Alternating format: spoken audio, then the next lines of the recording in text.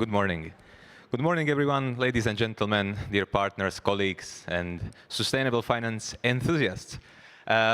Welcome to the second day of the 2024 CEE Sustainable Finance Summit, which will focus on sustainability in banking. Now, banks, especially in this region, play a completely instrumental role in financing of the economy. In fact, in the CEE is actually 90% of financing of different projects and activities, compared to, for example, Western Europe, where it's 75. So the role of banks in this region is incredibly crucial.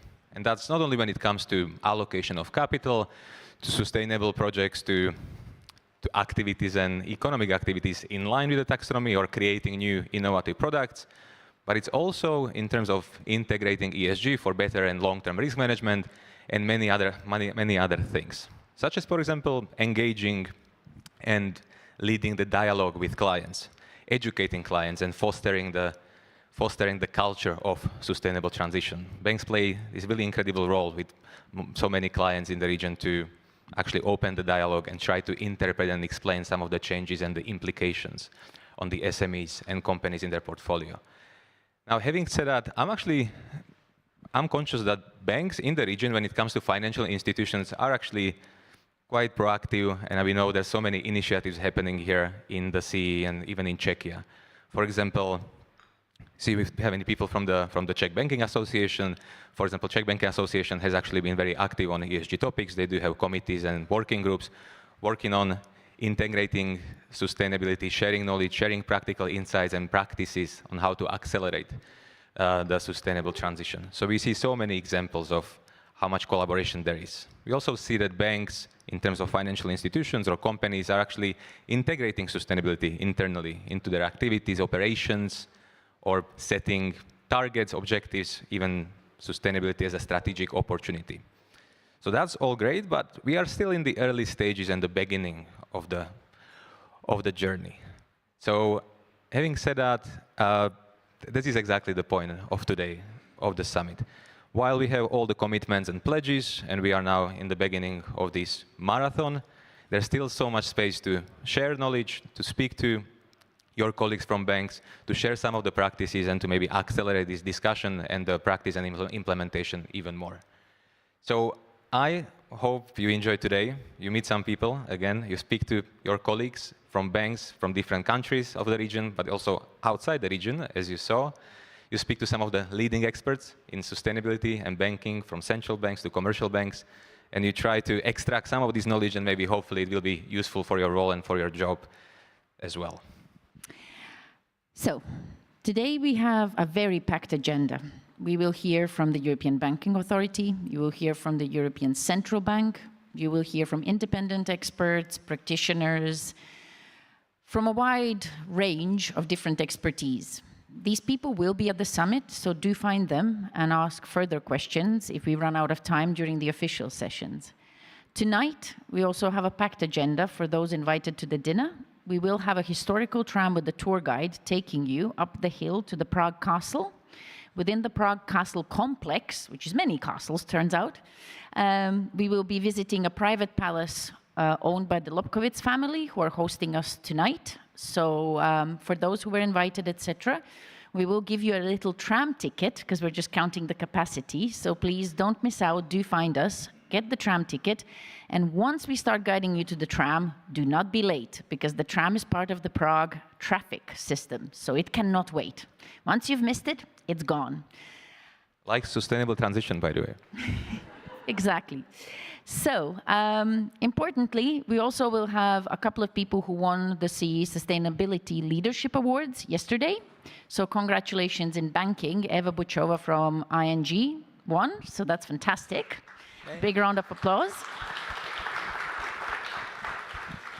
And we have a list of the other winners as well that we'll be promoting. Please do use there will be a QR code later also for the photos. Do post about the summit. And hopefully we have a growing community, because next year the summit will be much bigger and it will be part of the Prague Climate Week, which we will announce at the end of the summit.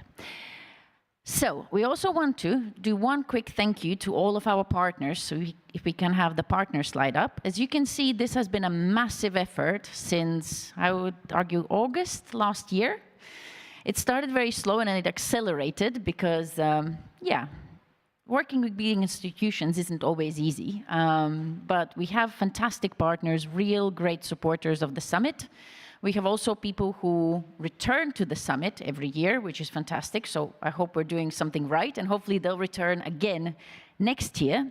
But a special shout out to Česká spořitelna, European Investment Bank, Raiffeisen, Mazars, KPMG, CTP, MBH Bank, OTP Bank, ING, Citi, and SAP. These are the returning partners. So we really, really love working with the same people, understanding what their needs are and trying to tailor the content. We're extremely excited, actually, that OTP is joining for the first time. Ernst & Young is joining for the first time. ACCA, you should check them out. They do some amazing stuff. They're also joining for the first time. So yes, I think we have a fantastic bunch of people today. So without much further delay, I think we should actually announce the speakers. We do, but also there's actually quite a lot of banks as well, as you can see. That again shows you the involvement and the initiative of the regional bank and these topics. And also we have Unica for the first time as well. So insurance companies now getting more and more active in the discussion. Okay, and with that, we would like to welcome to the stage the first opening keynote speech from Citibank. We have Rashmi Ghai, who has traveled from London. So she has a global career and has been in banking for a long time. And we're very, very privileged to have her with us today. So please, Rashmi, the floor is yours.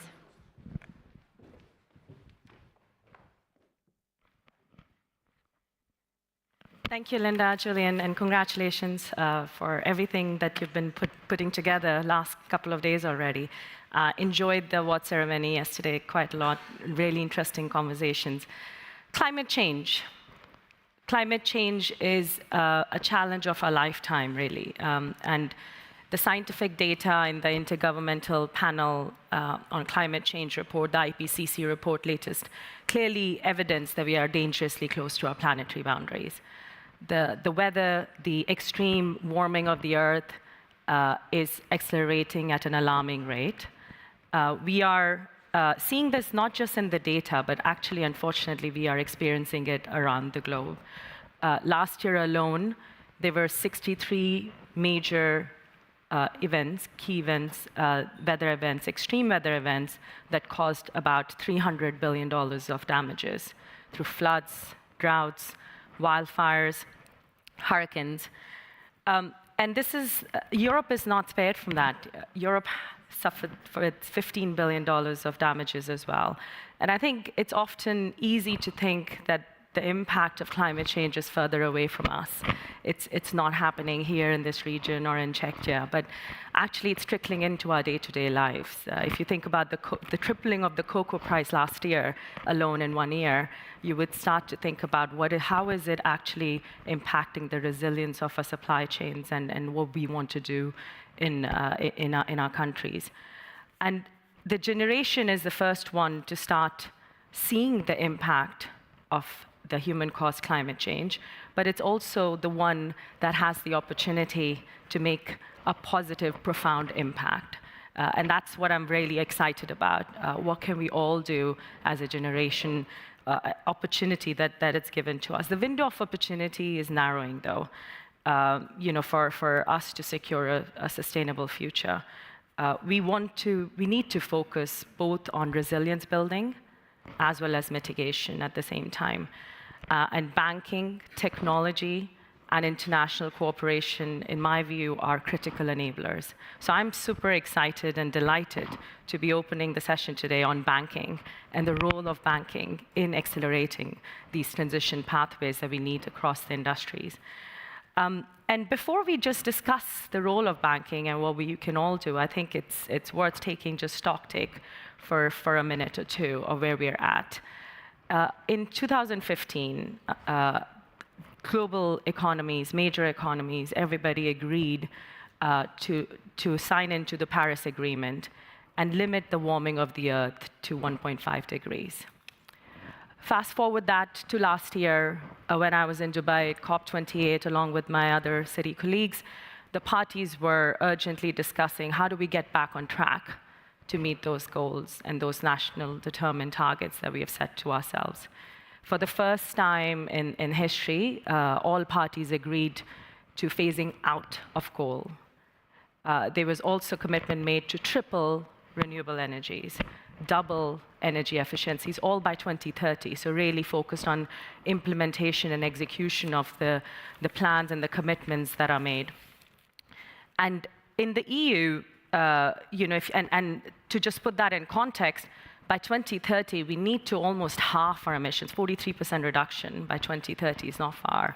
And by 2035, 60% emission reduction. So if you have a chance to get back on track to these targets, we need to really accelerate what we are doing in the next 1, 2, 3, 5 years. It's not in 10 years' time. And coming to the EU, in some ways, it's leading the way on energy security, wanting to lean into the renewable energy. And by 2022, they're already 20% of the mix is renewable, but it's accelerating. Last year, there were record installations in wind and in solar power as well. But within the region, challenges exist. And the main one is for EU to achieve independence from coal and fossil fuels. There are parts of the Central Eastern Europe that are still very heavily dependent on coal for their electricity and their energy needs. And I think one thing also to mention, Europe, it's also accelerated their ambitions around this. So they actually, after the COP in February this year, have mentioned they want to achieve the 90% reduction in greenhouse gas emissions by 2040, just 10 years ahead. So the ambition is accelerating, and so does the implementation and the execution of this needs to as well. And the good news is we have all of the technological know-how and solutions that we need to be able to meet this ambition. What we really need is investment. And in actually many cases, the right enabling business environment. And what I mean by business environment is you need the government policies, and you have a lot of people here that have been talking about that. You need standardized disclosure frameworks to be able to compare how people are doing against each other. You need public and private partnership, blended financing solutions to reduce the cost of capital for investors to be able to put the money in a faster pace from the private side into the infrastructure that we need. And then coming back to the role of sort of banking, right? Capital at large scale is required. And actually, the sustainable finance market and the deployment of sustainable finance has multifold increased, right, in the last 3 or 4 years. Last year, it amounted to $1.7 trillion globally, sustainable finance market. And if you think about Europe, just in the bond space and in the loan space, it's almost half of that is coming into the European market. In Q1 for this year, the bond markets have also started strong, and 150 billion of sustainable bonds been issued, again, in Europe. That's almost 57% of what we're seeing globally. You have $92 billion of sustainable loans in Europe. Then that's, again, for context, accounted for about 50%. So on that, right, I think also we should acknowledge some progress and the way in which Europe has worked has attracted that pool of capital more so. Their clear policy and policy incentives that have been put into place. First of all, they have doctrine and put in law the neutrality and net zero that they do aim to get there. They are enacted in the EU deal, which lots of other countries are now starting as well. You have IRA in the US, you have incentives in China, you have Middle East. So you have a global incentive program that's starting. EU also have the Fit for 25 policy package, the repower of the EU plan with measure in all sectors, and the disclosure framework, CSRD, the Corporative Sustainability Reporting Directive. As challenging as it sounds, it does set a very strong baseline of double materiality assessments for corporates and clients that will help further funneling the financing to these places. Even the CSDDD, I'm still learning all the acronyms, but the Corporate Sustainability Due Diligence Directive, which is focusing on asking corporates to think about their future transition plans and not just reporting on what you're doing today and in the past. So transition plans that will help think through how the capital needs to be invested. So even with all that progress in sustainable finance, right, there still remains a huge gap in what we need and what we are able to see into the market, right? And there are different estimates. And my colleague Jason Channel in this room from our Citi Global Insight team have written extensively on the need of capital finance, where the gaps are, and what actions we can take. But the estimates are around 3 to 5 trillion a year that we need, and that's likely to increase to 7 times to what we have once you reach 2030 and beyond, to be able to keep moving into these transition pathways.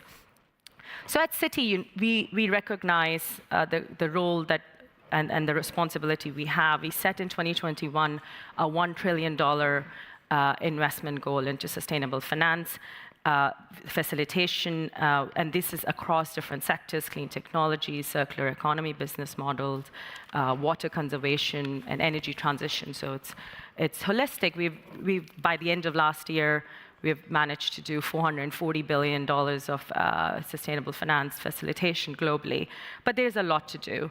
And I want to take the conversation to myself. So I am responsible for Citi Commercial Bank's sustainability, and it's a very exciting role where we get to focus on mid-market clients. And what I mean by mid-market clients is clients that are making revenues of 10 million revenue to $3 billion revenues.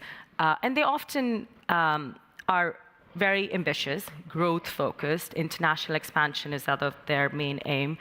And they also often sit in the value chain of the biggest corporations of the world across the globe. So when you think about that in the context of transition and emissions, we know Scope 3 is 11 times emissions in our Scope 3. And we also know this growth engine of the economy is sort of the vast part of our economy. 90% of the companies sit in this frame. So there is simply no real way to achieve decarbonization without actually making your efforts also go across to the mid-market space and making them come along the way. And as a large global financial institution, our clients are looking at us not just from financing. Of course, they want us to finance their sustainability efforts and their transition, but really they're looking at us for insights.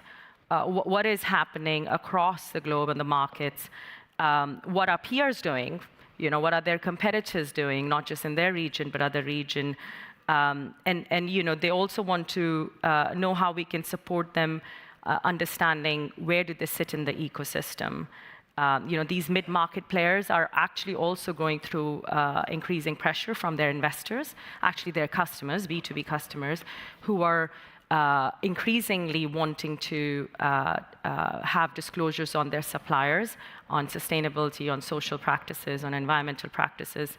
And these companies risk locking out of these supply chains if they don't make the steps early enough. And on the regulatory side, again, the CSRD thresholds aren't that big. You have 20 million of assets and 40 million turnover. That's quite easily achieved, and it's a very big market that come under that. So what we as a bank look to do is really help this transition through all our asset classes. We need to use all the tools in our toolbox. And there's a lot that a bank does. It thinks about securitization, working capital, guarantee lines, bonds and loans, of course, but also risk management, our markets, platforms, financings, and so on. So we want to use every sort of tool in our toolkit to be able to help this. And we are marshaling our resources to provide insights and perspective to our clients. And I think we also need to change a little bit of the narrative, the way in which we are approaching our clients, and I think that resonates with our clients in the time that I'm spending with them. that how do these sustainability initiatives drive their top-line revenue growth, for example? What other opportunities do they show them? How do you unlock cost efficiencies in your businesses by looking at some of the sustainability practices? How does this improve your valuations in the short and the medium term and the long term? And also, eventually reduce the cost of capital by understanding their role in the wider ecosystem. For example, you're monetizing and realizing tax credits in the US that's available through the Inflation Reduction Act. We have lots of clients that are going in there and would use that as an example. And I think we are seeing a lot of mid-market clients starting to use that as an lens and a business opportunity. And I want to give one example of Eurovac that might be in the room here, a client who helping their customers become more sustainable, which are shippers and truck drivers, and optimize their routes and maximize efficiencies to reduce fuel consumptions and emissions. So this is an example of a mid-market client who's really leaning into saying, how can I make this into an opportunity and help my clients? I think the other thing to mention is we also recognize no one institution can really even though a city as a global bank has a big bandwidth, no one institution can solve this problem as a bank, right? So we understand the role that we have to play in partnering with the public side, the MDBs, the NGOs, the agency finance, the World Bank, and blended finance is a critical component in my mind to lower the cost of capital, but also to make sure the capital flows to the places that it's needed the most, in emerging markets and growing markets. And there, I want to give an example of a deal I was, fortunate to be part of last year for a client, Plastic Collective, that is helping removing plastic around the oceans area, and we partner with the World Bank to finance their expansion of projects in Indonesia and Ghana, for example. And we won't be able to do that if we hadn't partnered with World Bank, able to get that better credit rating, and then go into the investor market. And the other example for the ones in the solar industry, securitization. As in securitization of receivables from solar residentials. We did our first ever deal. And again, the partnership with DFIs was very important because we could have them take a lot of what we structured. And this was in Africa, actually, in Kenya, that we led that. Other point, mid-market is also the hub of innovation. So the other part of our strategy is making sure that these sustainability disruptors, we call them, that their business model is focused on solving the sustainability challenges of the world. And they exist across the industries and the value chain. So if you think about circular economy, adding value to waste, be it plastic, be it paper, be it cloth, metal, those type of ecosystem clients, or a renewable energy ecosystem, which we've talked about at length, again, the whole value chain, distributors, to the grids, to the procurement, to the installation, to the whole value chain. How do we help scale their offering and help them go global? Because that's enabling the sustainable transition for us, for focusing on these clients and their business models. And there I'll give an example, and they might be in the room here as well, Solic, again, a player in the CEE region. They are developing, building, operating, and maintaining numerous solar plants. And they're not just helping Europe achieve their targets. They're very active in Latin America, for example. And another example of the clients here are, again, international-minded, global-minded, wanting to do more. So look, I think in my final thoughts and sharing, we need to make sure this transition is just and inclusive. And we need to make sure that we acknowledge the differences in the transition pathways that countries will have within regions or clients will have within an industry. There's no one-fit-all solution, really, for that. But we also need to think about the whole value chain, not just the tip of the spear. We need to think about the mid-market, and we need to think about all the facilitating clients. And the second, we need to continue our work in building this enabling business environment. We've achieved a lot. In Europe, there's a lot that happened, but there's still a lot more to do to just accelerating this blended financing things. And as a bank, we need to make sure we are ready to use all the tools in our toolbox, right? Is it labeled or not, doesn't matter. We need to start thinking about solution-driven approaches to the type of business models that we are seeing. And lastly, we've talked a lot about energy transition, which is very critical, and we need to definitely accelerate our efforts into that. But I do think the need to start accelerating our thinking and efforts around other ecosystems like agriculture, food, climate, water. These are real crises, again, when you go back into our reports. And even though the technology and the innovation is coming through, there is not enough capital flowing into these solutions yet. And as the next phase for us is in the bank, we are very much focused on making sure we funnel capital towards these other solutions as well. Thank you.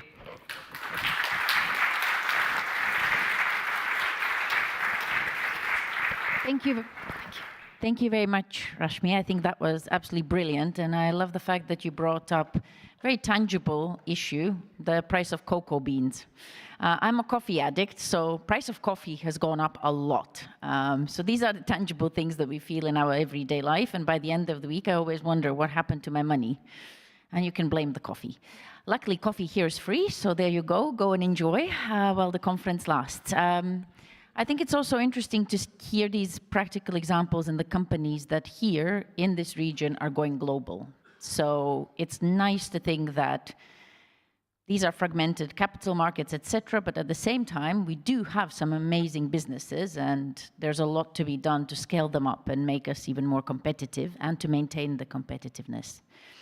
On that note, I have the great pleasure to actually move to the second keynote speaker. So MBH Bank joined us last year as well. Your CEO did the opening of last year's Banking Day.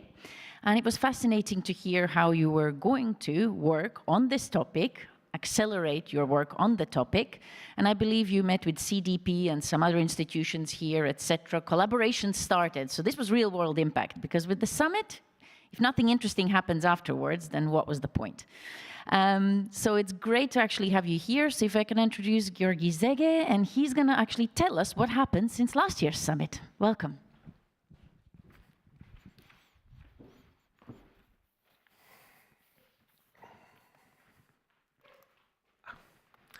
Welcome to everyone. My name is Georgi Zege, and I'm the head of the ESG and Sustainability Department at MBH Bank. It's an honor for me to participate in this conference and briefly present our achievements and our sustainability directions for the next years. Every day, more and more people understand and know what ESG is all about. So today I don't want to talk about this new buzzword, but rather talk how we as a bank dealing with this topic. Of course, we still have a long way to go, and as a responsible company, we continuously try to expand our customers' knowledge to move towards to the carbon neutrality. In 2022, we accepted our group's ESG strategy and started the implementation. I believe that is important. That is an important moment for every company. To show a strong commitment and combine its regular strategy with ESG strategy. From now on, we will report year after year. I have the responsibility to report to our board of directors, who can able to see and comment of the fulfillment of the task and KPIs.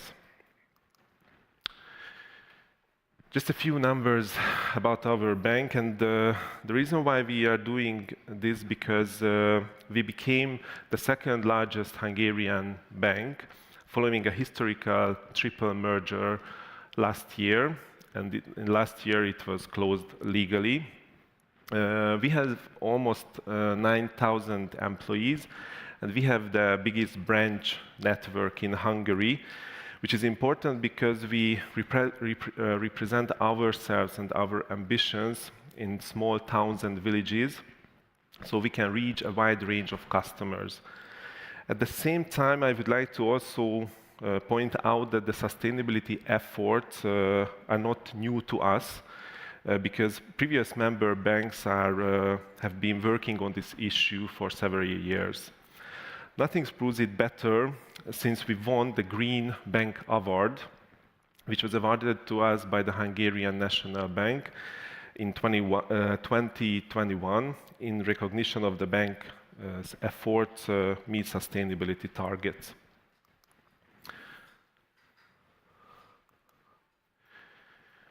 In the following few minutes, I would like to highlight some of the milestones that have been important for us.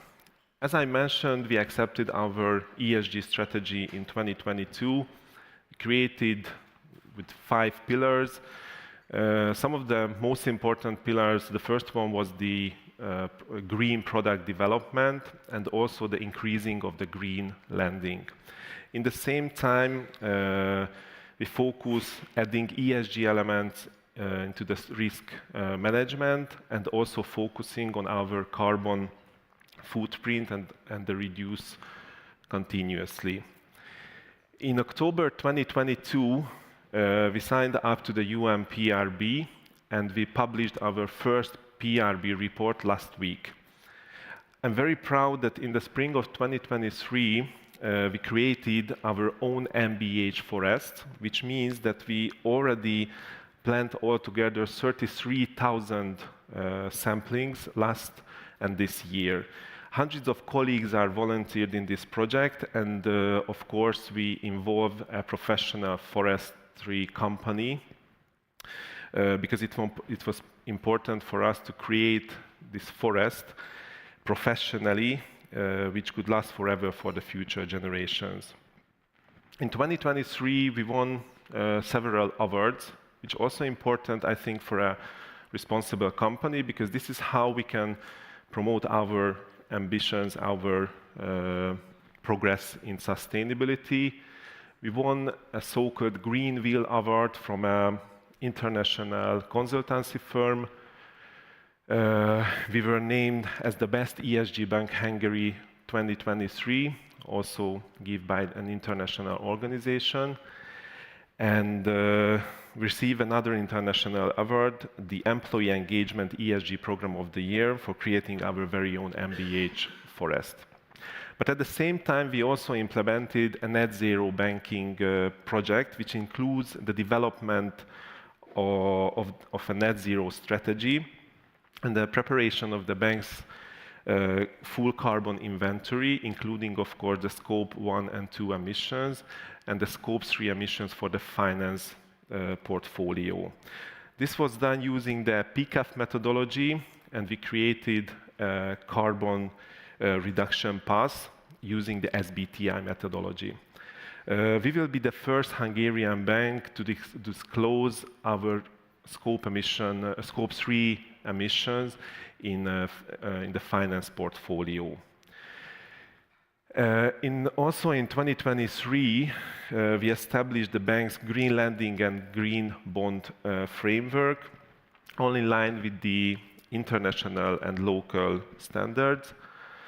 And we get 2 ESG ratings, one from the former Refinitiv and one from the CDP. I would like to turn back to our net zero banking project, as it was an extremely important foundation for the realization of our future plans and goals. And we wanted to develop this project in line with the UN PRB targets. This is how the umbrella program, the Bank of the Sustainable Future, announced at the end of 2023. With the announcement of the program, we made commitment in 3 focus areas. The first one was the biodiversity, the second, the decarbonization, and the third is the product development. Biodiversity has also been highlighted as one of the key targets because it has been identified as one of the key targets in the UN PRB impact analysis. To this end, we have signed a strategic agreement with the Ministry of Agriculture and with the 10 Hungarian national parks. With the national parks, we intend to implement and support species, water, and forest conservation programs. Last year, we asked each national park to submit conservation projects they consider important, and we are already supporting some of the projects this year. This year, we will donate more than 200,000 euros in biodiversity conservation through the national parks. In the case of decarbonization, as I have mentioned, we have prepared a complete carbon inventory using internationally agreed methodologies and tools. We have done this even while we accepting that there is a room for improvement in terms of data available, so that we have a baseline now from which we can start and measure and benchmark every year. As can be seen on the slide, it's not surprising that the finance portfolio accounts for 99% of total emissions. So it's important that we reduce our own emissions and to be carbon neutral bank as soon as possible. But it's even more important that we get our customers to go green as quickly as and much as possible. And to ensure our customers and investors that we will do it right, we will join this year the Net Zero Banking Alliance and also the SBTi.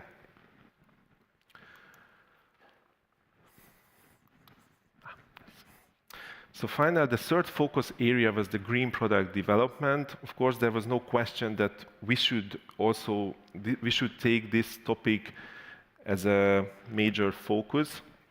In this regard, our target for this year to increase the proportion of lending transactions, the green lending transactions, 4 percentage points. And if this is achieved, the proportion of green loans in the total portfolio will rise to 8%. We are confident that with the plans we have set out and with the Bank of Sustainable Future program, we can make a direct impact on environment and on communities around us, making our world a more livable place for future generations. I encourage everyone to do so, and thank you for your attention.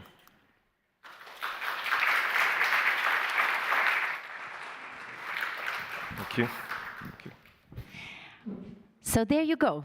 That's how MBH did it. And it will be also interesting to hear from the other banks in the room how they're doing it, because I think we have managed to collect most of the major banks across the region, and hopefully next year we have a few more joining us. So now, as we move on to the next session, remember that the next session is a lot more interactive, so you finally get to ask all the questions. And I think we have some amazing experts who also might have some of the answers at least. If we can move on to the next slide, so we actually see who is joining us on stage. So first of all, we will introduce Gergo Wieder from KPMG, our continuous partner in the region for our events. Welcome.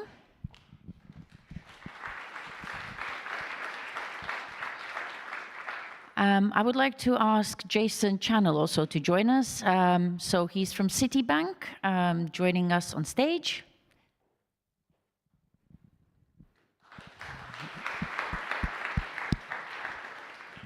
We also have the great pleasure to have Ulrike Gehmacher from Erste Group with us. So thank you very much for traveling. And last but not least, I had heard so much about OTP Bank. So we traveled to Budapest quite frequently. Long story short, we actually wanted to build the center ISFC in Budapest. For various reasons we didn't, but we still go there frequently. So we have great honor to actually have OTP Bank with us. And Andreas Molnar, who is their Chief Sustainable Finance Advisor, is it? Yes. Welcome. Welcome, and the floor is yours. Thank you.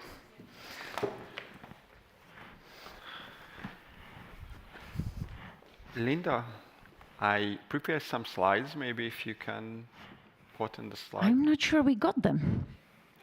So why don't you start? I know it by heart, so I will. Okay, we'll get them up in like 3 minutes, okay? Okay. just before our panel discussion, I wanted to share some insights regarding the topic, and after we start our conversation. I think this whole sustainable product, sustainability finance is a very interesting area, and we see always a lot of questions. What is the greenium? Is there any greenium? What is the volume of the green products? So I wanted to share some data.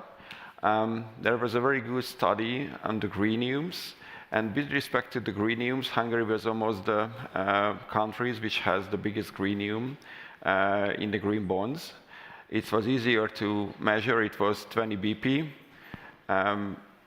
In Western Europe, it was around 10 BP or a bit below that amount. But I assume with bigger volumes of bonds, it can be worthwhile. We see that the whole fixed income products was decreased a little bit, the volume due to the macroeconomic conditions. However, we saw that even there was a decrease in the fixed income area, the proportion of the green products and sustainable products increased within the total fixed income products. So it was good to see that. And besides this whole green products and sustainable products, it was interesting to see that the volume of the green loans increased. Our national bank in Hungary had a lot of incentives, and I just wanted to share. Okay, we can more. That is not an absolute term. But much better than in other countries. We had some direct incentives like 0% refinancing loans or purchase of green mortgage bonds. And we had a green preferential capital requirement scheme, which among others helped in the increase of the green loans. And actually our national bank just provided some data last week. We could see 68% or 63%, more than 60% increase in the green loans in 2023 compared to 2022. So a yearly increase more than 60%, so it's a huge amount. And from this amount, the corporate loans increase very much, mainly for financing renewable energy projects. András may talk a little bit more. Can I add just one little addition? I think it's important to highlight that what shade of this green is. So I think I probably will talk a few sentences about this because it makes a difference what shade you talk about. Yeah, so in Hungary, based on this national bank data, there are around a bit less than 3 billion euro green loans in Hungary, which was reported as green for the national bank and using the capital requirement reduction scheme. So I would like to start that after this example, that how does the CEE region performs in the spread of the sustainable financing area. And I would like to ask at first, Jason, what do you see from the global perspective? How the world's going with respect to the sustainable products? And what do you see, if you see something from our region compared to the global perspective? Perfect. Well, thank you so much for having me here today. It's very interesting if you look around the world. I mean, I think the first thing that is obviously worth saying is different regions are going at very different speeds and have very different attitudes.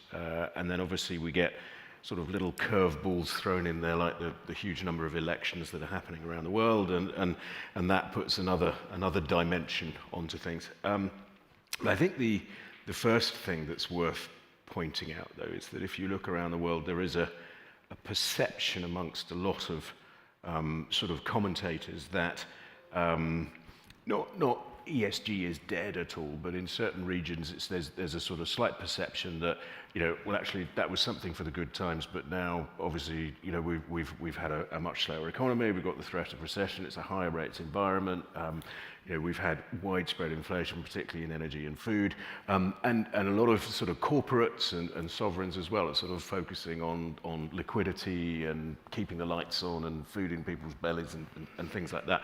So there is a sort of perception which is that sort of, sustainability is a luxury we can't afford. And I think the first thing to sort of point out is that, that's fundamentally wrong, as I suspect we all know in this room. But the irony of it is that actually, if you look at all the factors that are at the heart of that perception, in terms of energy security, and as we heard from Rashmi earlier about EU accelerating its sort of push, partly driven by a desire for energy security. We've seen the same thing with food security. We've got the theme now of nearshoring and people pushing for more resilience.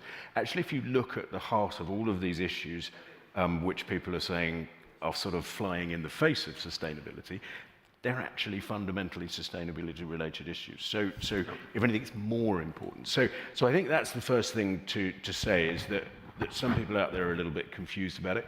It is obviously very different in different parts of the world. And again, Rashmi mentioned, the just transition. So different parts of the world, it's not it's less about, greening an energy system. It's more about, actually providing energy. But if we're going to do that, make sure we provide access to energy in the right format, and we don't inadvertently build the wrong stuff and build a stranded asset.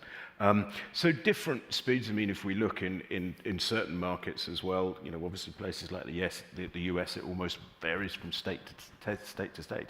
But there is, in the face of what I said as the first sort of comment, it definitely feels like, it's an unstoppable trend, and it has the momentum. And I think we have to be aware of sort of the different drivers in different regions and different growth levels. And one last point, and I'm sure we'll come back to it, but is how we're financing stuff where, because the reality is that the vast bulk of what we do in developed markets is private capital, but the vast bulk of what we spend in emerging and frontier markets is public money. And we simply won't be able to do this unless we can get private capital in, and that's where we wrote a report with the IFC at the end of last year looking at this, but as Rashmi mentioned again, it's things like, blended capital and AB loan structures and syndicating. We can get into all that stuff, but very different parts of the world. But I think CEE is a very interesting and exciting place, obviously because it's within Europe, it's got that framework to do it, but it's got some growth aspects in there which make it very exciting. And how are these sustainable finance products spread in the US or in Europe? I mean, obviously, Europe is, a long way ahead of other places in the world. I mean, I think the other thing that I would say in the face of this sort of, I don't know, I guess hiatus is a good word for, if it's a sort of a pause for some people in sustainable finance. The reality is, whatever happens with the political backdrop and the economic backdrop, companies are looking at this, and we don't see companies, because of the energy security crisis, saying, right, well, I'm going to go out and build a coal-fired power station. And the simple fact is, it's a 40-year asset. So even if it was to make loads of money for 2 years, you've got to think about you're building a stranded asset. And I think corporates are taking a long-term view, looking at this, as I said, as an unstoppable trend. It's obvious where we're going. They don't want to build stranded assets. They do want to build things with certainties of return. So Europe, a long way ahead. Asia, I mean, extraordinarily diverse, but seeing a lot of very exciting, we've got some very developed, very advanced markets out there that have been very big in sustainability and ESG for a very long time. We've got others that are taking advantage of it with innovative forms of financing to provide energy to people that haven't had it before, or clean water, or whatever it may be. So, yeah, it's not. I think the last thing I would say in terms of products is we've talked quite a lot already today about sort of green bonds and things like that. It's not just about that. There's RCFs, there's loans, there's sustainable supply chain finance is a massive one. Corporates focusing so much on supply chains and scope 3 responsibilities and risks, and that sort of business ecosystems and partnerships that we heard about yesterday is so important as well. Thank you. Ulrike, what is your opinion regarding the sustainable products in the CEE? Erste has a lot of subsidiaries in our region. Thank you. How do you see Well, it? first of all, thank you also for having me today. Tremendously excited to be here with my colleagues from Česka and the sustainability team. Yeah, I think I would build on what you said. I have similar observations that we see in the US some sort of backslash, also in Europe, but not so much. And then zooming in on Central Eastern Europe, yes, there are, we are implementing ESG at different speed across different countries. The know-how differs significantly, but I do believe that the region has vast opportunities for the green transformation. The biggest probably which we have seen now with the European elections coming up was the expansion of the EU 20 years ago and bringing the countries together for different reasons than today. We see peace and more obviously, I think, as a luxury nowadays. And more than ever, I believe that as the group understands, and we heard this in one of the keynotes today, the tremendous impact the climate crisis is having on a socioeconomic scale. And we have set ourselves Paris-aligned targets. We were one of the first banks in the region to join the Net Zero Banking Alliance. Our targets by now 8 different sectors are 1.5 degree aligned with 2 exceptions, and that is retail mortgages and commercial real estate. We'll be aligning this next year to 1.5 degrees. And I would also say what you mentioned, that the banking sector with the green bonds and sustainability-linked loans, these were the first signals of the finance sector to show that sustainability is important. There's more that needs to be done. We heard about SMEs. It's easier to transform and collaborate with clients on like large corporates who feel the pressure already. The SMEs are most probably the ones that is the most difficult client base to engage with. We do have specific targets also in terms of product innovation, but also how we work towards those 1.5 degrees, and that is having a quarter of our corporate lending by 2026 in green corporate financing and 15% by 2027 in retail mortgages.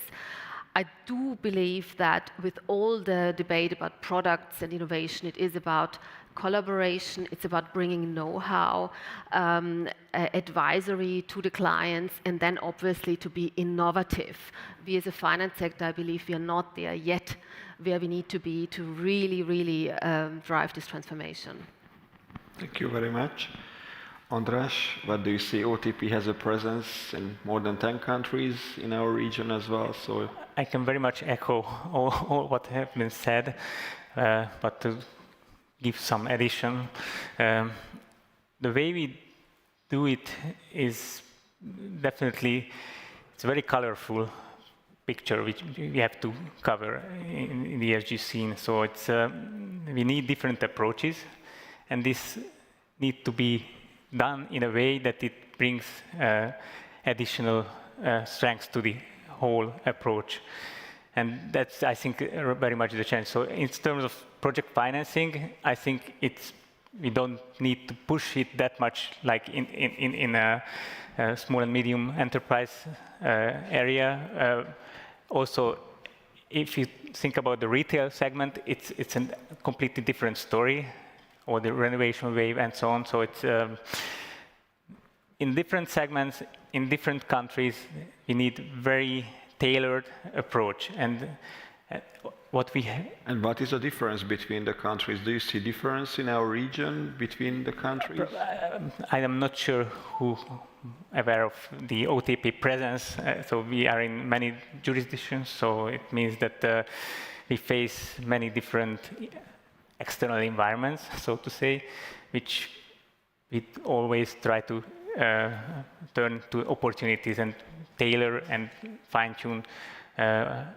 We have the group approach in many things. For instance, we established all the standard frameworks, sustainable finance framework, sustainable green loan framework, and so on. So the frameworks are there to give a common basis, but we always have to pay attention to the particular nuances exist in the local market. So there are many of them, which in a practical terms, it gives you a very challenging, but still providing an opportunity to pick those opportunities and go with it. And that's how we sort of try to accelerate the green book building we have. And also we are very active on the capital market as well, so we're issuing green bonds and so on. So it's a very nice interplay.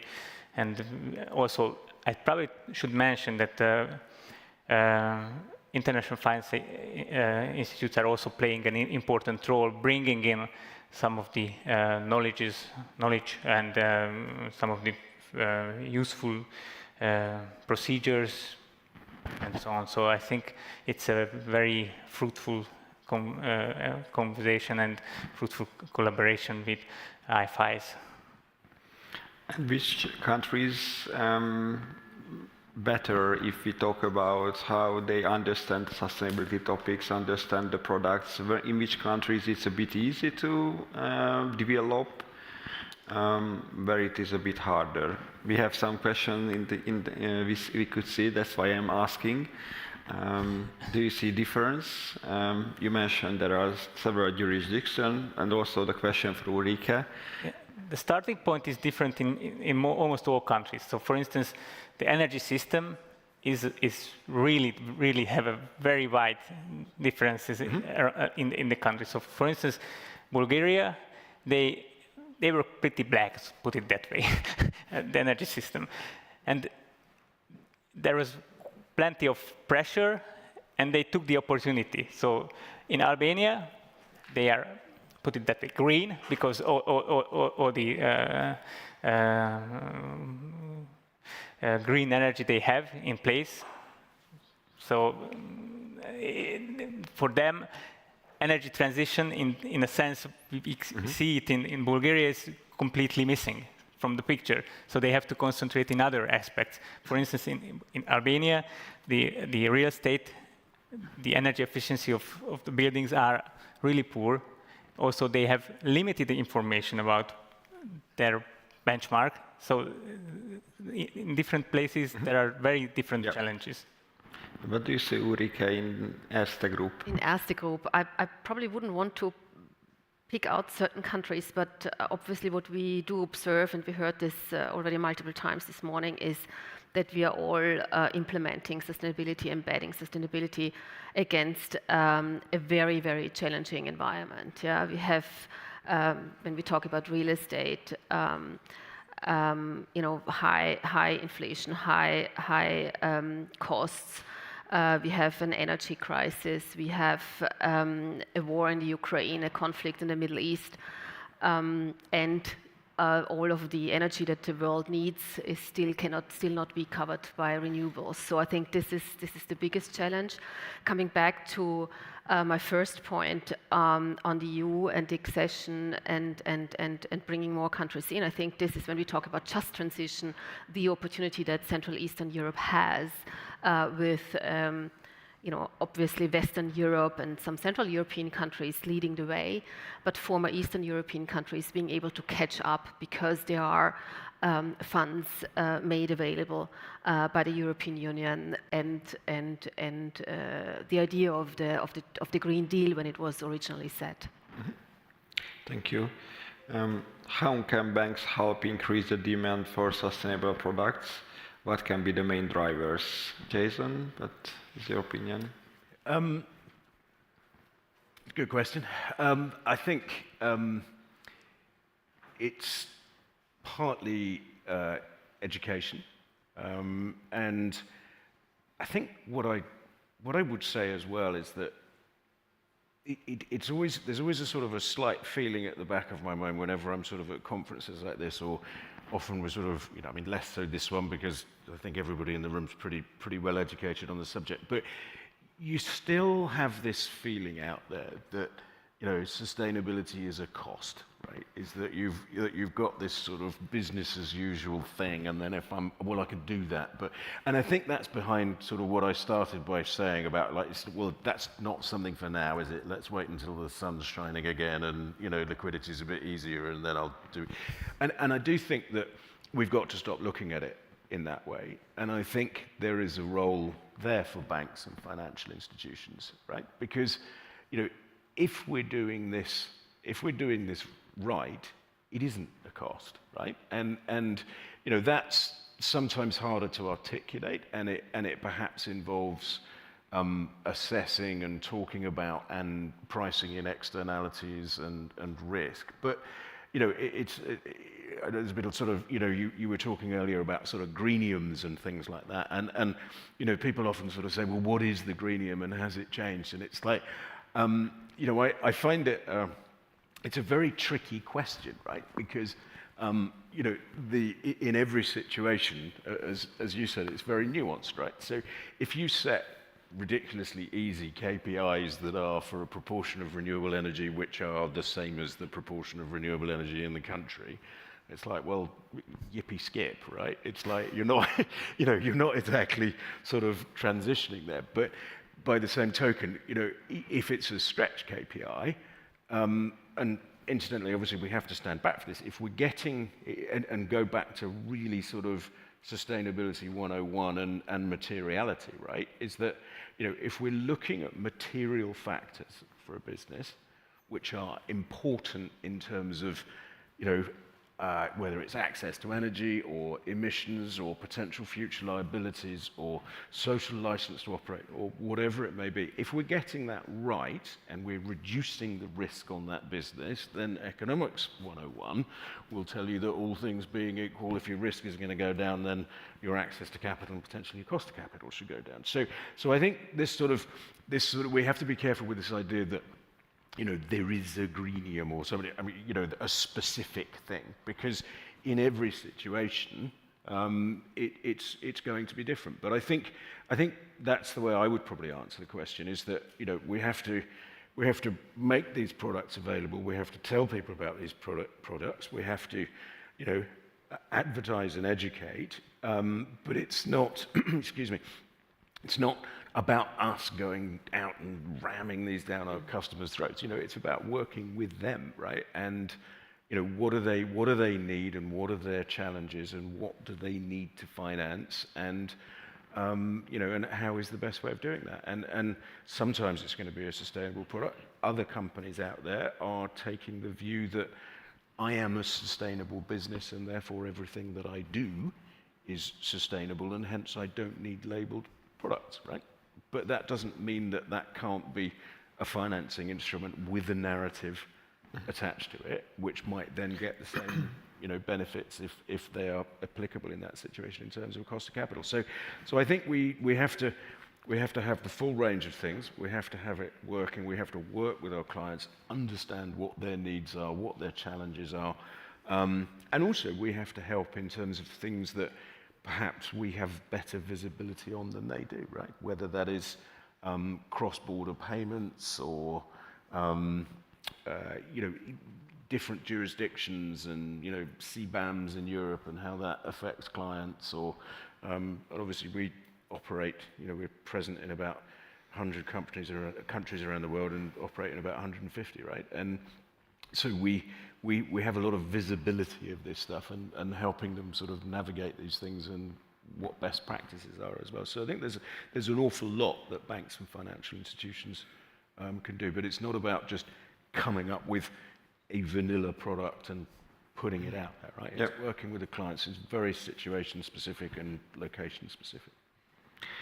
Regarding the retail clients, Ulrike, what do you see that how can the banks help the retail clients to understand more the sustainable products? How can we help them to increase the demand for green products? We have at Erste Group set a framework, basically how we assess different sectors and how we're going to steer the transformation. That is called assess, engage, and steer. And we are also applying this approach with our retail clients to understand where they are. I see here already some of the questions that have been put forward in terms of data. So you all in the room will be aware how tedious it is to get, talking about retail mortgages, to get the energy certificates. But in terms of assessing, it's basically clustering the EPCs in terms of A, B, C. You want to have, obviously, you will see that you have clients that are already aligned to your point. You'll that are at the core, corporates that are at the core of the business model, sustainable, but also with retail mortgages that you have, for example, already aligned clients, and you have those that are aligning, and you want to provide products and services and advisory for those as well. And at some point of time, when we're talking about setting very challenging targets, there will be a moment where we'll be discussing which of the clients we might be phasing out. Not today, but ultimately, this is how you basically progress on your path towards net zero, making the business that you have on your books more sustainable and bringing in more sustainable business. That's the only way how it works. Yeah. And then obviously monitoring it and steering it by advising, by bringing know-how, by collaborating, by setting up round tables, breakfasts, online trainings, etc. So these are the tools we are using at Erste Group. Andreas, thank you. Go back to Jason's point. I think it's important that all stakeholders take their homework, make it happen. So, for instance, I think most of the corporates probably have to do much more in terms of assessing where they are, what they have to do. I think that's quite some gap in terms of what they could do and what they have done so far. But also banks and we looking ourselves, we have to do our own homework. And I think it's a turning point in terms of getting very interesting to see, and the idea is reflecting to the greening, that the climate transition risk is now much more embedded in the risk management of the bank. That's our experience. So I think it's very interesting to see that now more and more studies coming out, and our practice is also adjusting this way to incorporate to the traditional way of doing business in a bank, that it's a risk-based business. So all we have to do is to properly incorporate risk. So that's risk assessment is a very crucial point in terms of getting into the. So it's not, like, okay, what is the green discount? The green discount is that we incorporate your risk in a proper manner and we price it as you do it ever since. So I think that's an important way to go forward, that doing it in a traditional bank fashion, meaning that risk-based approach. I just wanted to pick up on something Ulrike said as well, which I think is very important, which is not so much in terms of how banks can sort of, I can't remember how you phrased it, but talking about clients, but in terms of the impact that banks can make, of course, which is, for most banks, 90% of their emissions is going to be financed emissions, and that point you made is obviously absolutely critical, right? Which is about being very clear about what our own plans are, and obviously we're net zero for 2050, and our own emissions zero for 2030, and we put 2030 targets out for 6 sectors, etc. But being clear about what you will finance and when and how that changes over time, and it's not about It's not about, you know, going out and slamming the door. It's about, you know, working, obviously, because we haven't come up with those numbers from nowhere, right? That's working with clients and what they need. And I think it's very important. We talked a lot about it yesterday in terms of transition finance, right? And recognizing that, you know, businesses need capital to transition. So, you know, turning off the tap, you know, often there's a law of unintended consequences, and you can push those businesses into sort of faster money, which ultimately means emissions are bigger for longer, right? So it comes back to what we were saying about partnerships, but I think that's a very important role for banks is in terms of influencing the system, and as I say, being clear about what our own path is, and then helping to have impact in that sense, at the same time as helping our clients achieve their own. Thank you. I would like to talk another topic regarding standards, regulations, frameworks. We had questions regarding EU taxonomy and how this whole topic works. And I wanted to ask you how this, yesterday we also had a discussion about this, and I saw that there are different views regarding this topic. Is there standards like EU taxonomy helps for the banks, or a bit too complex to use it, or what is your opinion? We worked together on EU taxonomy with András, so we had some history on that topic. What is your opinion, András, regarding this? I have ambiguous feelings. Try to be politically correct. I think it's EU taxonomy and frameworks in general are really useful to have a common understanding, same language, all that sort of thing. On the other hand, for instance, EU taxonomy, just to pick one,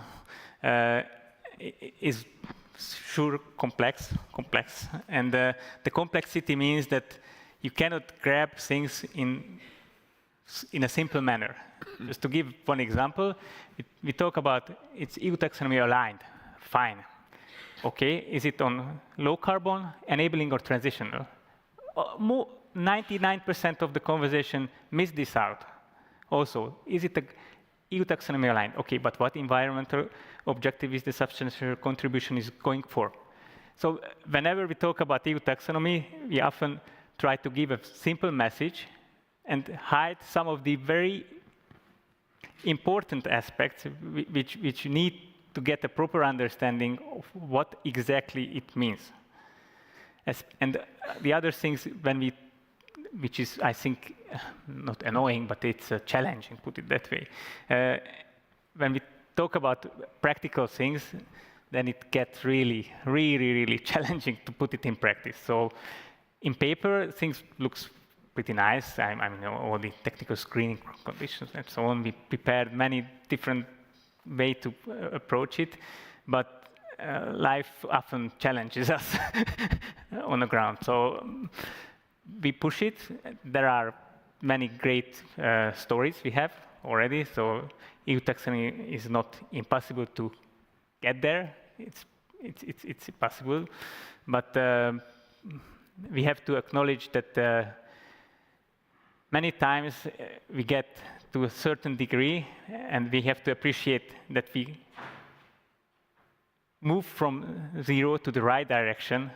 One step to the right direction should be very much appreciated, just like reaching already a big step up. So I think that's very important that we have to, and that's why actually OTP Group approach is really, we probably should relabel it transition finance instead of green light, because it sounds much better. But the shade of green, and that's what I was referring, is, for instance, this green capital discount program of the Hungarian National Bank, which exactly stating that, okay, substantial contribution, mainly that's the main criteria, is a nice and proper step to the right direction.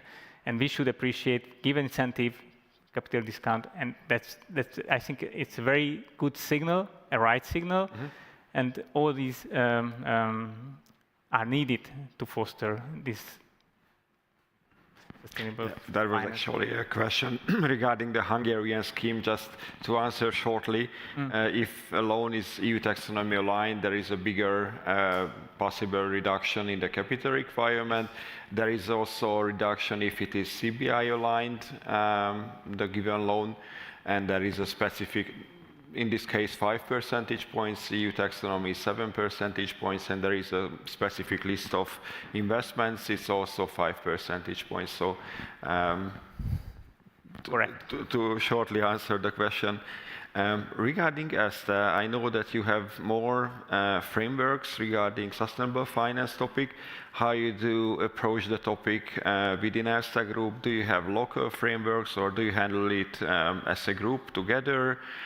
Which frameworks or which standards you prefer? No, obviously, we as a group, we work closely with our countries who apply basically freedom within a framework, bringing their local specifics into place. In general, I would say that I would endorse the idea of the EU taxonomy, or if you like, the CSRD and CSDDD and all the abbreviations coming from the real economy and having been in sustainability for quite a long time. I do see it a bit critical, though, especially if we see the small teams within the organizations, and especially also with the corporates. And these teams are actually here, and that's basically the purpose of why they are here, to drive the change. They want to make something meaningful, make a difference, help decarbonizing. And then all you do is basically sit down and try and digest what the new directive is saying, or a new Q&A that is coming out on the 28th of December by the European Commission. Then I would say, please make this stop. But I think we all, the real economy has disclosed taxonomy eligibility and alignment already before the finance sector did last year. So I think I would say we all see some teething problems. We've all done it for the first time. It will get easier, yeah. But it is certainly very bureaucratic and not always pragmatic, yeah. Thank you. And Jason briefly mentioned the greenium topic. What is your approach? Is there an approach to provide preferential rates for the clients, or it is decided case-by-case basis? Or is it different by region? Yeah, I mean, as I said earlier, I mean, we might have sort of, things in mind when we do things as sort of, bases of things, but generally speaking, it's going to be very specific. But I just want to pick up on your last point as well, which is that, in terms of taxonomies and things, I think you have to view it as a journey, right? And it's not perfect. So if you go back to the days sort of, and I've done this for longer than I care to remember, but if you go back to the sort of days before we had all this regulation, I mean, it was just the Wild West, right? And there was no data, and it was ridiculous, right? Yeah. And I also think it's interesting to sort of think about it from an accounting analogy. When I remember when I started out as an analyst, you'd get most of a P&L, most of a balance sheet, and sort of half a cash flow, and whereas now you wouldn't go near a company unless you got all three statements, a reconciliation, and about 30 pages of notes, right? And we had US GAAP, and we had IFRS, and blah, blah, blah. And I think, we also have to, when we're talking about sort of EU taxonomy and things like that, we have to think about global businesses out there where we've got tens of different taxonomies around the world, and they're reporting, right? And they're not necessarily aligned, right? So that's not ideal, and we can end up tying people up in knots if we're not careful, and have the opposite effect to what we want to. But it is a good thing in principle, but I think what we'll find over time, and if we think about the development of things like ISFC, and that we're starting to coalesce around things very much as financial reporting did, and we now have standardized accounts, and then we apply them differently in different sectors, right? So in banking we'll have capital adequacy or ROTCE, whereas in capital goods we'll have book-to-bill ratios, which means nothing for a media company or whatever. So we have a standardized set of things, and then we apply it as we've learned to do so. And I think we'll probably I think sustainability sort of reporting, accounting directives and that will gradually align, and we'll get better at collectively at understanding materiality, etc., reporting, how we apply that, but also recognizing that one last point, and I think this is absolutely critical. When we talk about data, there is a sense that I get from a lot of people out there that there is somewhere on the horizon this sort of nirvana or utopia of perfect ESG data, right? And it's just never going to be the case, right? And again, we have to think about that financial statements analogy. We get last year's reports and accounts, which is a photograph, right? And then what we do is we use that as a basis on which to make our projections. But we have to do the work on that. And some people will be more focused on growth, some people will be more focused on value, etc. So we have to be quite careful about absolutes in this and recognizing that we need to move more forward focused, and we're going to have to do the work on it as well. So again, it's a journey towards sort of greater unification, but we have to make sure that the regulation doesn't stifle stuff, that it moves at the same speed. Thank you. Ulrike? Yeah, I think on the financial accounts, the world had 100 years to align on one P&L and how it is structured. I personally believe it's happening too fast, right? And right now, the regulations and the idea of bringing transparency is not quite there yet, I would say, because it is applied in different countries with different approaches. But I do think it helps with greenwashing, definitely, that the idea was to move greenwashing out of the way, and we've all seen a lot over the last couple of years, and this is where certainly the regulatory frameworks will help. We have to be clear on consistency as well. Yes. Because when we look at these shifts in things, and we look at all that sort of Article 6, Article 8, Article 9, and jumping around, and I am, I'm not, and and it's all that sort of changes and uncertainty, and that's not what people want. So Right. so it's undeniably a good thing. We need to move in that thing, but we need to be conscious, as you say, that it moves at the right speed, and we give people clarity and certainty.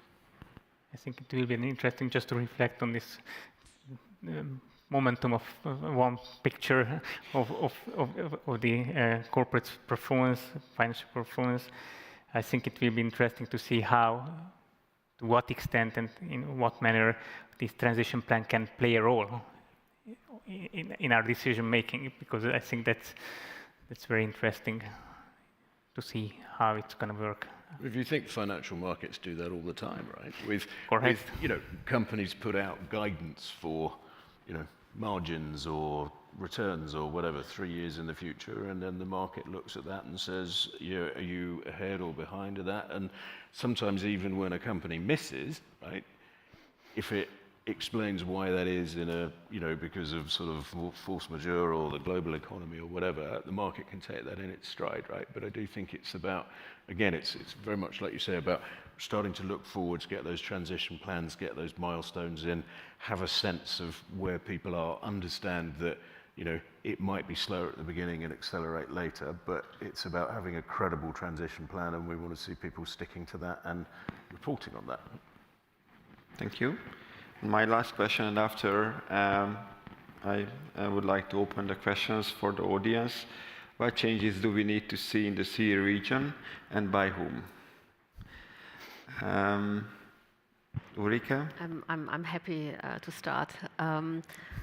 I think what I always like to refer to is a so-called golden triangle, how a transition or a transformation could actually work. And it needs definitely a coordinated and collaborated approach with many stakeholders. So the finance sector alone cannot make sure the transition is working.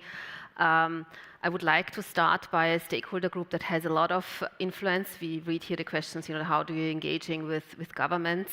So So politics, countries, governments are really have a lever to set the right direction, to make sure we are all operating in a framework that is helping us to go in the right direction. So this is basically one area. The second, certainly the finance sector and the corporations business. And we see with the larger corporations that they are understanding it, that they are driving it. Some are even faster than the finance sector is, so that we can also here play catch up. And then also the individuals. What do I do as a person to help drive this transition? But having said that, it's really about these big levers that we need to be looking at. I think it's a misunderstanding if we start by looking at the smaller things. And I've had these debates, like when you're getting asked, are you having are you drinking your coffee out of a paper cup? It's really, that's important, but it's really about how do we decarbonize these big sectors? How do we decarbonize energy? Or how do we deal with steel, cement, all the high energy intensive sectors, basically bringing new technologies in, scaling those up, and scaling down higher energy intensive sectors. I think this is really the most important bit, but we can't do it alone. We need to work in a coordinated way so that the transition is also manageable. Thank you. András, do you want to add? Public sector, probably more consistency. From our side, I think we have to do more engagement and better value proposition for the clients. Thank you. Jason, from global perspective? I mean, look, there's different practices all around the world. I mean, one of the things I mentioned yesterday in the round table was just that very often, it's a partnership, like you say. You have to, we have to get the public sector to set the right framework, and as I said, we need clarity and consistency, and we're going to be there by that, and we will provide this. But you do have to recognise as well that countries can do so much, but we also have to recognise that it's not just up to them, right? Because, like you say, if you've got a country where you've got a lot of businesses which are privately owned, right? Like energy-intensive things or hard-to-abate sectors or whatever, they're very often privately owned, and that needs to move, right? But the private sector needs to move in tandem with the government. So it's sort of, I'm not going to say it's about setting the framework and then getting out the way and letting the private sector do it, but it's a partnership between the two. I think the other thing which we see a lot around the world, obviously more in emerging markets than we do in developed markets like Europe, but is that very often governments come up with concepts, whereas what bankers want is bankable projects. And it used to be, people used to talk about the challenge here is the mismatch between the risk appetite of the capital and the risk profile of what we're trying to build, right? And you can put blended finance in between that to try and make it happen. I think the issue now is we kind of know how to do that, but it's the lack of bankable projects. So very often you get governments which will come up with concepts, whereas a banker is used to rocking up and finding a data room with 15 feasibility studies and economic plans and all the rest of it. And the gap in there is quite often enormous. So what we need is capacity building and an enabling environment from the public sector and working with the private sector to bridge that gap between the concept and the theme and the vision and actually the projects, which is where the capital needs to be deployed. Thank you. Is there any question in the audience?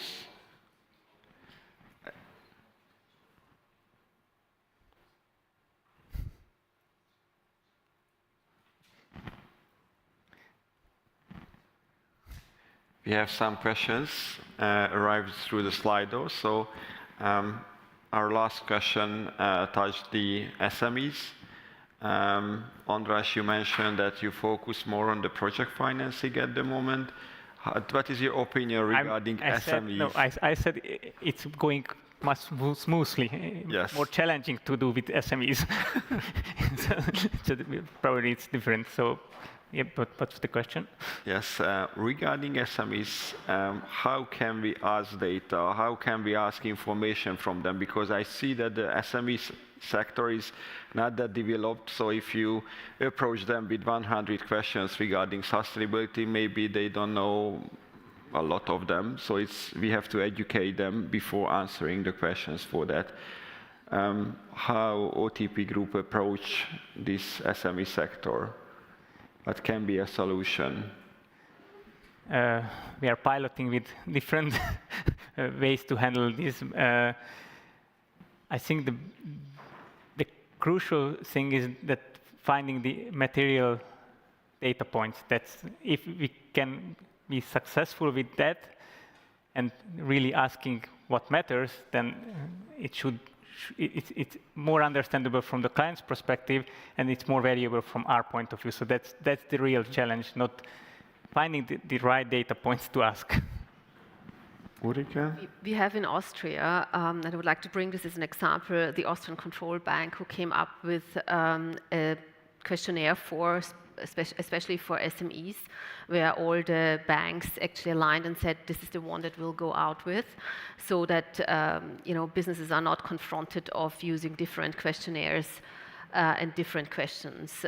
So there's one set of questions we're trying to adapt and roll this out also in different countries. It's not just about getting the data, it's also what do we do with the data once they are in. And I think this is the second challenge that the banks are having.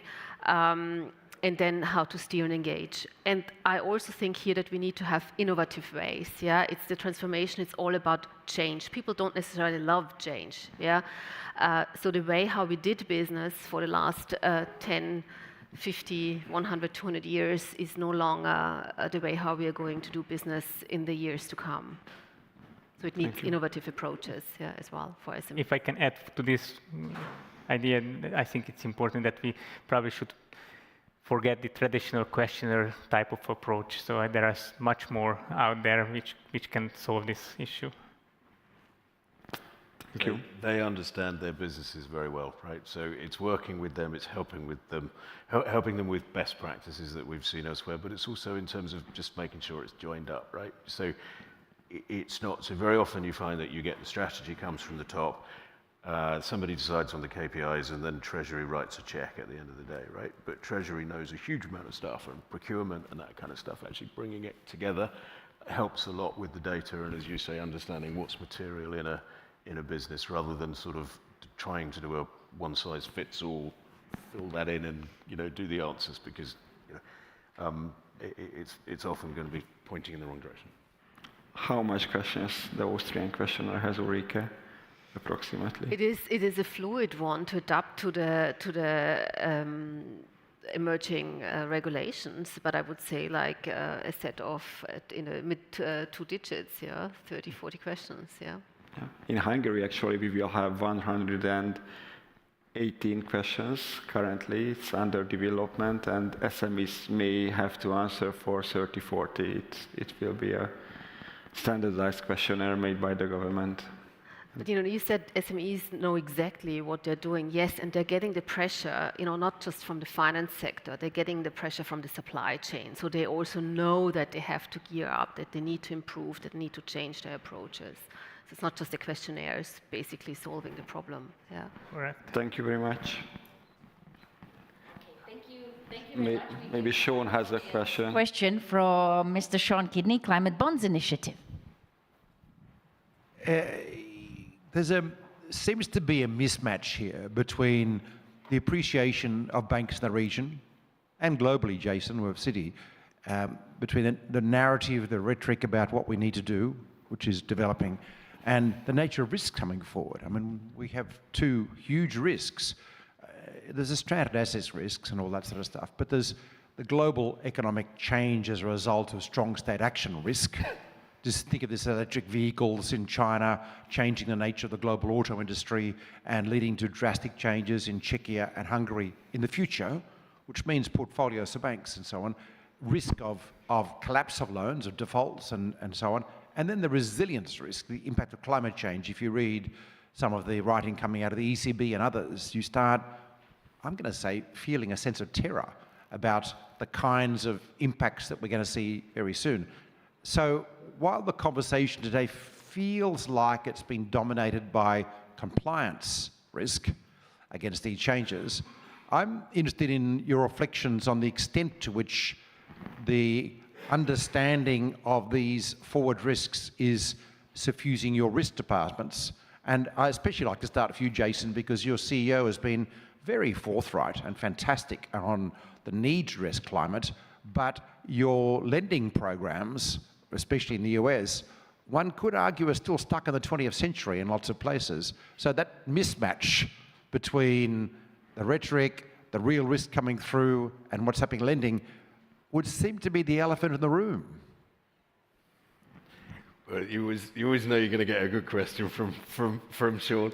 No, I'm really pleased you asked that, because the first point you raised, if this has come across, or if I've come across as this being a compliance thing, then that's not the impression that I want. It is hugely important from that perspective, but at the end of the day, we're a very large financial institution, and the economic risk and the responsibility and everything around that is just as significant. So, and if anything, the impression that I would want to give is I think if we're doing this right, we're doing this from an economic perspective, and then the compliance should follow with that. It's not that the compliance sort of, if we're doing it right, as I said right at the beginning, they should sort of work in tandem, right? It's not one driving the other. It's in terms of how much is it engaging with our risk department, I'm working very closely with them, and I can tell you the effort is enormous. There are a vast number of people out there looking at different models around the world, about building our own models, which we have internally, about exposure to this. And it comes back to what we were saying earlier. It's very difficult to, we're trying to play our part and we're trying to drive change, but there's also no point in us coming up with a figure that industry is not going to move with, right? Because we'll end up sitting there going, well, we tried to do the right thing, but they've got the financing from somewhere else, and actually nothing's changed, and if anything, it's worse, right? So it's, as I said, it's about working with them, but at the same time, not just following, right? We have to be clear about, we've got to do this, we've committed to net zero, so that's why we've put the 2030 targets, which are in there. Again, as you said, different things, different parts of the world. And what we have to look at, and one of the challenges for us is that, we've got different metrics for some, which is absolute, different metrics for others, which is intensity. It's constantly monitoring those and kicking the tires on things and making sure that we are providing the transition finance. We do have a mind for the just transition and access to energy, and the implications of removing or gradually removing that finance in terms of economic development, growth, poverty, access to energy, just transition, etc. You know all about that. But at the same time, boosting the green lending as well and making sure that that moves at the right thing. But it's not easy because there's so many different players in there, from the public sector to the corporates themselves to competitors out there who have different approaches to us. So we're trying very hard, and it's front and center with the risk department, and I cannot stress enough how many people and how much work is going on there at the moment. Thank you very much for... Fully agree, confirmed. Behind the scene sort of event happening, and really tremendous effort. Thank you very much, and I think that it's going to be interesting to see once we actually transition from that behind the scenes effort and we start launching new products and tweaking the ways we deploy finance. And I think this is the most interesting discussion. Maybe next year you can start telling us what are the outcomes of behind the closed doors work and how you're potentially changing the financing conditions for the companies. On that note, we now have a 40-minute coffee break. I think the rain might have just stopped, so please get some fresh air. And we'll see you back here for some very interesting discussions, especially because now we're also going to hear from some of the regulators, etc. So thank you so much for a fantastic panel, speaking and moderation, and see you in 40 minutes.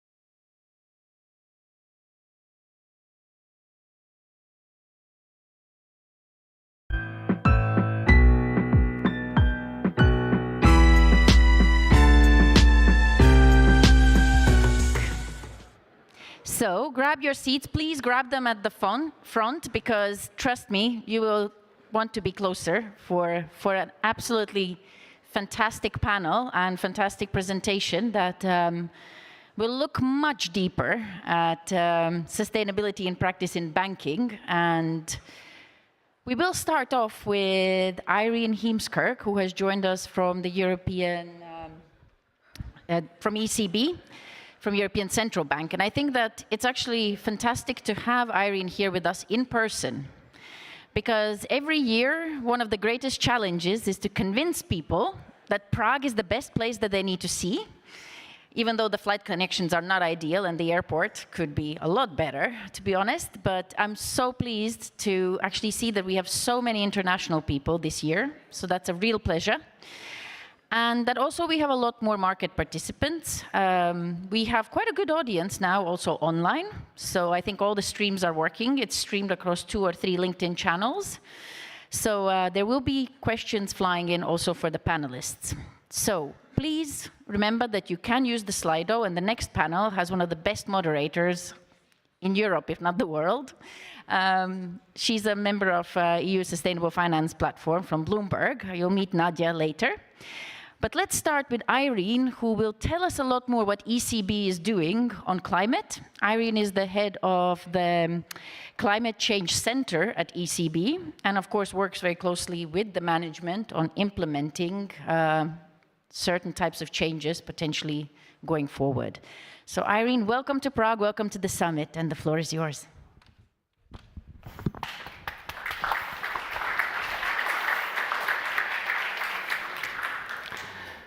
Hello, Prague.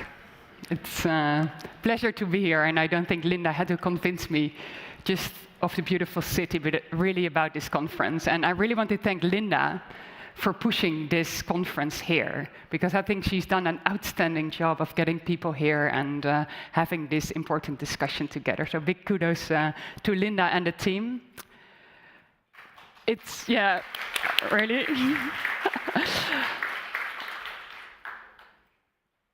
So if I think about climate change, I think we really have to start thinking about 2050, right? Or even longer horizons, and think of where do we want to be there? So what kind of world? It's only 25 years from now. How does the world need to look like when we're there? Now it looks pretty daunting, right? Because we're not on track, and a lot of physical risks are already increasing, and we're reaching the 2-degree scenario already. But if you look ahead, 2050, what will the world look like?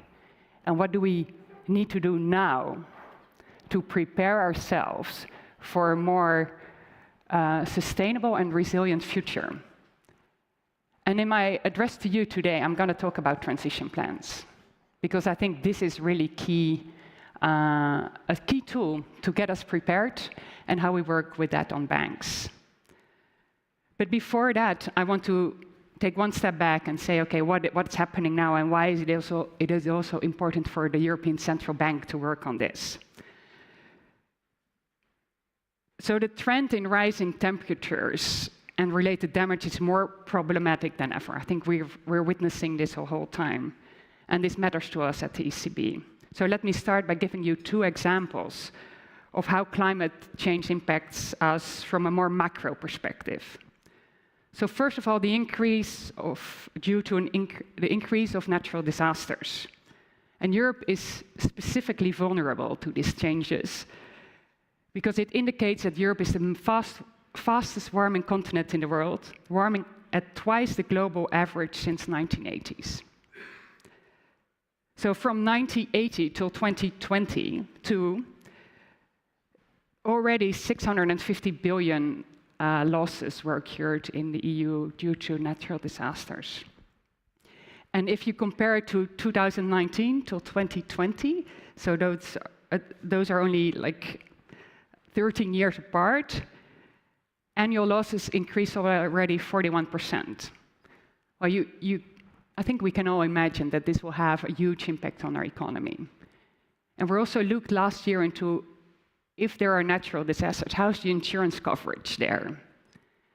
So we looked in the worldwide, or European-wide, together with IOPA, what is the coverage of insurance to natural disasters in Europe. We found out that only 25% of natural disasters losses are currently insured. And in some countries, it's as low as 4%. So this buffer from insurance to get the economy going again is low. So what do we do to fix that? And this is something we're currently working with IOPA, the insurance and occupational pension body at EU. What are solutions to fix this and make sure that we fix this gap? And where will the real losses hit? Because we also found that of these insurance coverage that is low, citizens who are less well off tend to own housing that is even more exposed to natural catastrophes, and who, in relation to their income level, face a higher level of cost of protection. So this is one part, right? The increase and really the damages. Secondly, we also found that extreme weather events are already having an impact on inflation, both on the level of inflation and also on the volatility. We found that the hot summer in 2022, I don't know if everyone remembered that, because since then we've been breaking heat records since. But we looked into the summer heat of 2022 and how did it affect already the inflation of food prices, food price inflation. And we already saw that around 0.7 percentage point cumulated effect over 12 months. So we're already observing an increase in food price inflation stemming from the droughts. And that means that it increases the money you and I pay when we go to the supermarket to get our food in the restaurants. So we will feel this. And I expect this will only be increasing going forward. And although Europe is leading the transformation at the global level, and despite all the considerable efforts made so far, we are currently, the world is not on track and Europe is not on track to meet climate targets for 2030 or 2050. We're not on track. So currently, we're heading in a pretty gloomy direction. Of course, it's up to policymakers first and foremost to set out clear ways on how we're going to deal with that. So they have the primary responsibility. But at the ECB, we also have been taking action on all fronts because it just impacts our work. What does it mean to financial stability? What does it mean for the portfolios we hold on our balance sheet? What do we do on the supervisory side? How do we produce our banknotes? So really, we looked at everything. And the results from the economy-wide climate stress tests show that the transition costs are lower than the long-term costs of unabated climate change. So bringing these kind of numbers into the debate of the cost of transition versus the cost of leaving climate change unabated, I think this is a very important message that we can send based on our economic analysis.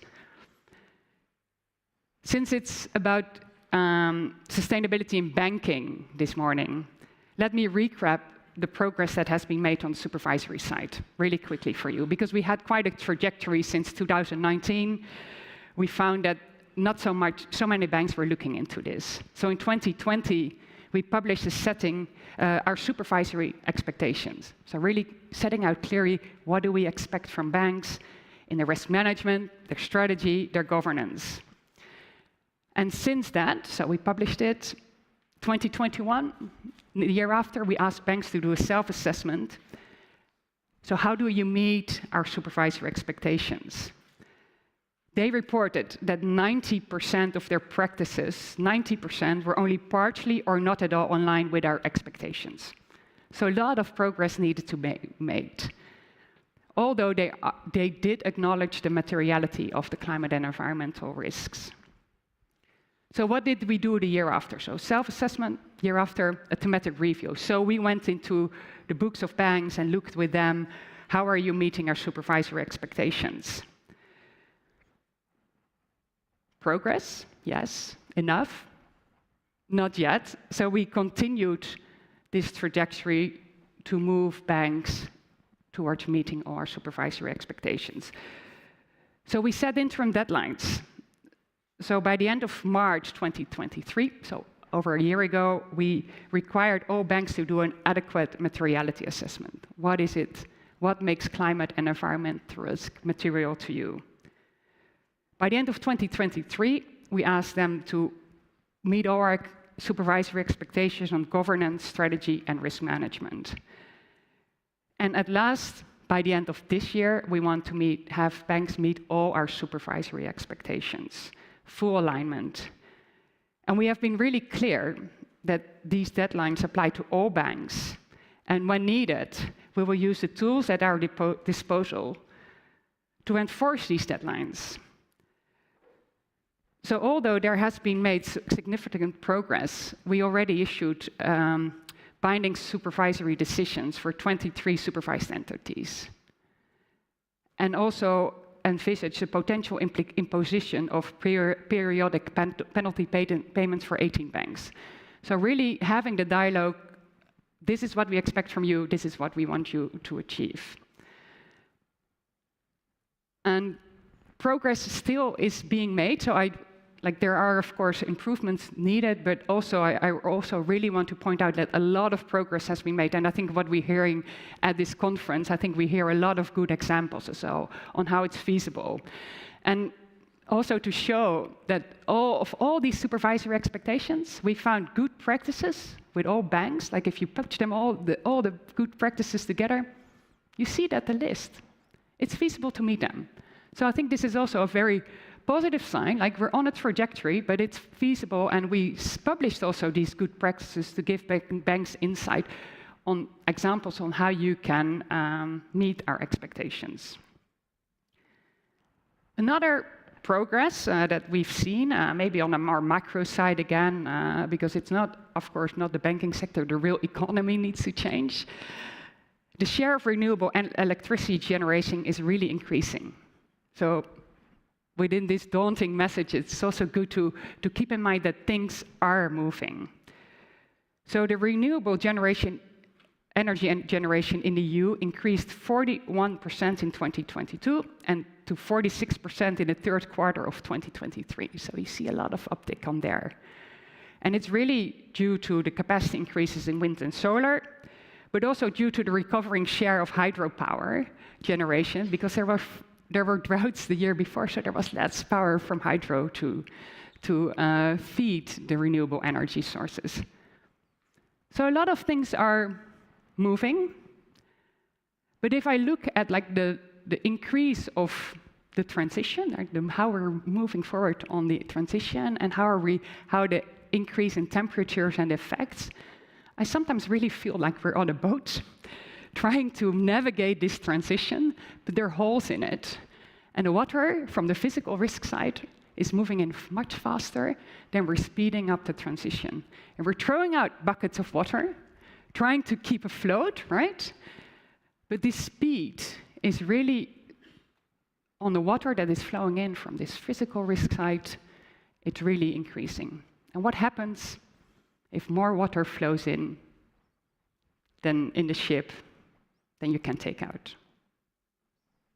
You sink. What happens when you sink? You die, right? That's basically what happens then. And it's the only ship we have so far. I don't know of any other extraterritorial planet where we can just all move together. So let's see a bit, and now I'm coming back to my first point, right? 2050. Where do we want to go? Where do we need to be? And I really think transition plans help us to think of where do we want to be in 2050, and what are the actions we can take now, tomorrow, and the years to come.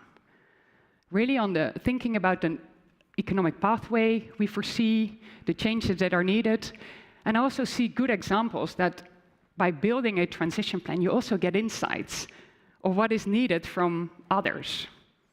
Like if you're building a lot of solar panels next to your company, but you don't have the grid to tie it to, or you don't have the batteries or any infrastructure of energy, all those kind of things. But to to be more vocal and engage with others. What do you need to transition? And also from banks to show, okay, this is what we need from you. So there's a big importance for transition planning that I see going forward to really keep us afloat and moving forward. Because the transitioning is happening as we speak. And it's not a question if we should do it, but how. So it's really about strategy, policy, and risk management. And is there really a transition risk? Do you think so? What we did last January, we published a report, and we tried to quantify transition risk at banks. And we looked at 95 banks covering 75% of the euro area loans. And our findings are really trying to quantify it with a forward-looking methodology. And it shows that currently banks' credit portfolios are substantially misaligned with the goals of the Paris Agreement. And this leads to elevated transition risk for around 90% of these banks. Of the 95%, 90% of these banks have an elevated transition risk. And of course, where does it sit? Energy sector. Mostly that's where the transition risk sits. I don't think this is a surprise for you, but how do you... In addition to this transition risk, there's also litigation risk, an elevated litigation risk, because a lot of banks, and I think we've heard good examples, committed to the Net Zero Banking Alliance, other commitments outside. This is important. We are committed to play our part. But there's a big uptick in legal cases. So globally, around 560 new cases have been filed since 2021, and increasingly targeting corporates and banks to live up to their commitments on net zero. So if you have committed, you also have to live up to it. And if you have a good and sound transition plan in place, it helps you to mitigate these kind of transition risks. When we did this thematic review in 2020, when we looked on the supervisory expectations, how do banks meet them? We already saw very good practice out there. So for example, banks already adjust their product offering to the transition, establish policies to phase out specific activities with a certain time frame. Engagement with clients, I think this is really key, the engagement with clients, taking their client-specific actions to mitigate the risk on board, to help the alignment of the bank. So there's really progress, and also I really advise you, if you're interested to know more, to read this good practices guide, because it really shows nice examples what banks are currently doing.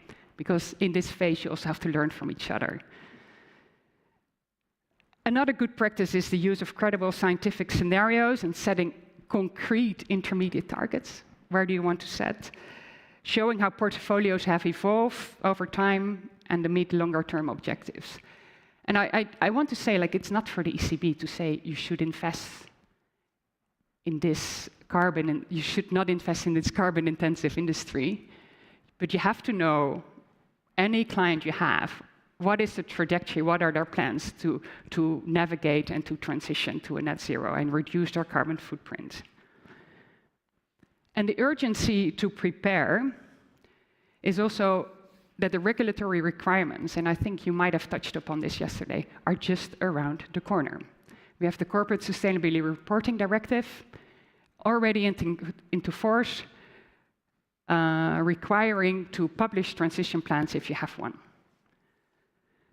First report we will see next year, but in addition to that, the Corporate Sustainability Due Diligence Directive, another directive, was finalized last year. So that will have implications as well. So please study that. What does that mean for my bank? And together with the CSRD, the reporting directive, the due diligence directive, of course, there's the Capital Requirements Directive 6 that ensures that credit institutions conduct comprehensive assessment of ESG risks, and banks will also be required to draft specific plans to address and understand ESG risk in the medium and long term, and gives us, at the ECB, the supervisory authority to act on reinforcement of amendments of institutions' targets and measures included in these prudential plans. So really, again, from a risk perspective. So a lot of these developments, and they will all fall in place very soon. How do they tie together and make sure that if you're, I think, use your voice as well, if you're a bank or any financial institution and you're fall within the scope of any of the 3 directives I just mentioned, I hope this will all feed back to one plan. And that you can use the plan for your reporting, you can use it for your risk assessment, and you can use it for your due diligence. I'm wrapping up, Linda. Thanks for the signal. So the credibility of this planning is crucial. So to further on, I see 4 key elements. We looked at all the transition plan developments around the world as well. What is Singapore doing? What is the Bank of England doing?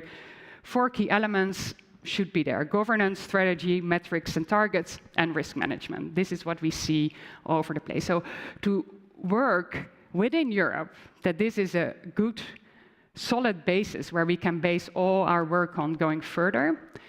And more importantly, I think we've seen with disclosures, right? We've seen the FRAC, the CSRD work, we've seen the ISSB work. A few weeks ago, there was this report published by the ISSB and FRAC on an interoperability guidance. Well, this is the moment, again, that we have to make sure that we get global convergence on these transition plans as well. So within Europe, making sure that everything talks to each other, and within a global framework, that what we make here or is invented somewhere else in the world builds upon the same building blocks. And you can, of course, go further within your jurisdiction, but at least we start singing from the same hymn sheet.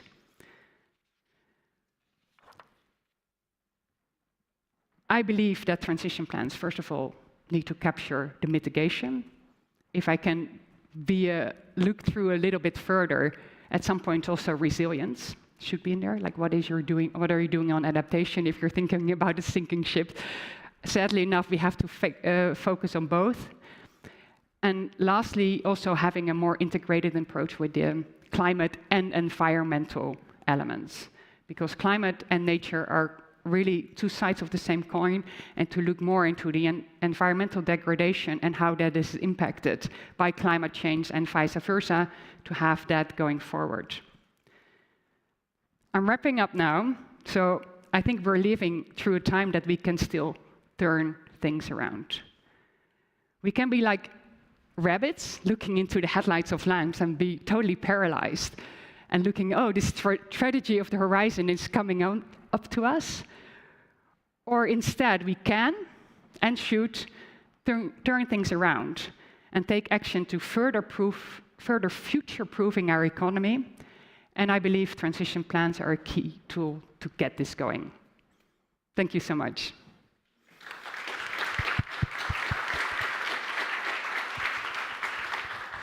Thank you very much, Irene. That's a fantastic transition for the next panel, which will examine how is this working? Is it working? Is it not working? And with that, I would like to introduce Nadia Humphreys, Head of Sustainable Finance Data Solutions from Bloomberg.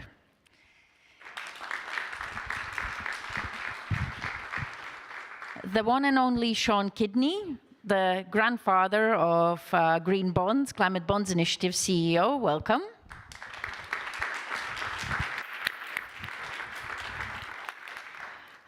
Luca Bertolo, who I actually met at an event, I believe, in Venice, and I was just blown away. Fantastic speaker, so thank you so much for flying in specifically for this. Please. Then we also have András Bebes, Head of Strategy for the Hungarian Debt Agency, so welcome. And last but not least, we have Robert Spruit, Head of Sustainable Finance EMEA from ING Bank, who's also flown in specifically for the event, so thank you very much. And Nadia, there you go. Thank you so much, Linda, and thank you, Irene. Actually, there was a perfect setup to what we hope to achieve in this panel in the next 50 or so minutes, I think. A couple of things we want to achieve today, so you can judge us on whether we do or not. We are talking on a topic of green debt, but actually what we've heard is that the banking community have an opportunity right now to mitigate transition risk and to learn from many of the studies ECB are like. And so what we hope to do here is explain the what, so what are these instruments, the how can you use them, and then I think what we've heard echoed earlier on today is profitability elements. So it is a job within the banking community to protect capital and to grow capital. So are these instruments that can help us achieve that? We've heard that we have a very prestigious panel of speakers up here today. But actually what I've asked the speakers to do is just spend a moment introducing themselves in the context of this title. So for financing transition and green debt, could Sean, grandfather Sean, thanks, Linda. Sean, could you explain a little about your role and how it relates to this topic? Well, I am a grandfather. I've got a grandson who's 15 months old, but it's been an identity crisis for me because I'm only 25, right? Yes, so it's madness. Hey, a bit like the green bond market, it's come a long way in the last 15 years from juvenile to growth. We've grown 100-fold in 10 years through the work of bankers like Robert at ING, with the work of the regulators pushing this, but through the work of investors. So this is a market which is primarily driven in Europe and the US and others, investors worried about long-term risk and trying to figure out what to do in their short-term portfolio management. Because the dirty secret of investment is that modern portfolio management basically has people looking at 5 years out. They don't really very effectively factor in risk that's 10 years or 20 years. A green bond, the simple idea, which took us a few years to get right 15 years ago, is an instrument that does both, in the sense that it meets short-term risk yield requirements, can slot into any portfolio, plus as a bonus feature, it addresses climate investments. And that's really why it's grown, because it is simple. Does it solve everything? Absolutely not. Is it a Kickstarter? Absolutely yes. It has been extraordinary in getting engagement around corporates, around investors, and also around regulators. You know, whether it be central banks, who I remember 10 years ago started talking when the NGFS conversations were underway. Green bonds were always there as something positive we can look at as a strategy. So it wasn't just a compliance risk management strategy. There was a supporting positive investment strategy that allowed a bit of creativity in thinking, which has led to the work that Irene talked about and so on, and the rich work that's coming out of central banks the last few years. So that's a key point about the green bonds market. The instrument is in some ways a Kickstarter, a Trojan horse for a bigger agenda, and now become an agenda around transition opportunities plans. But the key thing is it's grown enormously. We work all around the world. One of the first successes we had was the People's Bank of China, who introduced green bond regulation on January 1, 2015, I remember. It's now the largest green bond market in the world. They introduced a taxonomy called a Green Projects Catalogue at our recommendation, and that then helped inspire our friends in Europe when, as a member of a H-League, we proposed a taxonomy in Europe, and FSMA went for it. And I'm going to say, speaking as an Irish citizen living in London, this is a Brexit dividend. When Jonathan Hill was the commissioner, he regularly killed any idea of working on sustainable finance. The moment he left, FSMA put together a high-level expert group on sustainable finance and made recommendations, and the agenda took off because the particular, let's call it, clique of British people that were in the government of those days were very much against any kind of market intervention, which is a bit different to the European model as a rule. And you know, I'm not a big fan of Brexit, as you could probably tell in my comments, but that was one Brexit dividend which allowed the sustainable finance agenda to get going. Now, the UK is absolutely following Europe in terms of its sustainable finance regulation, so on. These are things that haven't. We've been working in this area for a long time. We're the global NGO for green bonds, the global NGO for taxonomies.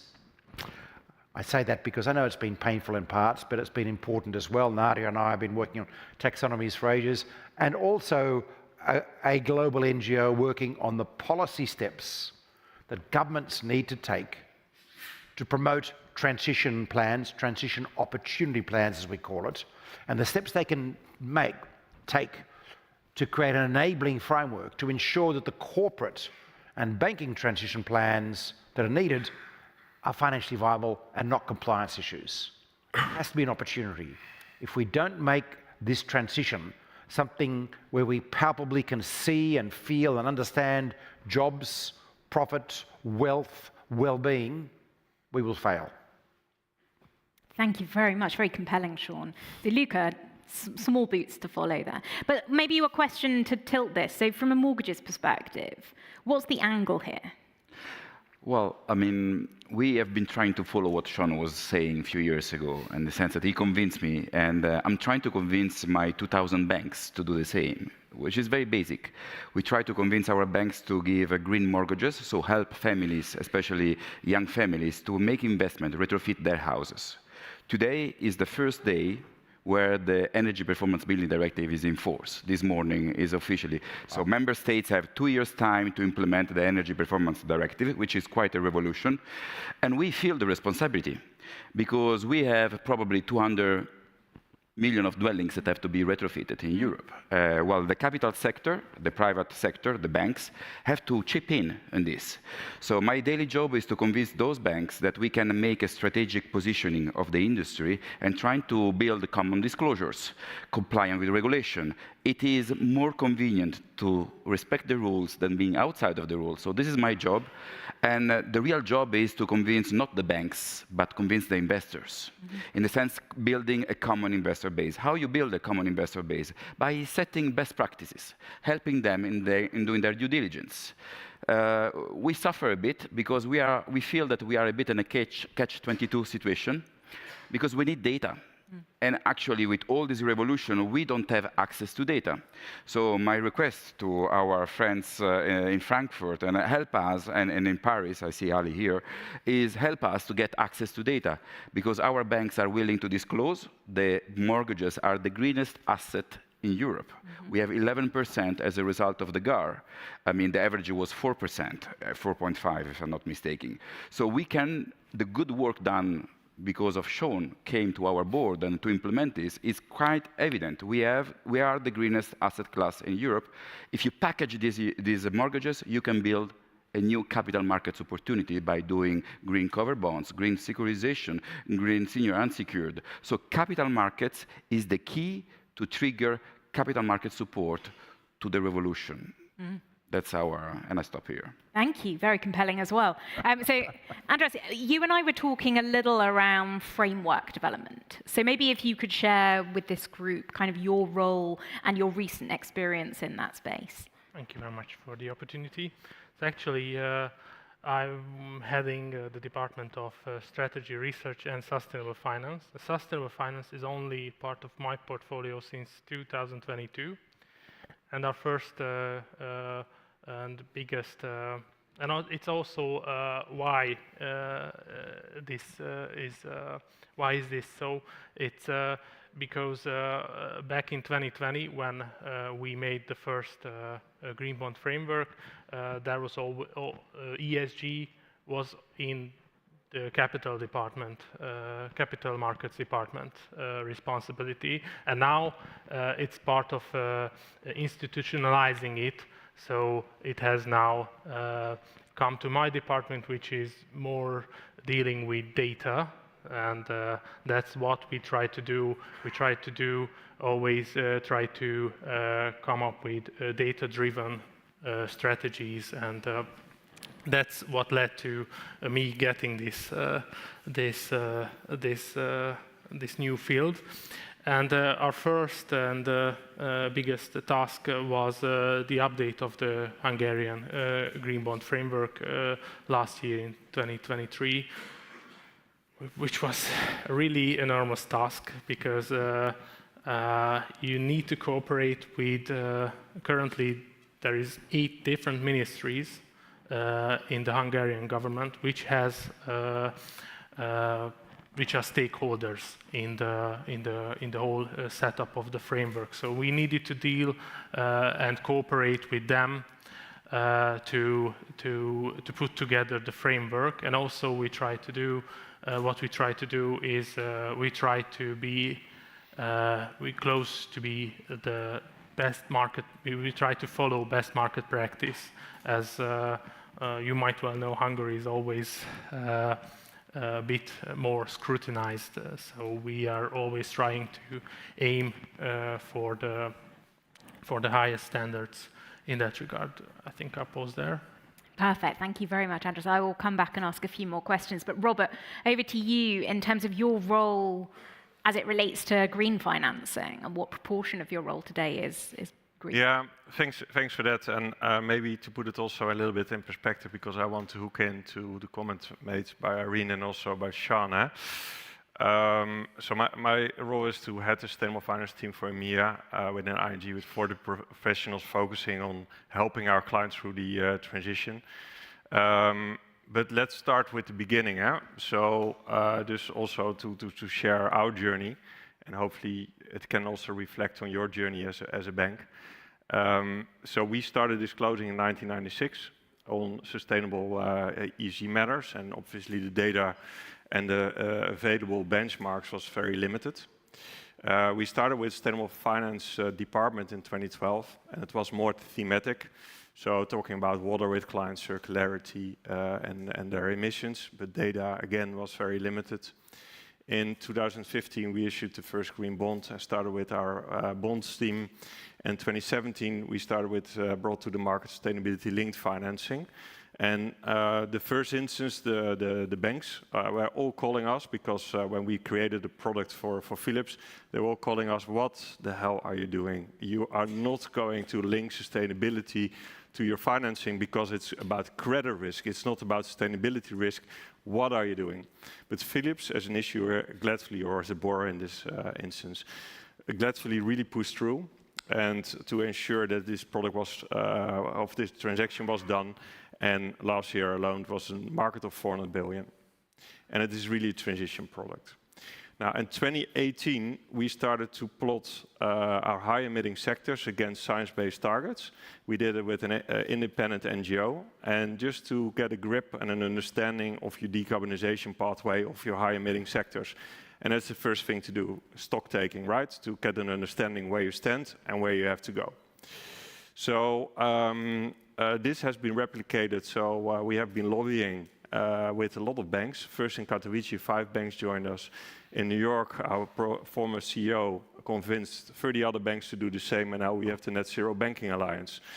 And those are all banks committed to net zero, 120 banks, 70 trillion of capital of balance sheets. So if you compare it to the global GDP of 100 trillion, it's quite significant. If they start to move to net zero, you understand what happens in relation to liquidity to the market, right? So the next step is, because when I saw for the first time, and I joined this role, I stepped in this role 5 years ago, and I saw a Terra approach and went into detail, I said, but this is a sitting duck strategy, right? So you only, it's backward looking. It's nice that you do stock taking, that you know where you are, but there's no action driven. So I had a conversation also with our CEO and saying, okay, we need to have forward-looking approach. And we need to get an understanding of, and transition plans, as Irene mentioned, is for banks, but at the end, what is the transition of for a bank? We are the funder of the real economy.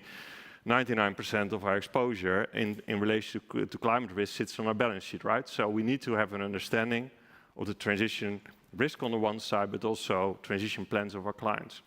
So the hot potato came back to me. So okay, Robert, now we have to create transition plans. So what we did, and that is maybe, and I take a little bit long because of it's interesting for the audience to as a benchmark, is what we did is said, okay, we look at all the regulation across the globe. We are not only a European bank, we are a global bank. So we look at the CSRD, so especially the European Sustainability Reporting Standards. E1, you see the categorization of a credible transition plan. We took the ISSB, we took the SEC, we took CDP, SBTI, and etc., and we mapped it all and took out the common denominator. And on that basis, we created a web-based application where you have the key metrics of a transition plan. Happy to go into that in more detail if you like me to spend some time on that. But on a transition plan, and we did it on public information. And why public information? Because it's the most credible. because companies are held accountable for that, and we optimize that into a tool, can be used for relationship managers to engage with their clients, and set a target on that our relationship managers have to engage with their clients on all the transition plans. So then we have a forward-looking approach. And also the ECB metrics we are integrated in the same tool, that we also have per client, we understand where the key ESG metrics are in a web-based application, internal. But the big impediment, and talking about transition plans and specifically to this region, is we see also that regions like the CEE are seeing sometimes transition as a risk because of, with rightfully the arguments, okay, we are not as far advanced that we already can transition so rapidly. But what is a big impediment in the market, what we see it in the sustainability-linked finance, and we see it in the transition plans coming back, is that we don't have transition plans on country level. And if you don't have transition plans on country level, you're toast because you don't know the direction of travel. And we see in sustainability-linked market that investments are not taking place, the big investment, because they're not profitable. So if we don't know that per country, we don't know what the impediments are for the industry. So for example, steel industry, if you look at the decarbonization, is fuel switch from coal to gas. Now, if you look at CEE region, is still applicable for Western Europe to a lesser extent. Scrap metal, hydrogen, CCS and miscellaneous. CCS and hydrogen are not being invested in big time. Why? You cannot finance it. So we can look at banks and say you have to finance the big investment, but if the IRR, the internal rate of return, is sub-hurdle, the investments are not taking place. But you don't know what a good investment is, because you can say, okay, transition plan, we do it just across the globe. No, but if you say hybrid cars is a transition in the taxonomy, is it up to 2025 in transition activity. But if you do it in Pakistan, rightfully so, right? It's a big, you transition the company. If you do it in Norway, you go in the opposite direction, because 87% of the car fleet is electrical vehicles. So, and if we look at regulation, and then I stop, the Paris Agreement, Article 4.1, and please note it down, there's the NDC, the natural direct contribution of a country, the emission stock. They need to have an inventory of that and have a transition plan. They have to show how it's mitigated. So then, and that's what Irene says, okay, you need to start with 2050. How does the world look like? Because in the Netherlands, we're building big-time rooftop solar, and then the grid is saying, yeah, sorry, I cannot cope with it, so you cannot dispatch it anymore. Completely lunatics, right? So if you have a transition plan, you also integrate just transition, and it's a huge opportunity for this region, because if you move, for example, Net Zero Industry Act, where we want to have 40% of our capacity, renewable capacity, being built in Europe. Yeah, this is the perfect region. So this region should grab it and make those investments to really move the needle. And I will stop there. Sorry. No, thank you, Robert. There's quite a few things I want to pick up in what you were saying, actually, because we talked about the Net Zero Banks Alliance and access to about 70 trillion of capital in your answer. But yeah. What I'm seeing in data in terms of bank financing, if I draw on some of the research by GFANZ, it says you need to front load on the energy sector transition renewables above fossil fuel. And the ratio they give is 4:1. Yep. The performance today we see is about 0.75 to 1. The best performing banks, which are European, are about 1.4 to 1. Heavily below the 4:1 ratio. If I also give you another metric and I say, last year we saw about $1.3 trillion of green debt issuance, but that was a 55% reduction year on year. So this perhaps was a 2020 to 2022 trend. Has it really got legs in it? So whilst we heard from Irene, and Irene, apologies, I might misquote you, but a large proportion, and I think it was 90% of banks, were inadequate in transition planning and or had transition-related risks on their books that perhaps were not accounted for, I worry that sometimes these are banners. I'm joining the Net Zero Bankers Alliance, but I have no data that backs that up. So, Robert, maybe if I can throw that to you. You've talked 100%. A little about rate of return, but what do you think is missing here? The data doesn't back up that the movement is happening in the right way. Now, let's start with the beginnings. Still, per annum, 1 trillion is going to fossil fuel industry and subsidies, right? So if you talk about incentives and transition plans on a global scale, yeah, move that money somewhere else, right? So that is a starting point. And banks are the funders of the real economy, so we can push as much liquidity as we want into green activities, and infrastructure support factor, etc. help. But I was discussing with our supervisory board and management board, and I said on the green asset ratio, so that is the ratio between your green book and the rest of your book. And I said, let's keep it as low as possible. And they said, what, as low as possible? How could you do it as low as possible? I said, there's sufficient liquidity for green. Let's focus on the hard-to-abate sector and help them to transition. But then we need to also, and that is what we're doing now with the Net Zero Banking Alliance, and I'm talking with the European Committee, interesting to talk with the ECB as well, how we can trigger this on country level to really unlock those investments. Like CCS, we're big time positioned to finance CCS or hydrogen. But if you see in the Netherlands, for example, they miss for hydrogen, they miss all the subsidies because of the electricity grid connection is way too expensive. Yeah. Okay. Doesn't fly, right? So it's a system issue. So it's not the point of liquidity. It's really a system issue, what we have to solve. And then you have to start from macro, what does 2050 look like, and then work backwards to micro. Brilliant. And actually, Sean, I might come on to this because the system issue is a really interesting one, and you work a lot with regulators in this space. And what we are hearing from Robert is there's this pool of capital committed to support net zero, but difficulty mobilizing that. Do you think there's a role for regulators, or at least in the conversations you have internationally? There's no difficulty mobilizing capital. Okay. No, absolutely not. I mean, you know, I'm sure Robert could place $1 trillion of green bonds tomorrow if we had them. Our problem is supply. Investors want to invest at a comparable risk yield. Now, okay, there's a caveat here, right? Because they are pension funds and insurance funds. So they've got long-term fiduciary duty requirements to pay a return. At the moment, their current models, the modern portfolio management theory I mentioned earlier, means they've got to do something at equivalent. They actually, in fact, pay a slightly better rate than green quite often because we've proven that green is worth more in the secondary market. It's a hard-headed decision. There was a comment in one of the earlier panels about greenium. The greenium is very, very clear in secondary markets in the bond area, and it's been because, you know, it's a bonus feature. Every time there's a downturn, people sell off the ordinary bonds, they hang on to the green ones. It's like, you know, obvious, right? If I had a bond of a free set of steak knives, I'd hang on to it.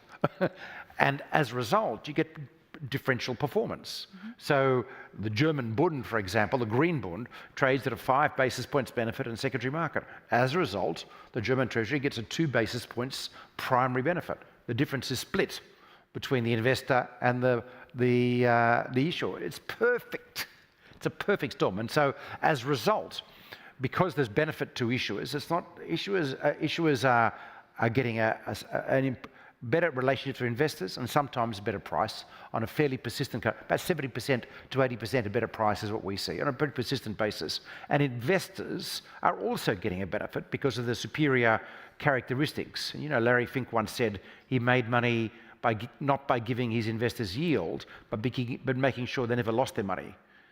And that's the essence of the bond market. That's why we've got the investment pipeline ready. Our problem is getting supply to market. So what's involved in doing that? Well, part of this is just getting people who haven't thought about issuing to issue. There's a lot of that. Taking the EU taxonomy, our grids criteria. We published grids criteria, which essentially, revolutionary at the time, said, you know what, we have to quadruple electrification by 2050. We're getting a lot of grid investments, and the primary barrier to renewable energy penetration around the world at this day, increasing, which is already going gangbusters, by the way, is grid connections in Europe, in Germany, in China, in India, everywhere, in Africa. So we need a lot of grid investments. Every single company in Europe that operates a grid could be issuing green bonds today, and they're not, Robert. I don't understand this. We need to knock on their doors and get them out. That's the way of getting supply going.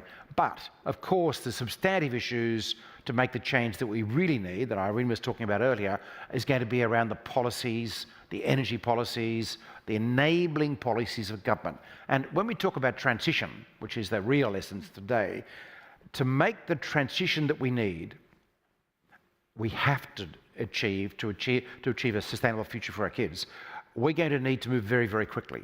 To move quickly, it doesn't happen at a bank level alone. It doesn't happen at a corporate level alone.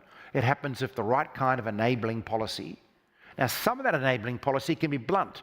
The reason we have cheap solar in Czechia now is because the German Greens were in government in 2001, and they introduced the feed-in tariff, and that started a revolution in managing, aggregating demand for solar, and the Chinese picked it up with the largest procurement program in history, and that drove down the price. Scale drives down price. So in hydrogen, which Rob was talking about, our biggest challenge now is aggregating demand to be able to lift large enough offtake agreements so people will build the production facilities that'll deliver it at the cheaper price. And I guarantee you, we will see $1 a kilo hydrogen by 2030 because this is actually happening in places like the US and China. In Europe, we've got to get through. But how do we speed? This is government policy, right? The European Commission has already taken some steps. For example, removed competition barriers when it comes to hydrogen procurement. People can come together and get together a large-scale contract. There's actually a zillion things like this we have to do to be able to enable it. They don't cost a huge amount of money. The IRA, the Inflation Reduction Act, is the really most expensive solution. Blanket, vast subsidy. Hey, I love it, by the way. But nevertheless, it's hard for most governments to do. But there's actually a huge number of things we can do in providing forward certainty for the corporates that Robert's dealing with, so they will invest appropriately. Sometimes, it's as simple as just certainty. What is a policy going to look like in 10 years' time? Sometimes it's the policy of central banks and how they can actually support with asset purchasing programs or the old Mario Draghi, whatever it takes for green kind of messaging. Sometimes it's the Ministry of Finance announcing a plan for industrial transition, which brings together all the industries, the high-carbon industries in Czechia in a coordinated framework for change, including bringing in support from MDBs or development banks. There are so many things we can do, but if we don't do that at a government level, we will not, let's say, add enough fire under the belly of the corporates. They can't do it because it's actually really hard if you're a corporate. Taking on the weight of the world's transition is very, very difficult within the confines of your profit requirements, especially balancing short-term and long-term. So this working closely together amongst all the actors in a society is utterly critical. And one of the things I'm interested about in Czechia and in Eastern Europe is because we have a smaller footprint of economies, there's lots more scope to work together, to collaborate, to design transitions with the banking sector, the corporate sector, the ministries of finance in the same room to show the big boys what to do. Because Germany's not moving fast enough, I can tell you. And do you, and maybe... Can I quickly comment on this, because I agree, and then we go to macro again. So if you look at the system for hydrogen, you need to look at the levelized cost of energy, right? So it's interesting to see that Europe was investing 2 billion of subsidies for hydrogen for steel industries in Germany, whereas the price is 5 times compared to Scandinavia, right? So where is the, and that is also for a country really important to calculate. And also coming back to the transition plans, and there's a lot of pressure from the European Committee on transition planning for corporates, and it's fine. So you need to understand what is your emission scope, what are your targets, your commitments, your actions, what are you going to invest, your funding, your locked-in assets, and how are you governing it? That's more or less the build-up of a proper transition plan. But if, for example, you have 10 steel companies in Europe, and one is investing in hydrogen, it's a winner's curse, because if the market price will not be influenced, if there, for example, is not a sunset date on specific technologies, like the fuel switch, if coal to gas is not mandatory by the European Committee, and one is going to invest in it, it's run through P&L because the market price doesn't change. So it has a consequence directly to that company. So you can have a beautiful transition plan, but it's going nowhere if you don't know the bigger picture. But property is the real game. Two-thirds of hard assets in Europe are property assets. The low-hanging fruit of energy efficient reduction, of emission reductions, is in property, and it saves people money. We can get their bills down. Luca, you're the one who's going to solve our problems. Yeah, you talked about the energy directive. So is that the right policy environment for real estate to start to transition then? Well, I think that we have, as I said, a big responsibility, because every energy retrofitting can bring concrete savings to every European family. I mean, the jump of an energy category for a family, it means probably around 180, 100 euro savings per month. It means paying the holidays for the kids to send them to UK to learn English and having a better future or not, because education is the first cost that you cut in a family. So I think that we are all convinced, I think in this room, no one of the importance of what we are discussing, but we have to explain this to the people outside that will be voting in 10 days. I think that I want to discuss about the elephant in the room. I mean, for 5 years, we have seen a clear political direction since Lord Hill left Brussels, as you said. And I think that it was very brave from the European authorities to take a different path and give political leadership. Now it's up to us, market stakeholders, to implement and to bring this in the house of every single European citizens. It means houses, household, small and medium enterprises, which are the lowest one, Ali, if I remember correctly your numbers, and to make this, to transform this in an opportunity. The green project will not fly if not the majority of the European citizens will perceive this as an opportunity. And unfortunately, the story, the narrative that is outside of this room is that it's a useless cost, is just a cost. No, the cost, if you put all the factors in the equation, well, it's a massive saving, especially if you buy a house and you make the largest investment of your life for 20, 30 years. Having a green mortgages is a substantial help to a young couple buying a house and retrofitting it. So we have to transform the narrative. I think that is it real savings though? Yeah, I mean, So if I was a reasonably low income first buyer and I wanted to buy and retrofit a property, what would I? Well, I mean, I will answer you with concrete numbers. Okay. You know, I mean, the largest broker of mortgages in Italy came back with the numbers after 5 years of our activities. Well, the difference between having a green mortgages for an average apartment, 100 square meters, in Rome, in Milan, or wherever you want, is if you take a green mortgages, you can save 15 euros per month on the financial product, on the mortgages, which is not bad, but probably most of you will say, 15 euros, I will not even take it. But if you have a green mortgages, you have to make certain retrofitting works, which will bring you to a total savings of 160 or 180, depends from the size of the house, to the family. And we go back to the savings that I was speaking to you right before. Well, for a family, it's a concrete, tangible investment, without considering that the property value of that apartment will probably increase or not lose ground, not lose power for 20%. And probably will be more liquid. So if you divorce, you will sell the house quicker. If you sell the house, I mean, there are a lot of things that you have to put in the equation. When in your life, you can make the consideration, and I have no intention to divorce, just to let you know. I mean, as long as I will find my door opening at home when I go back.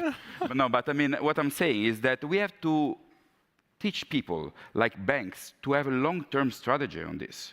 I mean, things are not calculated on the Greemium. Greemium probably is not there if you calculate the last, I mean, it's difficult to calculate this. But if we calculate this on how we want to position our industry, how we want to build capital markets, as I said before, we have to retrofit 200 million of houses. Wow. Who's going to pay?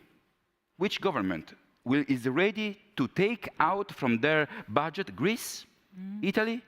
So if we don't build a capital markets opportunity, not union, capital markets opportunity, we lose our battle, which is building a better world. So the next generation is based on the fact that we will build assets where our kids are able to live, growing their savings. You know, Letta, for example, he did a very nice report a few months ago. He speaks about not anymore capital markets union, but savings and investment.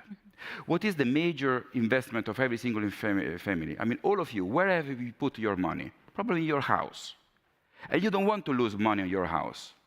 So you are making your accounting, discussing with your wife, with your husband, whatever, or your partner, where you are losing money or you are gaining money.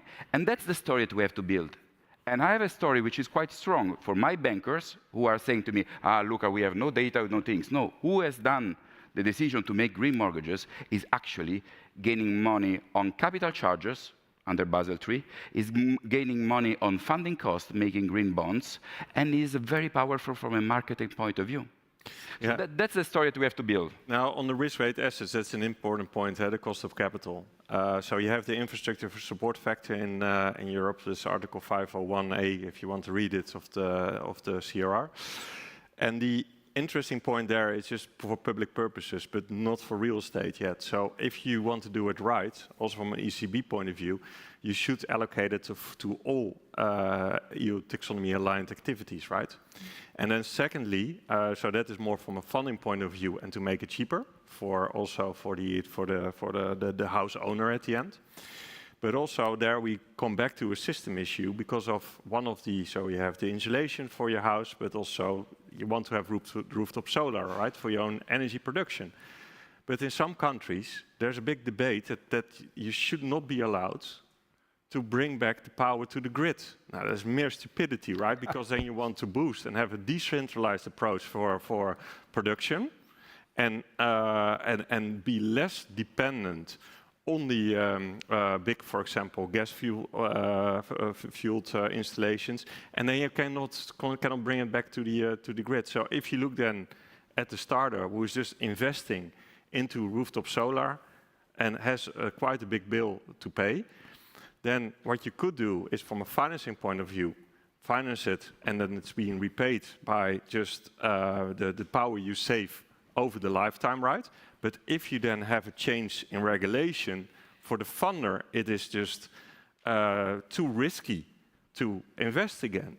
So by changing regulation, the impact it has on the financeability, but also then on the, at the end, the house owner and the starter in the economy, or just as a house owner, is detrimental, and we shouldn't forget that. Can I just, Robert, I think capital charges is a key element. Yeah. It's the engine room of the banks. So how they help, can I make a confession publicly? Since Basel III has been voted on the 24th of April, so will become law, and from the 1st of January next year, every single bank will be applying these rules in Europe, so 27 countries, 30 if we include Iceland and Norway and Liechtenstein. Well, in Article 229, for the bankers in the room, paragraph 1.d, you can upload and change your loan-to-value in case of energy retrofitting of your house.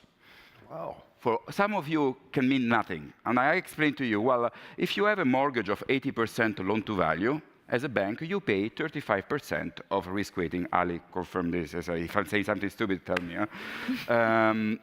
35% is quite a lot of money. So, if you keep mortgages on your belly, like we Europeans, we do, the Americans, they take them out from the balance sheet. But if you keep this on balance sheet, it's a big cost for a bank.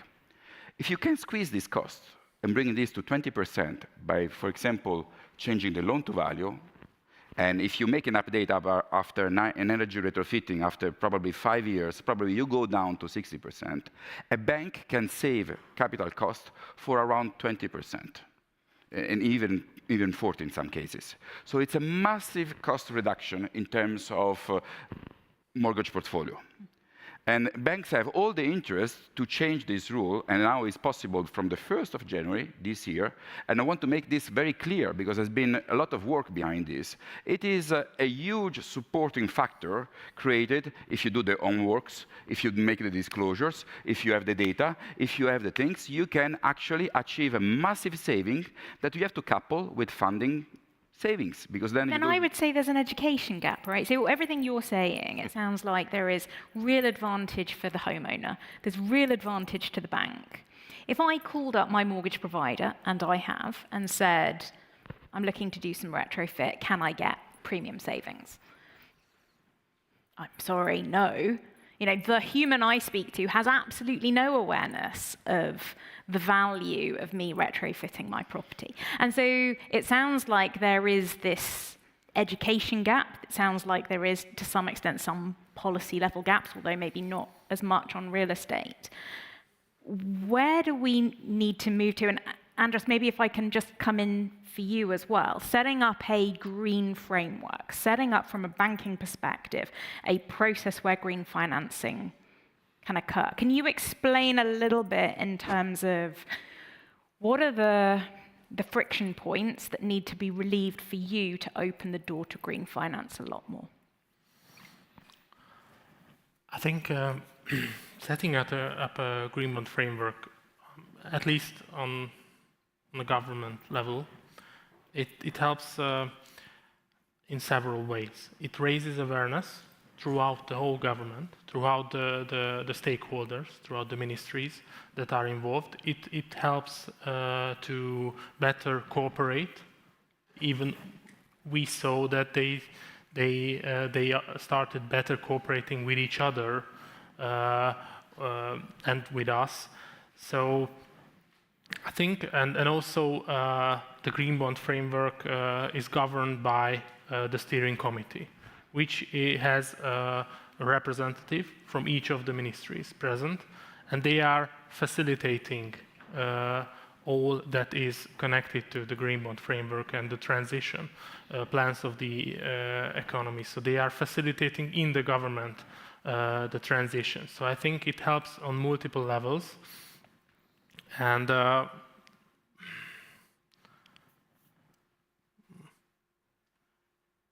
also, it also helps to better outline the government's plans and how they deal with the transition, how it shows that they are committed to go through with those with the transition plans. And also what we've seen is that what I think personally is that green and all ESG related issuances and instruments bring a new level of transparency, which is, I think, is vital and is needed. And for us, it's a really a good journey, because then when we talk to investors, we understand better, we see how they look at us, how they look at the plans, and then and we channel it back to the steering committee, and then it goes to the government, and then it might also change and help to better form a transition plan for a sovereign. Yeah, thank you, Andras. I think definitely policy certainty, echoing what Sean had said earlier, is a critical theme I'm hearing across this panel. But also intentionality. One investor said to me, a $500 billion fund in New York, said to me, what they really like about green bonds is the extra intentionality. They want to know where it goes, and they want to feel it's not going into recurrent revenue and so on. This is especially the case in emerging markets. One of the reasons emerging market debt is quite popular when it's green, more popular, is because of the extra level of transparency that Andres is talking about in areas where people are anxious about whether the funds are really going to lead to investable assets, to stuff that's going to boost the economy and so on. So it's kind of like a halfway house to full credit transparency, when full credit transparency is actually really difficult to do in some circumstances. So intentionality is everything to investors that are anxious about all these new risks that are floating around. And I think I can't see audience questions. I don't know if I'm supposed to. So maybe I will just charge ahead with kind of one final point. And Robert, if I can raise this one final point to you, as it relates to kind of a topic we were talking around. I think Irene drew upon renewable energy. And actually, when I was looking up green energy within the Central and Eastern European region, I could see that for Latvia it's at 42%, for Albania it's at 41%, for Estonia it's 37%, and that's renewable energy as a proportion of total energy mix, which is huge. I can see in this region there is a rich source of critical minerals like copper, zinc, that are key to building future technologies. And yet I can also see that actually this region attracts less than 1% of global venture capital when there are huge opportunities here. And I think you talked a little bit about transition as a threat, but transition can also be a huge opportunity. And I wondered if you could just share some closing thoughts on that. That ties in with my remark on the Net Zero Industry Act. I think this region is very well positioned to grasp a lot of the employment potential, which comes out of that. You have the Raw Material Act, and if the resources are here, and also if new production of sustainable activities or sustainable products can be generated here, yeah, it's a huge opportunity. And then not talking alone about, for example, renewable energy, etc., because we have the tendency to talk a lot about energy, but also look at the circular economy action plan of the EU. It's the design of the products have to be changed. You know, when you are buying an iPhone or another phone, that you every year had another phone, or in 2 years, 3 years, because the battery was running off, and then the plug was different again. Now, the European Committee said, okay, now we need to have introduced that the design, the waste treatment, but also reducing the waste of the product, and the inflows and outflows should be managed. So that is a pivotal change, but it means that you need to have different type of designs. You need to have better recycling capacity, and that's pretty local maybe. But on the design end, on the circularity, I think this region can also play a pivotal role. Thank you very much to my panelists. I know you're heading off to lunch now, but a couple of points maybe that I picked up on, because this is a tough topic. And I think for me, I've definitely taken country-level transition plans and policy certainty and awareness is critical, that there is pools of capital available waiting to be deployed, but maybe some supply issues that need to be fixed. I definitely took the nod to the current elections and people to think wisely, thank you, Luca, in terms of their choices. Real estate being critical to the transition and unlocking the opportunity. All of us will be calling our mortgage providers. Luca, thank you very much. And Andras, that building up green frameworks can indeed make banks profitable. And so thinking through those design principles are key for this audience. So thank you very, very much for taking the time to share your thoughts with us. Linda, I think back over to you. Thank you so much. Absolutely excellent panel.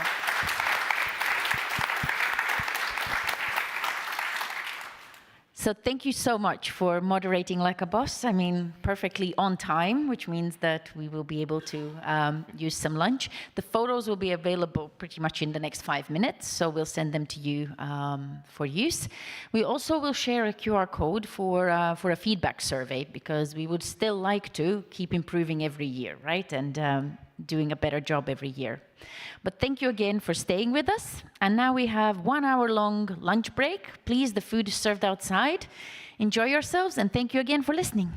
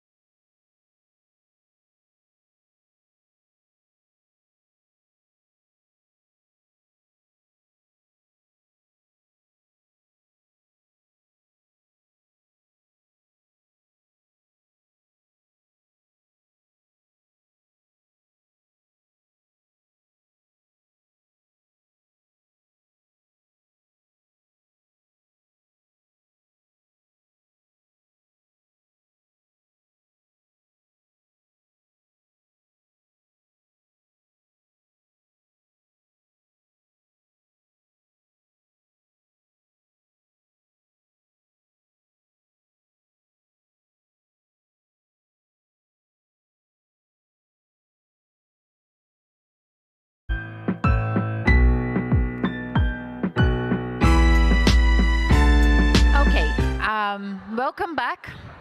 Fortunately or unfortunately, we do need to start more or less on time because we do have an online audience. Otherwise, they're sitting there thinking, are they ever going to come back? And we usually do, sometimes with a bit of a delay. So for those who want to have a coffee, usually advise after coffee break, just bring it with you. The coffee is available all day, so don't worry, it's not going to disappear. So the next sessions form a block that looks at green asset ratio, it looks at ESG risk, and it looks also further on supervision. Because what we have seen is that the supervisory authorities are definitely getting more active. Why am I saying that? Well, International Sustainable Finance Center and me personally, I work with the Florence School of Banking and Finance in Florence. It's part of the European University Institute. And what they're doing is they have built a learning pathway for supervisory authorities, teaching them how to manage, supervise, etc., how to work with climate risk. And part of that is also the EU Sustainable Agenda, the framework, the different pieces of legislation. And the uptake in interest has been massive. So for the banks in the room, your supervising authorities are rapidly building up their skill set. So, and you need to understand what they're thinking, how they're thinking, etc. And these sessions are here to help you understand what are the key topics and key considerations going into this agenda. And as the first speaker, who I have the pleasure to introduce, is Ali Erbilit. He's joining us from European Banking Authority, and I had the pleasure to see Ali speak a couple of times, and you're really in for a treat. So Ali, please, over to you.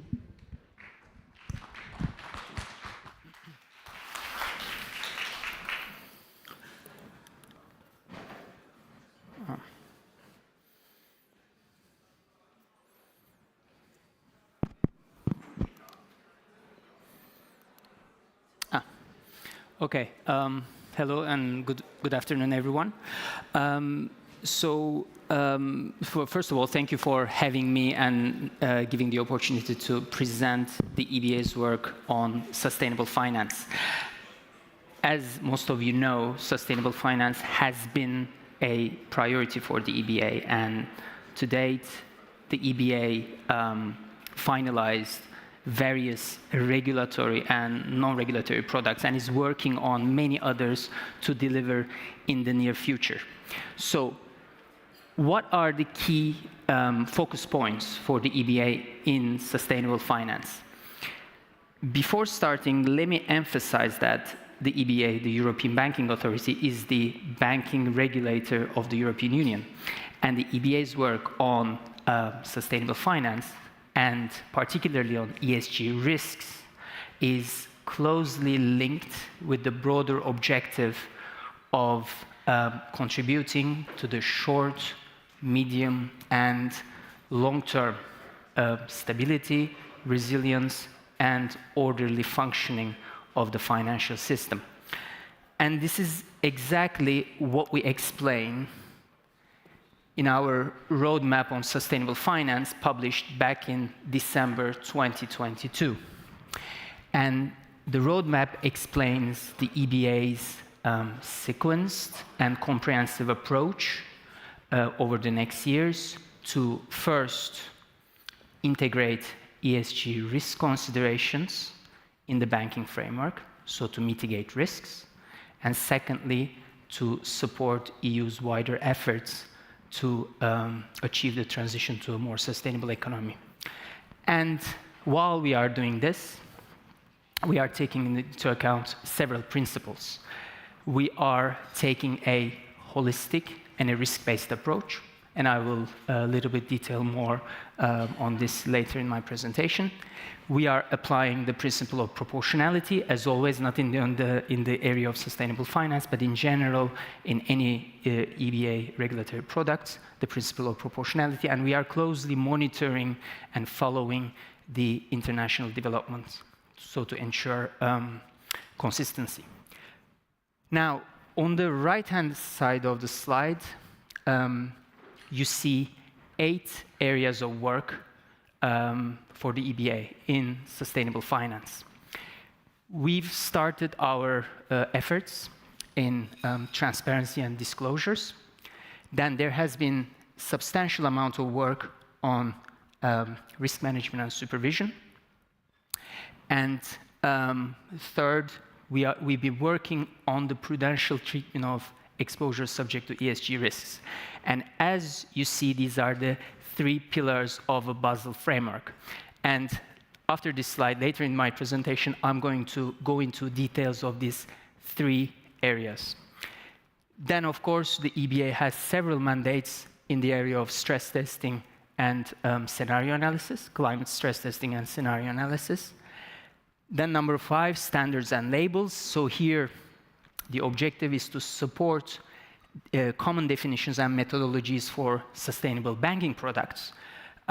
Some of you may know that the EBA first published its report on green securitization back in December 2022, and more recently, the EBA responded to the European Commission's call for advice on green loans and mortgages. So again, the latter I'm going to detail. I'm going to give more details about this EBA report and opinion on green loans and mortgages later in my presentation. Then there's an ongoing work on greenwashing. Again, this is a response to the European Commission's call for advice, and the EBA first published a progress report last year in May, and the final report is expected to be published next week. And finally, at the same time, at the moment, we are working on the integration of ESG elements in banks' supervisory reporting, and then we are building a wider monitoring framework for ESG risks and sustainable finance. Now, as I said earlier, I'm going to go into the details of the first 3 areas, the 3 pillars of the Basel framework, and I will at the end touch upon briefly on the EBA's work on green loans and mortgages. So, the Pillar 3 disclosures. The main objective of Pillar 3 disclosures is to identify the extent to which banks' exposures may be subject to climate-related transition and climate-related physical risk. And this slide gives you an overall structure of the Pillar 3 disclosures for banks. And for this reason, the banks are required to disclose information on their exposures to high-carbon sectors, their financed emissions. In one of the previous slides, we saw that actually Scope 3 emissions is about 99% of a bank's emissions. These are the Scope 1, Scope 2, and Scope 3 emissions of the bank's counterparties. And also we ask banks to disclose information on the energy efficiency of the real estate collateral linked to these exposures. Now, this is for the climate change transition risk, and a similar approach, as you can see on the slide, has been applied for the climate change related physical risk. So this is the risk-based aspects of banks' exposures, and to have the complete picture in the Pillar 3 disclosures, we also ask banks to disclose information on their activities, exposures that contribute to environmental objectives, and we try to capture this information under the green asset ratio in line with the articulate disclosure, taxonomy disclosures. Banking book taxonomy aligned ratio, some of you may be familiar with that. So the difference from the former is that in the banking book taxonomy aligned ratio, we also ask banks to include their exposures to the counterparties that are not under the remit of the CSRD or NFRD, so typically SMEs. So it was important from our point of view to capture the full picture. And also there may be some other sustainable products that are not necessarily taxonomy aligned, and we ask banks to disclose these information as well. Now, in general, the Pillar 3 disclosures, they are quantitative in nature and focus on climate-related financial risk, but we also ask banks to disclose information on their wider ESG activities in the qualitative format. So especially their strategy, business model, governance, risk management framework related to these ESG risks. And when it comes to implementation, large banks already started disclosing this information from the beginning of last year. And at the moment, the EBA is working based on the CRR3 mandate to expand the disclosure requirements to all banks, including the SNCI, small and non-complex institutions, in a proportionate manner. And we will also take this opportunity to review these standards to ensure alignment with the recent developments. Basel consultative document on Pillar 3 disclosures and ESRS as well. And we will also take this opportunity to review the standards in line with some of the comments or Q&As, questions that we received from the industry. Now, let me move to Pillar 2, risk management and supervision. So, at the start, like any issue, it's all about management. If banks are confronted with a new risk, they need to start by making sure that they incorporate in their management structures the right mechanisms to proactively measure, manage, monitor, and report on on the impacts of these risks in their activities. And the picture on the left-hand side sets out the concepts and the action points that we put forward in the EBA report on ESG risk management and monitoring back in June 2021. And some of these concepts may be familiar to you because most of these concepts and actions are now recognized in the banking package, in the CRR3 and CRD6. So, following this report, the EBA has already started incorporating at the high level ESG risk consideration in various products. For example, the EBA guidelines on loan origination and monitoring, or EBA guidelines on internal governance and on remuneration policies. But what I want to highlight today is the most recently, the EBA published its consultation paper on guidelines on ESG risk management and monitoring based on the CRD6 mandate. And the objective here in these guidelines is to ensure that the banks integrate ESG risks in their risk management by considering them as potential drivers of existing risk categories, such as the credit risk, market risk, and operational risk, and concentration risk, and so on. So, and the guidelines more specifically ask banks to embed ESG risk considerations in their risk appetite, internal controls, and capital allocation process, ICAP. Now, in addition to these risk management aspects, and in fact, the complementary to these aspects, and it was mentioned earlier by Irene as well, the guidelines also cover banks, the so-called CRD, or prudential plans, to address risks arising from the transition to environmental objectives. Now, on the timeline, just to tell you that the consultation period to these on these guidelines has ended. At the moment, we are reviewing the feedback we received from the industry, and our objective is to publish the final guidelines by the end of this year. And a last word on this slide related to supervision. So again, there are lots of references here to supervision of ESG risks, and the EBA will soon kickstart the work on the review of the EBA guidelines on SREP, Supervisory Review and Evaluation Process, and we will assess carefully how to best integrate ESG risk consideration in these guidelines. Now, let me move to Pillar 1 framework. Again, if you read the CRR3 proposal, not no proposal, but the agreement, is that the CRR mandates the EBA to develop 3 consecutive reports on the capital treatment of exposures subject to ESG risks. So the EBA published the first report at the end of last year. We are currently working on the second report, and we are requested to deliver the third and the final report by the end of next year. And that's, as you can imagine, is the most challenging one.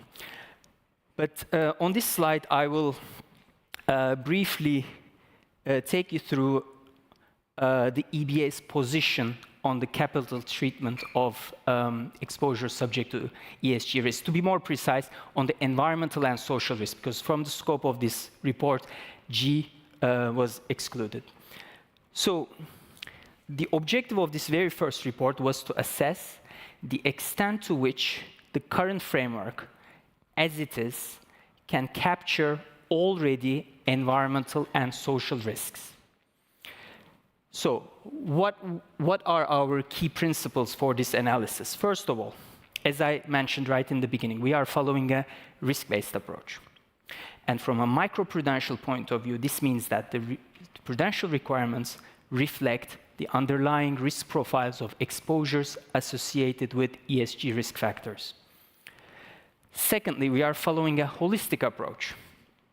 So this means that the solution to integrate ESG risk in risk management is not about capital requirements only. There are other tools, for example, Pillar 2 requirements, Pillar 2 guidance, accounting standards, or the prudential toolkit.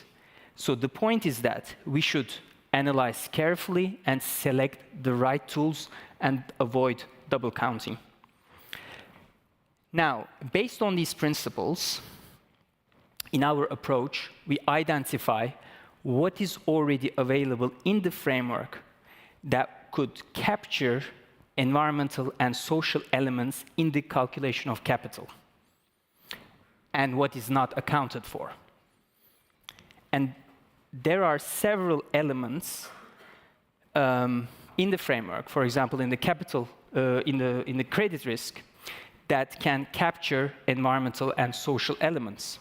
So, under the standardized approach, banks can rely on external credit assessment, due diligence, or, as mentioned in the previous panel, the collateral valuation as part of the credit mitigation actions. And as I said, these tools can already have the capacity to capture environmental and social aspects in the framework.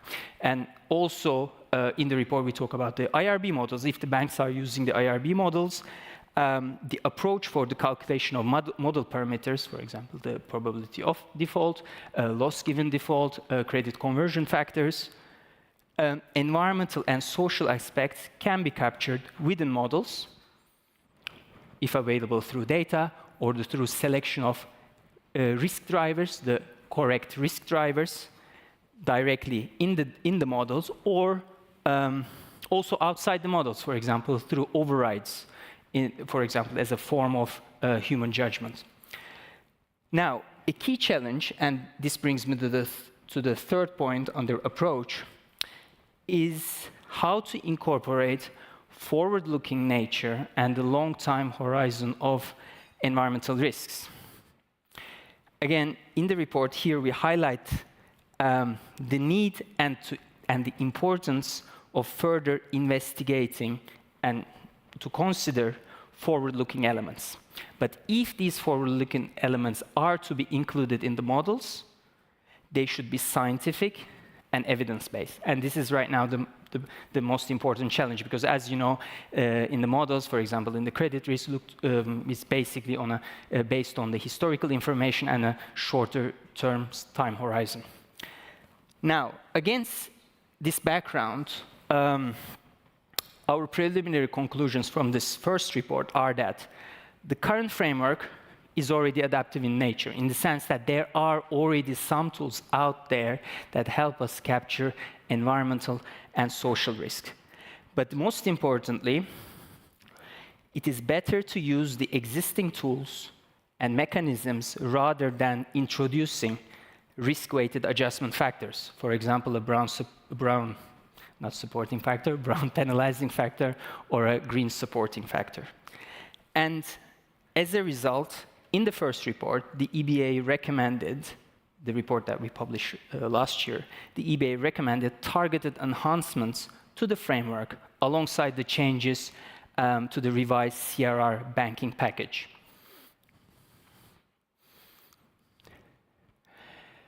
Now, let me now move to the final product that I promised that would detail more in my presentation, is about the EBA's recent work on green loans and mortgages. So this is the EBA's response to the European Commission's call for advice on green loans and mortgages.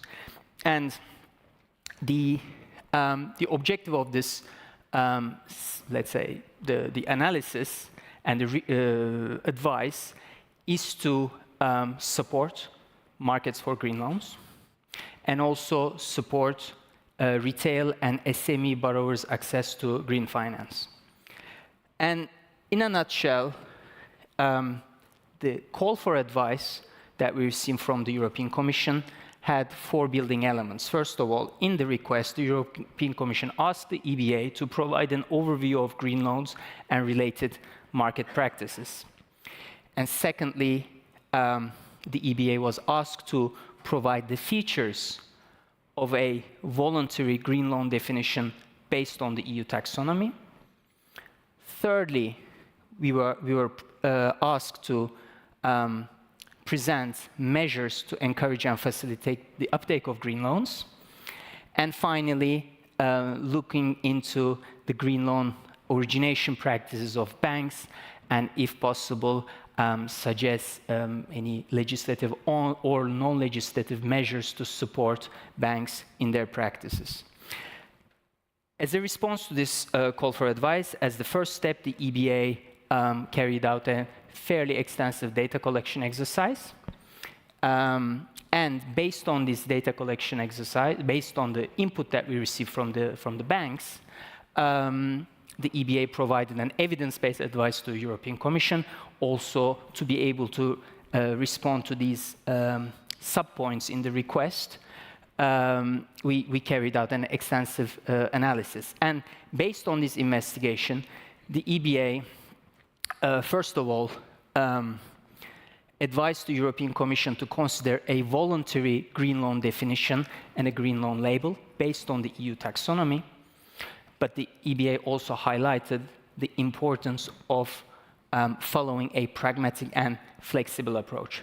What does that mean? This means that the framework, such a framework, should not only consider banks' loans that are taxonomy aligned at the point of origination, but should also consider banks' other efforts that still contributing to sustainability objectives of the European Union, and that they are in a credible transition path. They should not be excluded from the framework. And secondly, the importance is that such a framework should have a close link with the existing initiatives for the effective implementation of the sustainable finance framework in general. So especially when it comes to EU green bond standards and taxonomy disclosures, there should be a close link and consistency between different initiatives. The report also highlights the very important role of public support schemes to support both the demand and the supply side of the markets. And finally, the EBA also presented certain specific recommendations related to the integration of the concept of green mortgages in the Mortgage Credit Directive, and especially including the information on the energy efficiency of the collateral as part of the pre-sales agreement. And finally, this report and the EBA advice was very much limited to green lending, and the very large part of the market, as you know, is about transition finance or general purpose loans such as sustainability-linked loans, and there should be a further investigation and on these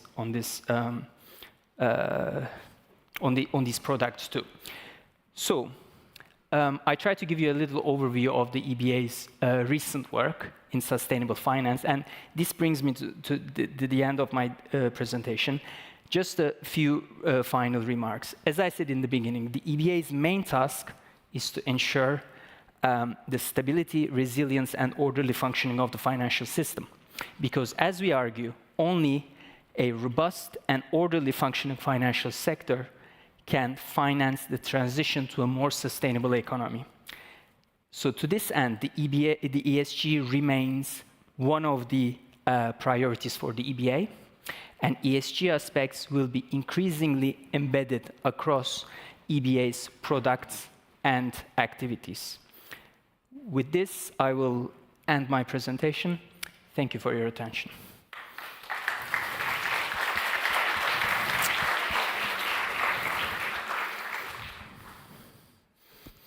Oh, sorry. We do still have a few more minutes, I believe. Also, if I can very kindly ask the waiting staff to maybe help us remove some of the chairs from the stage. And I'm not sure, Ali, thank you so much for the presentation and a very comprehensive overview. I think one question people ask is whether we can share the slides. I believe we could maybe share the slides afterwards as well. We will send you the link because this is a very holistic overview of the frameworks and policies. And I think we still have like 2 or 3 minutes, so should we maybe take one question, potentially? Of course. Any question for Ali? Anyone? Now is the time. That means that they will probably just find you then in the... Oh, we have a question. Good. I have a microphone. Give me 1 second.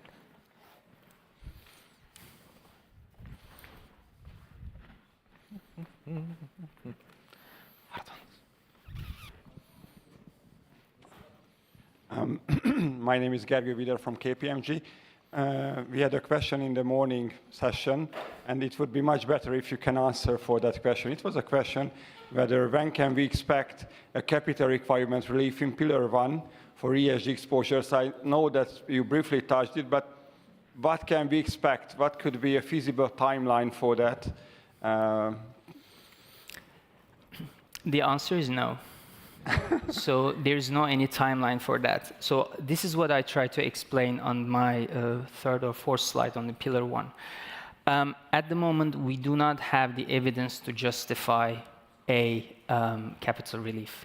Because for us, green does not necessarily mean less, or green does not necessarily mean less credit risky for an obligor or for an exposure. Yes, it is subject to less transition risk or physical risk, but it doesn't necessarily mean higher creditworthiness. So the answer to that question is no. But again, as I try to explain here, and it was also mentioned, Luca mentioned in the previous panel discussion, there are already tools out there that can help banks capture environmental risk in the calculation of risk-weighted assets. And the example, for example, the collateral valuation. If the banks are using, so the collateral value of the property has a direct impact in the risk-weighted assets, right? If the banks is using a standardized approach, a higher or lower collateral value, which means that the higher LTV, loan-to-value ratio, so the banks will reclassify to now a new risk bucket. In the case of if the banks is using the IRB approach, it will be a higher LGD, so it will be a higher risk weight as well, so the higher capital requirements. So, and in fact, the current framework, the CRR3, already recognizes this. So given the collateral valuation, the energy efficiency of the property, you can upward or downward adjust the risk profile of your exposures, collateralized exposures. So there are tools out there, or due diligence, or most importantly, external credit assessment should also start taking into account the environmental and social elements. So there are already tools out there, and introducing outright a brown penalizing factor or green supporting factor would may lead to a double counting, may render the framework less efficient, and most importantly, may also jeopardize the credibility of the framework. So for that reason, again, as I said, the answer is no to that question. I just asked because Hungary, our national bank, has a different approach. That's right. I mean, we know the case, but this is not the norm across Europe. So thank you for the answer. Yeah. Okay. Thank you so much for the question. That's all the time we had for the questions. But thank you so much, Ali, one more time. As I said, we will share the slides. Yeah. And so one round of applause for Ali. Thank you.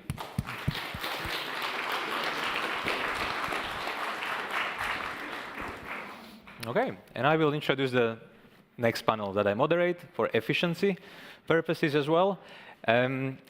The next session will focus on GAR, on grid asset ratio, in the middle of the intro of this panel. I will make it slightly nicer here on the stage. And the next session is only 30 minutes. So people who know me know that I talk too much, so I will keep it very, very brief. And I will kindly ask all the speakers now on the stage. So I will call you one by one. If I can please introduce Ayla Kreivi, please, former Sustainable Finance Advisor to the EIB, Gábor Gyura from UNEP FI, also former Central Bank of Hungary, and Matej Michlik, Senior Manager from EY, from Financial Services Consulting. Very good. Now, as you can see, conversation with the audience. Once again, we have 30 minutes. And first of all, banking day, can I just do a quick survey? How many people are actually from banks here? Hands up? I mean, as expected. Good. How many of you know what GAR or green asset ratio is? Seems to be the same people. This is also still really good. One last question. How many people encounter and actually work with green asset ratio in your job? Very good. So there's literally no excuses for you not to be part of this conversation with the audience, but we will start maybe with a few questions because the name of the panel is actually GAR and its usefulness. We have 29 minutes to assess the usefulness of GAR. No big issues. So I will start with you, Ayla, in the middle. Again, as even yesterday or all the panels, we do have an interesting mix of backgrounds, right? We have Gábor with central bank experience, but also working with different financial institutions. Ayla, not only coming from the EIB, but also part of the platform, so talking and being engaged with different banks. And we have Matej, who is consulting and advising banks. And so then again, it's different banks in different situations. So Ayla, I will start with you maybe just to kick off, and I will ask you the same questions, all of you. So we have green asset ratio. I feel I don't really have to explain it too much. We will go through it. Is it useful from your perspective? Well, from my personal perspective, yes and no. I know, useless answer. But if you think of a GAR or any of these measures that are there for disclosures, for taxonomy, for CSRD, they are not born adults. They are born, I don't know, toddlers, maybe teenagers at best. So there is more work to be done. And if you think of what they are trying to capture, it's quite normal that they are not finalized when they appear.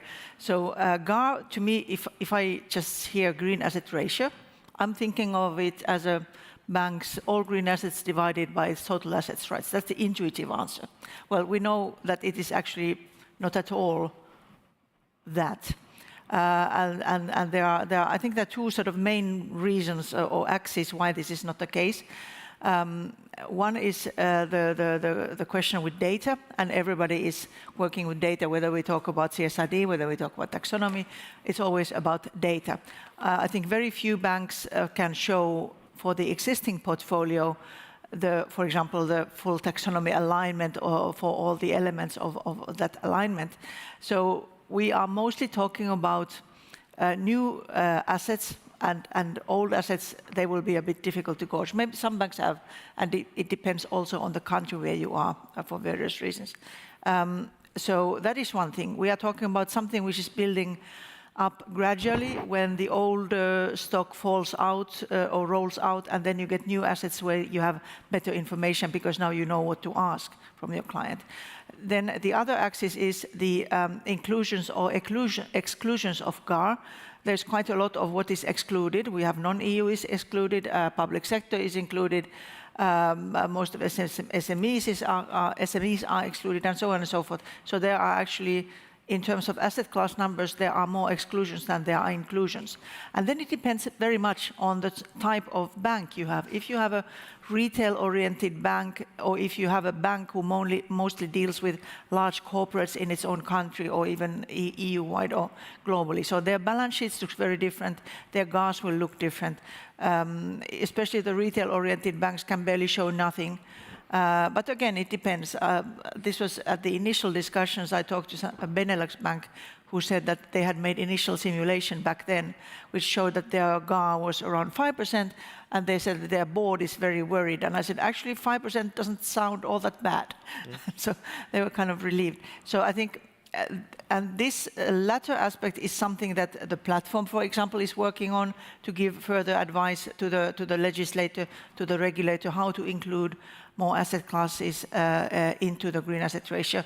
The former reason, the data, that is, I think, something, I'm hesitant to using the word transitionary because it refers to transition, which is not, but the transitionary problem because data will evolve and improve.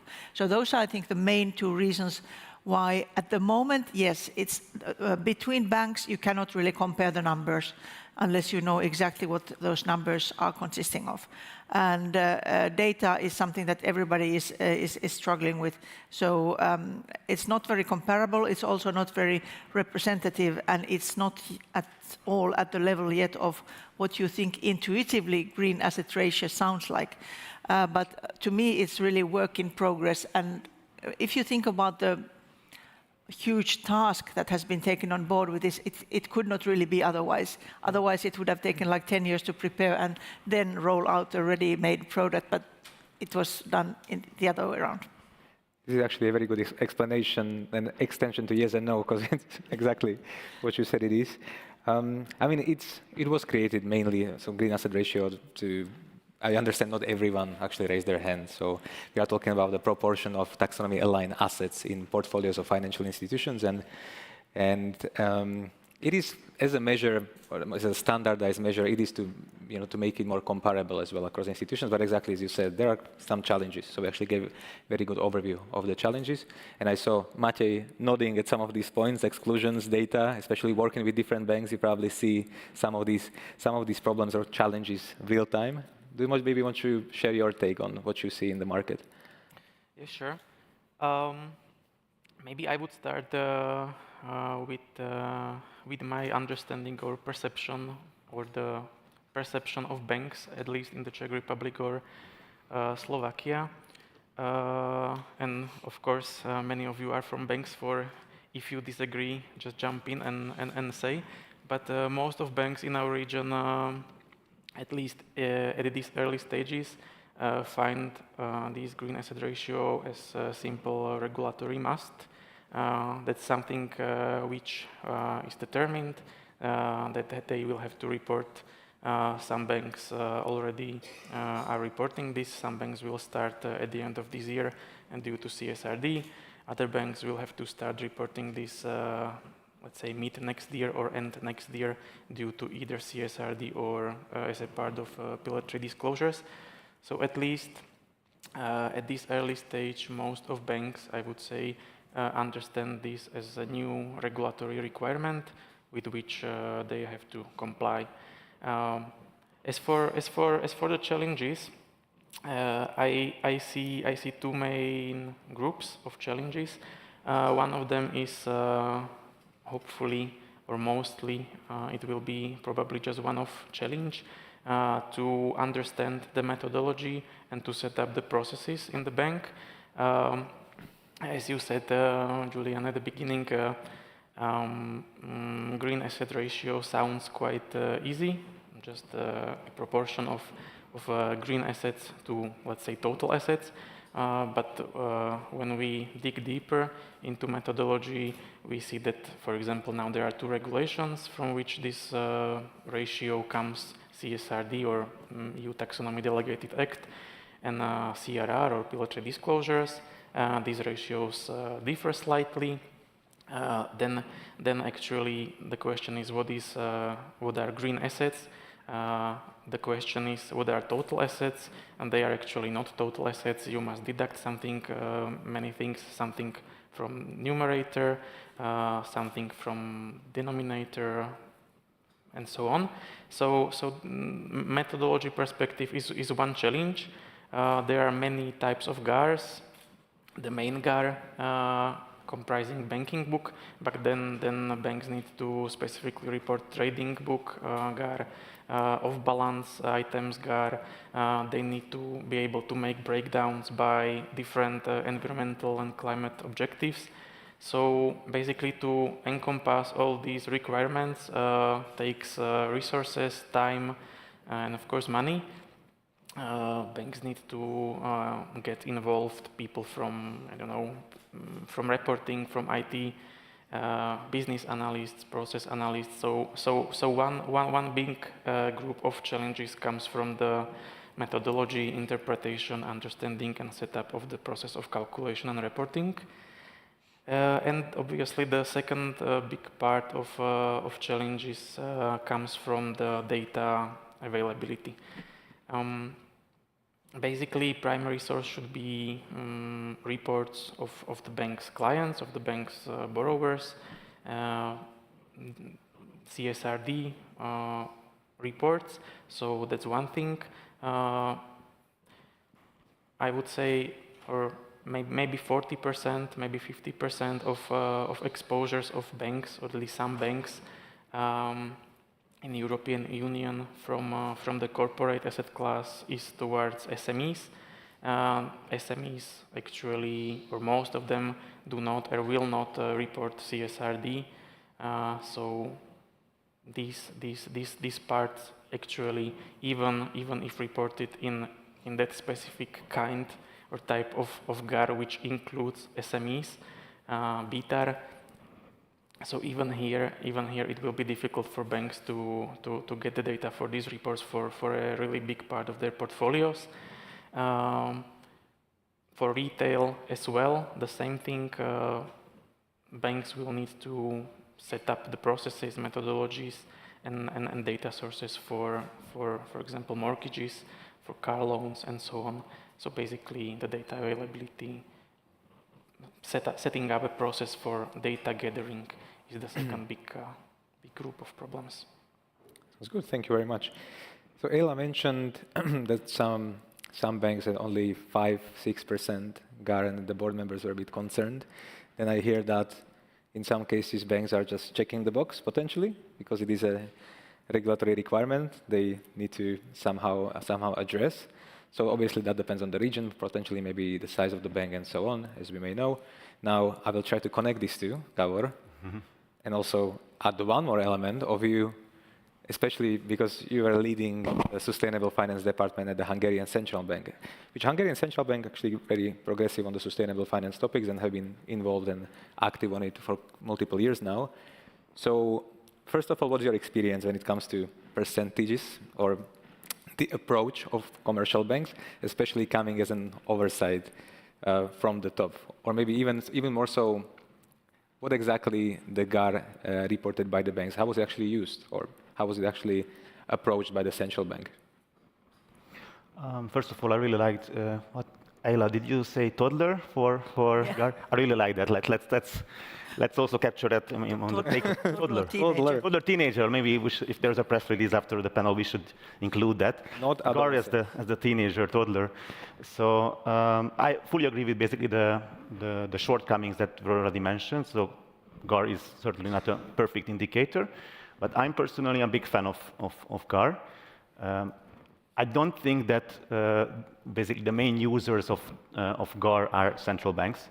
Of course, central banks do have this kind of data anyhow. So even before GAR reporting or GAR disclosure started at the central bank, we had, well, maybe not exactly the same data point, but something considerable. Well, GAR is a disclosure framework. That's why I think it's more important to think about, okay, what's the function of disclosing the GAR? And it will be also, I think, a very interesting audience question. So I would also love to hear the views of the audience. So why are we disclosing GAR? But let me tell you my 2 cents. I think why GAR is so useful, even if in its toddler form, is that basically it allows us to have a KPI about how green certain banks are. Ideally, I mean, we need users of or readers of these disclosures, investors, customers, retail investors, retail customers. And I would love to see a competition between banks in, okay, I want to have the best GAR, let's say, number as a bank in Central Eastern Europe. We are already, I think, increasingly seeing this kind of competition between banks. And I think this is great. And Julian, you asked my opinion as an ex-regulator. Of course, there are some limitations with the mandates of regulators. We always had so many great debates about, let's say, limitations of central bank mandates.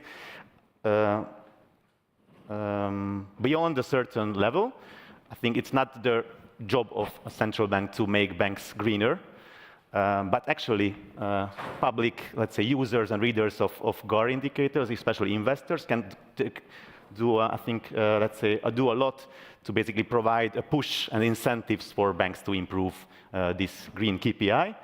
However, I fully agree that we need to make sure that GAR is really reflecting the realities.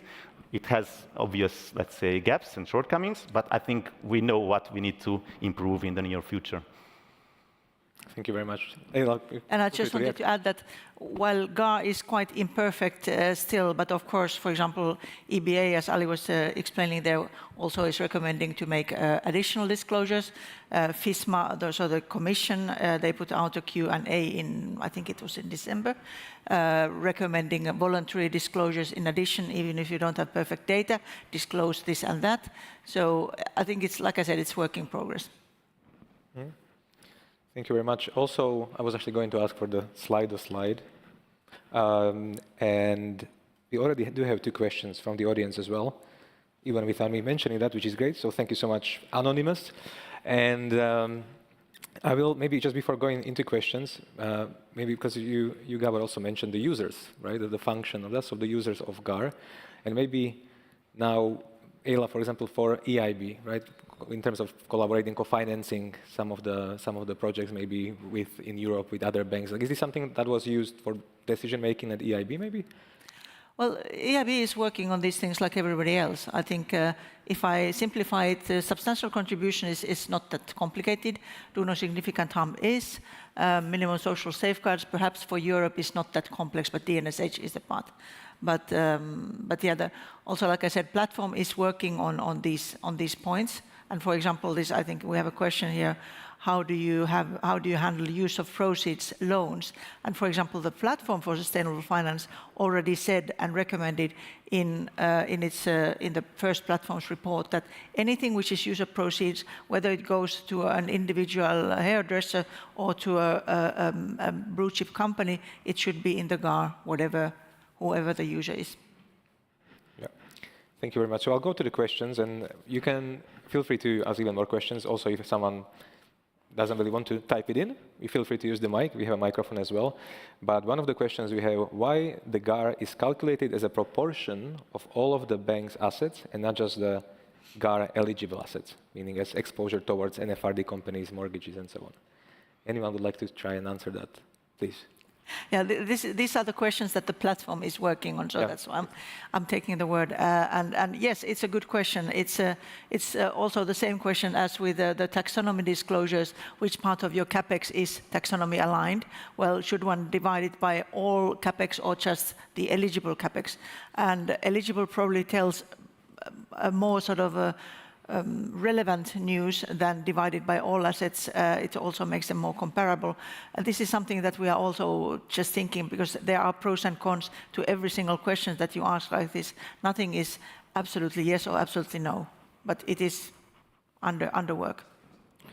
Maybe I would just add, this is actually a very good question, and this is what I see from the market, that is one big, let's say, drawback or opposition source against GAR, because this actually can happen or lead to a situation, and this is what banks are afraid of, that even if they are really, let's say, put pressure on financing green companies compared to some other bank, which is not in the resulting number of green asset ratio. Thanks to this, their green asset ratios can be actually the same.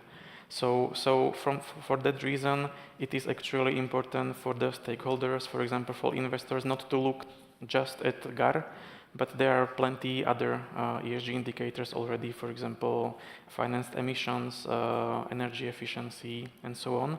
And also, it may be a task for banks themselves to explain, either in a sustainability report or in a qualitative part of Pillar 3 disclosures, why actually their GAR is the number it is, why it is not higher, and so on.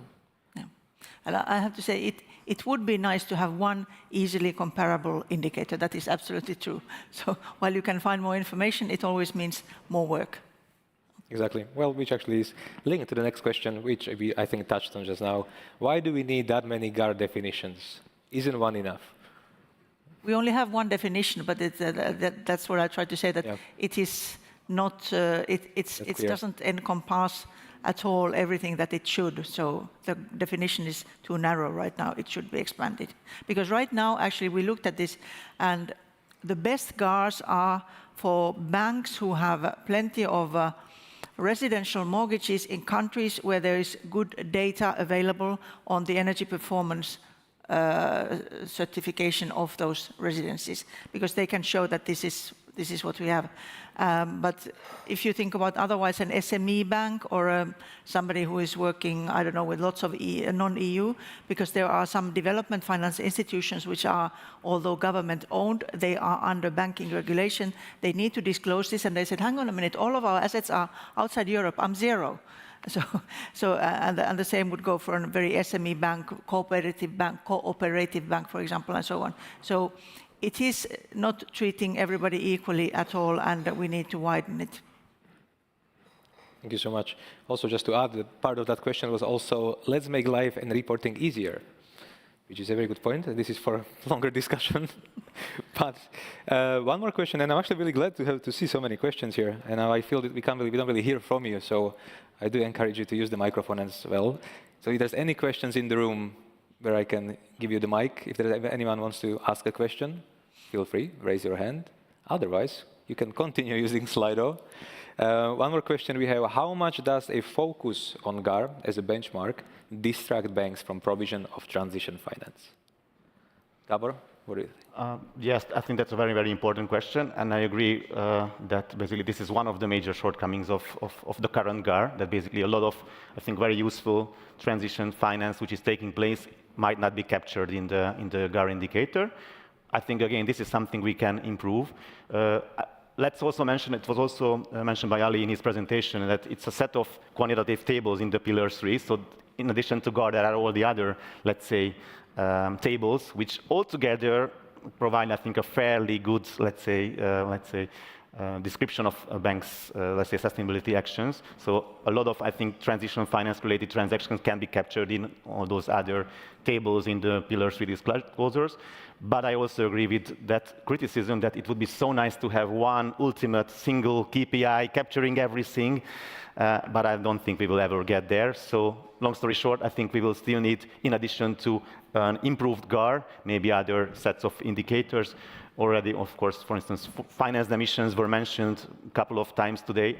Are financed emissions a good set of metrics? Not perfect, but still useful. We will still need, for instance, those kinds of metrics altogether to assess, let's say, the sustainability performance of our banks. Thank you. And maybe on slightly touching on the topic, because one more question we have is, I just changed it as well. Will it be possible to see more informative KPI in the future? So, for example, idea proposed here is tons of CO2 on 100th of euro deposit. for example, as a private client, this would be more informative from their perspective. Does this make more practical sense, potentially? Again, let me just, again, I fully see basically the, let's say, the reasoning or the motivation behind the question. I wouldn't consider it as a perfect indicator, but again, I can understand why it is getting at, basically to understand again, let's say emission intensity of the bank's business. So I agree that, for instance, using this idea, we could come at, let's say, arrive at good indicators, which we could use in addition to GAR. But let's not forget that finance emissions are again part of the Pillar 3 requirements. So already have these kind of or similar indicators. We maybe just haven't started really using these indicators. Thanks. Matthew. Maybe just one comment or addition to the previous question regarding the transition and GAR. There were already mentioned some situations where this can happen.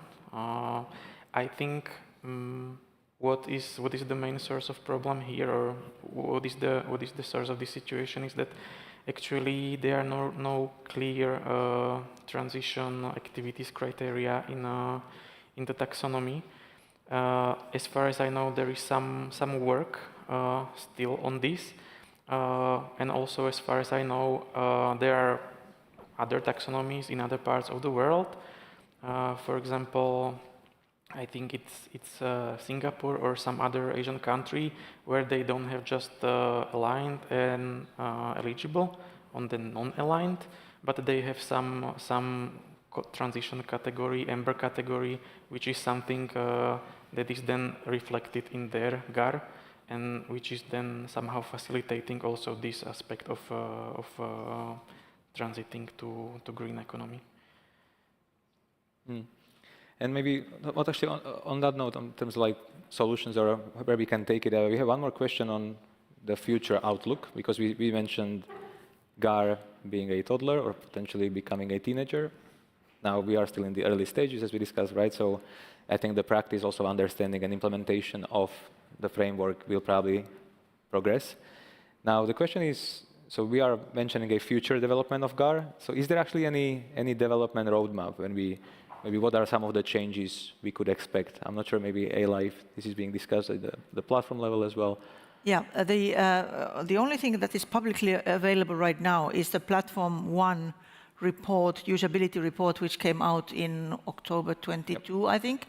And now this Platform 2 is working on these questions, and that new report with a recommendation will come out sometime in the autumn. So publicly available, it's only the first report, which is saying, for example, that everything with use of process defined should be in there, and there are a few other recommendations there as well. Expect changes. We are only providing advice to the legislator, so then we have to see what happens afterwards. That's an important point as well. Exactly, but what I see as well on the platform, the feedback is very much welcome and very much processed and discussed in the plenaries as well. And maybe just going back to some of the challenges now, because we mentioned data so many times, and when we talk about data and also usability of the framework, I'm trying to think also more solutions-oriented approach. So what could, for example, banks maybe do, or what could even financial market participants do in terms of potentially sharing knowledge or actually trying to understand and implement this better, maybe, or in terms of data? So you do have data challenges, right? So what are some potential initiatives maybe you have seen in some other countries that work when it comes to creating data platforms or anything to address some of these challenges we have mentioned? By the way, we can easily open for ideas of the audience as well. But feel free, Matej, if you are going to. I'll just one idea out of my head. For example, some data are or should be, at least in certain countries, available at state authorities. For example, EPC labels or energy efficiency of buildings. So if this is available in a form which is possible to make available for banks, so that they don't need to find it themselves, this could be done. I know that this was being discussed in Slovakia, probably was done already in Czech Republic. So basically, if some information, some data is available, readily available somewhere, typically at the government level, it could be made available. That's one idea. Okay, we need ideas. Gabor? Well, not really an answer to your question, but maybe more like well, also not a relief, but we should, of course, realize that GAR reporting comes with a lot of, let's say, expenses and capacities. I think the only good news, what we can maybe mention that, for instance, many banks are also issuers of green bonds in Europe. Many banks will want to issue green bonds in line with the new EU green bond standards regulation. And the good news is basically, once you basically have the data for your GAR reporting, you can use the same data for your green bond issuance. So at least you can hit two birds with one stone, which might a little bit at least reduce relatively the impression of costs which come with GAR reporting. Yeah, which is very much touching on the usability as well element. Yeah. So I agree. Are there any questions from the panel to the audience when we have 90% of people raising a hand? When I was asking about banking sector, potentially, we can leverage this for a quick survey or anything you would want to ask. Or if there's any more questions, we can still share the microphone, so feel free. Any more questions for the panel? Otherwise, you can just catch them in the hallway. Good. Well, we do have 50 more seconds. So I think to conclude, I mean, there are certainly some challenges. I think we did discuss and conclude that, I mean, we are still indeed in the early stages of the implementation. And I think, Maciej, for you as well, working with banks, you probably see it yourself that even the approach, or not necessarily mentality, but I think the perception of some of these requirements is still developing, emerging, let's say. So I think together with that approach to the regulation, I think also more ideas will come to how to usably or how to improve the usability of how it's implemented. So maybe just, yeah, so I think probably one of the best things would be to have a similar discussion, maybe in 1 year or two, and to see whether we are hitting that adolescence period already or not yet.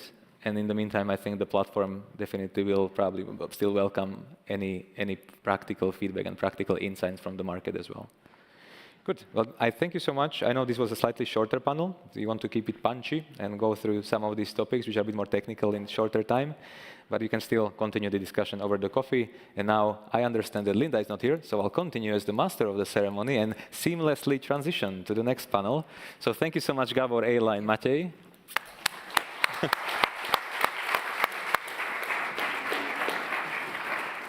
Good. And now we will continue a discussion on the materiality assessment and CSRD in a specific case study. So I will kindly ask Petra Ondrušová from Česká sporiteľňa and Radek Laštovička from EY to join the stage. And just to quickly, I will actually let you introduce it. We're not going to see, we are going to have slides. You have slides. Well, then even better. I'll actually do that just in case, because I know that you want to see it better. But one thing just to mention, I know that often every time when we speak to financial institutions or companies, everyone keeps asking for case studies and examples. And I'm so glad that we actually do have a case study here. Maybe just one quick logistics. Do we have the clicker? No. Not with me. No. So if you can bring it, it would be really I'll get you the clicker, and we can maybe just introduce the case. Okay. Yeah. So, Petra, please start. Before the clicker comes, I start. Well, good afternoon to all of you. We are very happy that we can share. Really, sharing is caring. So we hope that the caring is going to be here in place as well.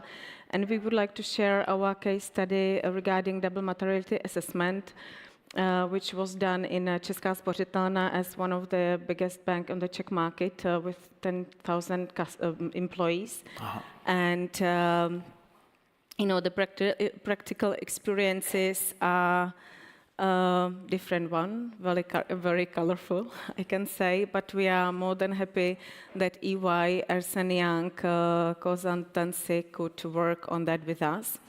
My name is, if we go to the next slide, my name is Petra Ondrušová. I am the Chief Sustainability Officer at Česká. Actually, I took over to this role half a year ago, but I am with Česká for more than 14 years, but coming from business. So my background is business. I was running different different size of team and different segments, top affluent retail. I was focusing on diversity and inclusion, which I believe it's a part of the S pillar of ESG. So here I am, and trying to find the right way for Česká spořitelna, in this environment of sustainability, functional, and being here for another 200 years, as we are going to celebrate next year. So I'm more than happy to be here with you, and over to you, Radek. Okay, my name is Radek Leštovička, Senior Manager with EY for last 13 years. Credit risk background, last couple of years ESG focused consulting for financial institutions in their ESG journey. Hopefully we will make it fast and leave a room for real discussion and your questions. So let's proceed with the next slide. Over to you, Petra. Yeah. Well, Česká spořitelna took, actually, you saw Ulrike this morning as the head of our Erste Group ESG office, and our approach to the CSRD was from the group level, where we have this project on that, and we had the project manager, looking after all the entities, and as well it was copied in each entity of the group. So we had our own project manager, coordinated all the work, because it's not only me, it's the whole sustainability team, accounting team, and other, people working on that.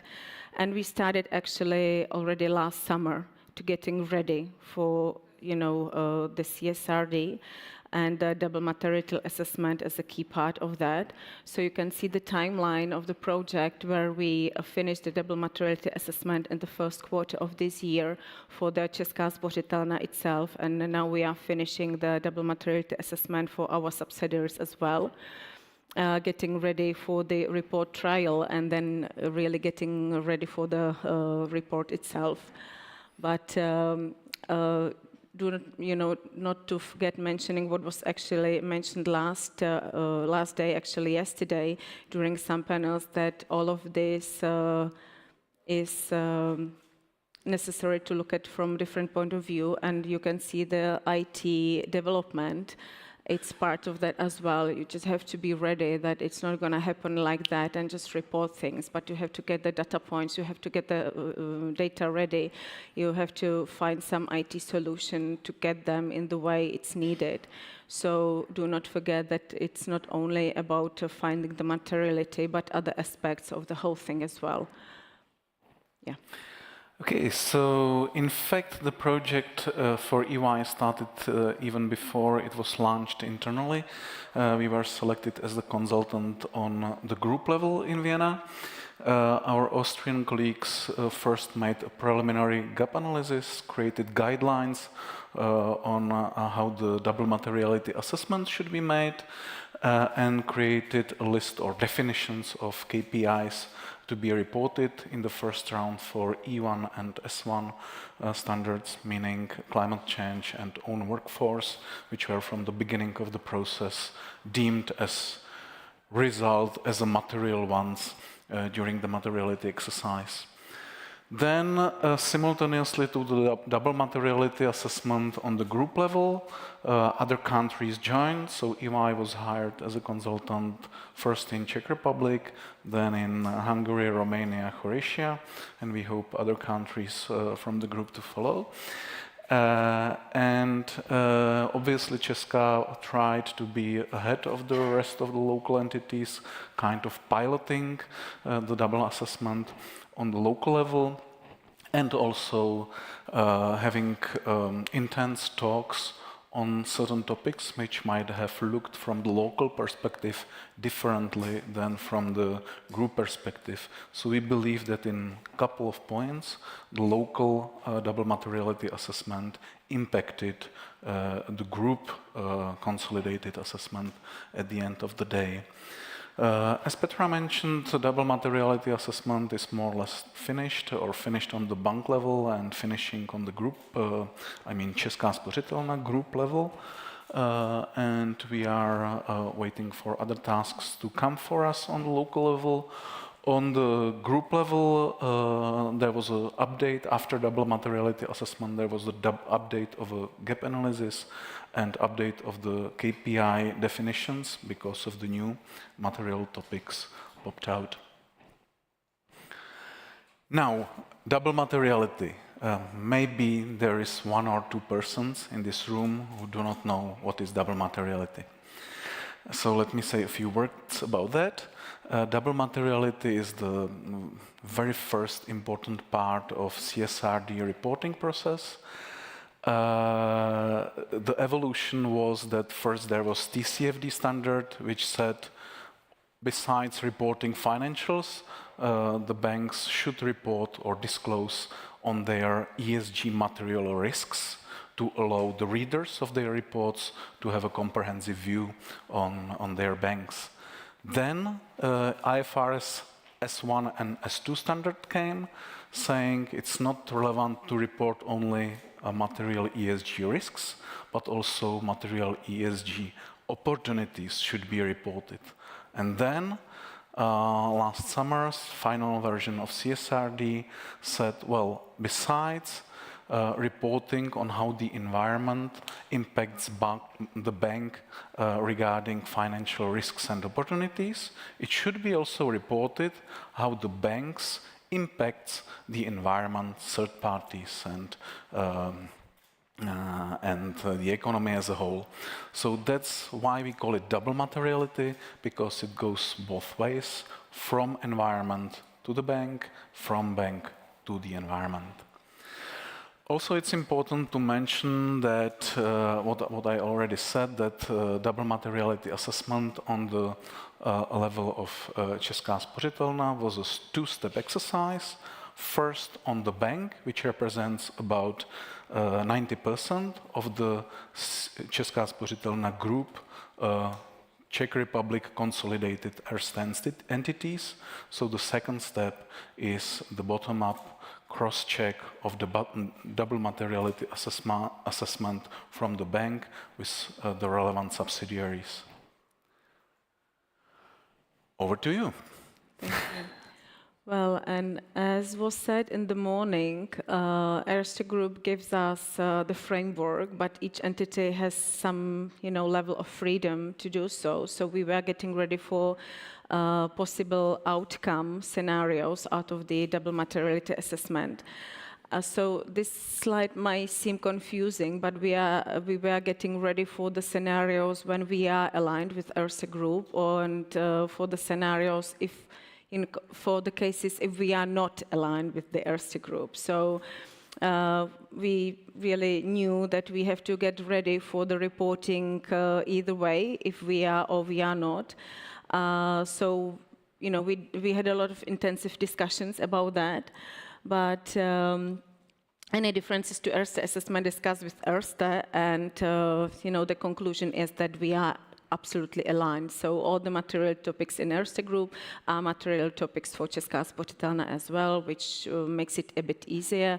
However, a lot of work ahead of us, as you can see, on next slide, where the whole process steps will be explained.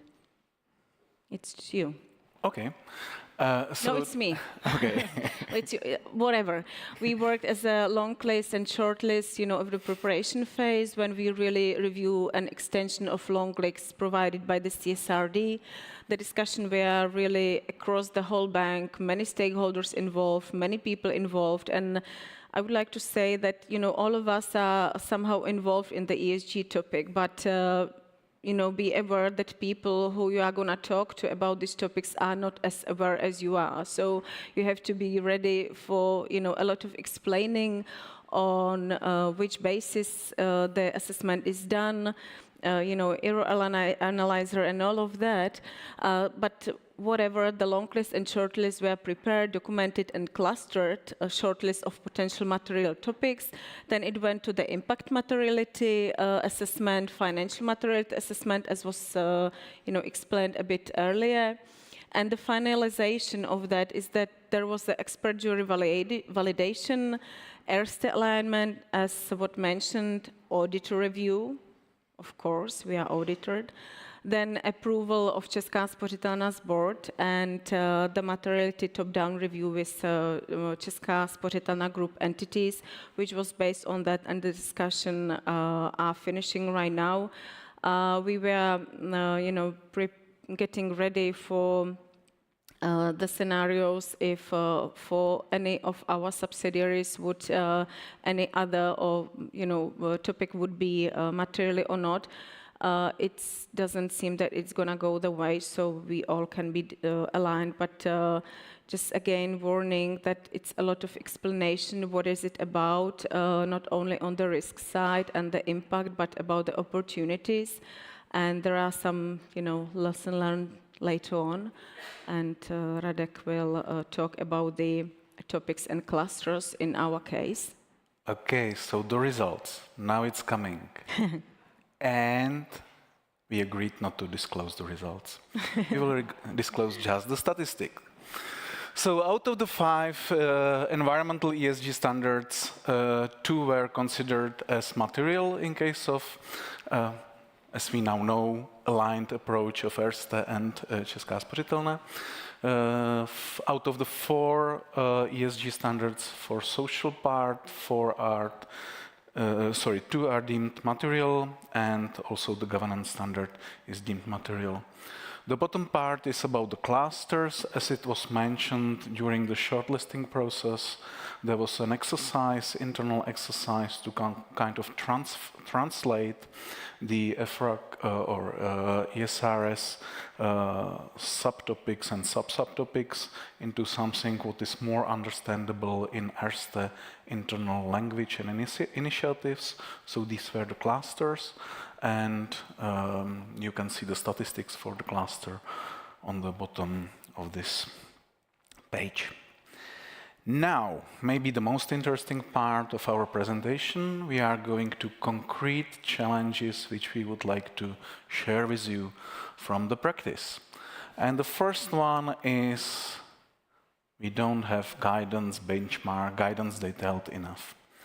First, there is no industry common practice yet, which we as a consultants always rely on. So we read it on 2-3 banks, and then we come to the 4th one and say, well, pay us and we will tell you what other 3 or 4 are saying. We couldn't do it in this case because there are no double materiality assessments relevant, published already in this part of the world. So you have missing market practice, you have insufficiently detailed limited assurance guidance, so even if you ask auditors, they will not give you a clear guidance. And if you would like to see what is the detail of the ESRS, it was delayed to publish ESRS for financial services till 26, so we don't have the detailed standard yet. So we are missing detail, and it will definitely generate a lot of inconsistencies in double materiality assessment across the market. Yeah. Well, another challenge is there are coming from, from the feeling that many of the stakeholders just do not feel responsible for the ESG agenda, or their ownership is not as strong as you wish when you are doing this exercise. However, all the CSRD and double materiality assessment as a part of that, I consider it, even though it's difficult, tough exercise, I really consider it as a very good exercise for each company to really focus on, things which are going to be disclosed, and it gives you really framework what to focus on and concentrate, which gives you then arguments for the stakeholders why it is important to take the ownership and really make a change and make some progress in the topic. So even though it was difficult, it was tough, and for you who are gonna, you are going through the same process or will go through the same process, just warning that it will pay off, because on the results of the double materiality assessment, we refreshed our sustainability strategy and aligned and linked it to the strategy of the bank. So it really pays off, and the whole bank now will go the right direction, meaning what is material for us and the topics and the subtopics. So many stakeholders were passive without feeling the ownership of the ESG topics, but I believe that after this exercise it will change. It's changing already. A few very active stakeholders on the other side where they were trying to come up with very creative scenarios. So we kind of have to held them in some kind of framework as well, but it's a good sign that they are interested in the topic. They can see the opportunities for the future, and they can really be the ones who you want to collaborate with and have in your team, basically, because they can help you to push the ESG topics further through the company. And the company of our size, it's it might be a difficult time. And the third thing as well from my point of view is that there was quite difficult to find the qualitative feeling for what material is and what is not. And what helped here was setting up the threshold, because then the stakeholders could really look at it from the certain point of view and realize what material is what's not, and especially for the financial materiality opportunities. So there were good discussion, and I think that gives us a good point of view for another steps we are going to take regarding the target setting and etc. Another challenge we faced was separating of the ESG risks from the other risks which shouldn't be reported under CSRD. Typical example, relationship to suppliers.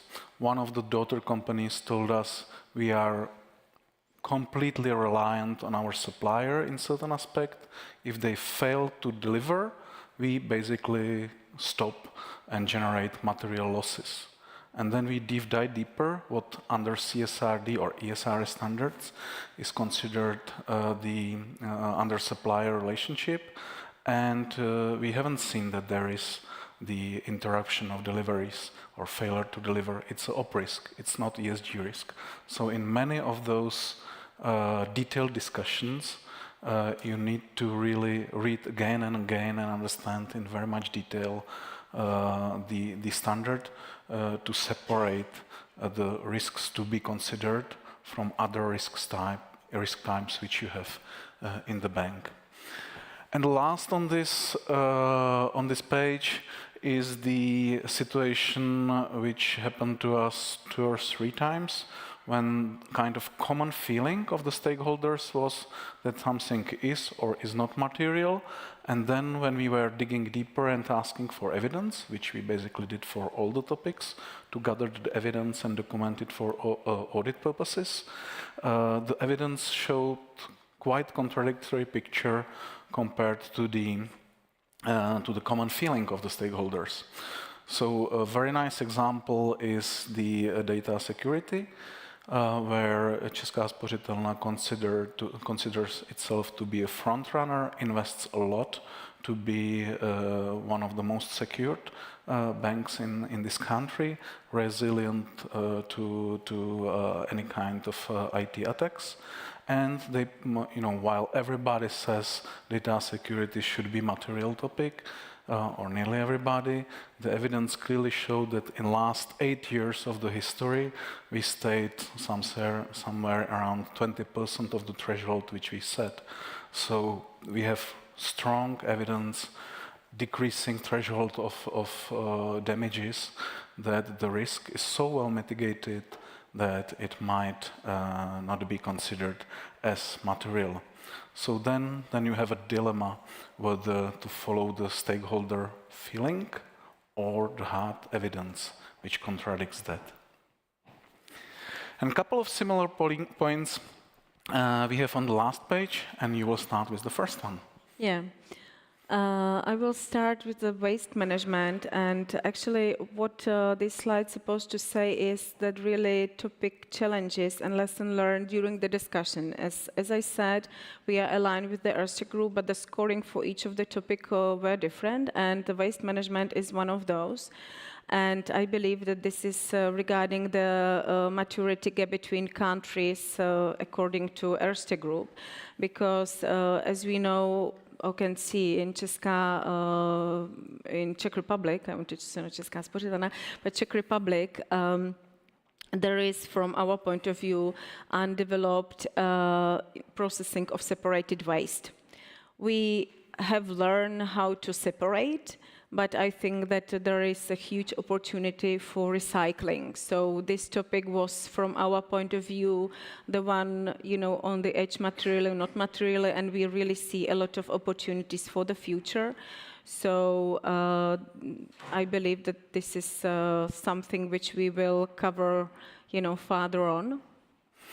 The second one, biodiversity in nature, is just of the opposite assessment, meaning that there is clearly a regulatory effort to regulate and create new standards and reporting requirements for biodiversity and nature, while this topic is not sound in this country very much. Basically, we have still a lot of bees. We have more and more wolves in our forests. So, what's the danger to biodiversity here? In a deep dive, there were two areas of focus, both connected to the land. First, agriculture portfolio and the use of pesticides and some fertilizers, which might damage the land and kind of make it not usable for agricultural purposes anymore. Similar question came with primarily mortgage portfolio, but more generally with real estate development. When you are taking land which is used for something, where lives something, and you build a building on it, and nothing lives there, hopefully. Nothing lives there more after you build a building there. Basically, these two topics were really on the edge of consideration, whether to have it material or not. Yeah, and another topic was connected with the social pillar, with our own workforce. As I said, we have 10,000 employees, and we have nearly 400 branches, because our retail network is very high. And from this point of view, we were, discussing online banking, having our George, our digital products, our digital advisory, even on ESG. So standardized products versus qualified customer care through our people in the branch network. And it was a topic we, had a lot of discussion because it is really, the key element of our sustainable functional for the future. So we had a lot of discussion, and we find out that it's very important for us, because we want to, help to develop. We want to help our clients to develop their financial health, but we want our employees to develop their financial health as well. So therefore, the topic was very crucial and important for us. Okay. It is, not was. Sorry. And the last topic we have on our slide is the political engagement and lobbying, another tricky one. First, what we thought about was the current extra tax for a couple of big banks. They are really paying, or Česká spořitelna is paying in this tax a material amount of money.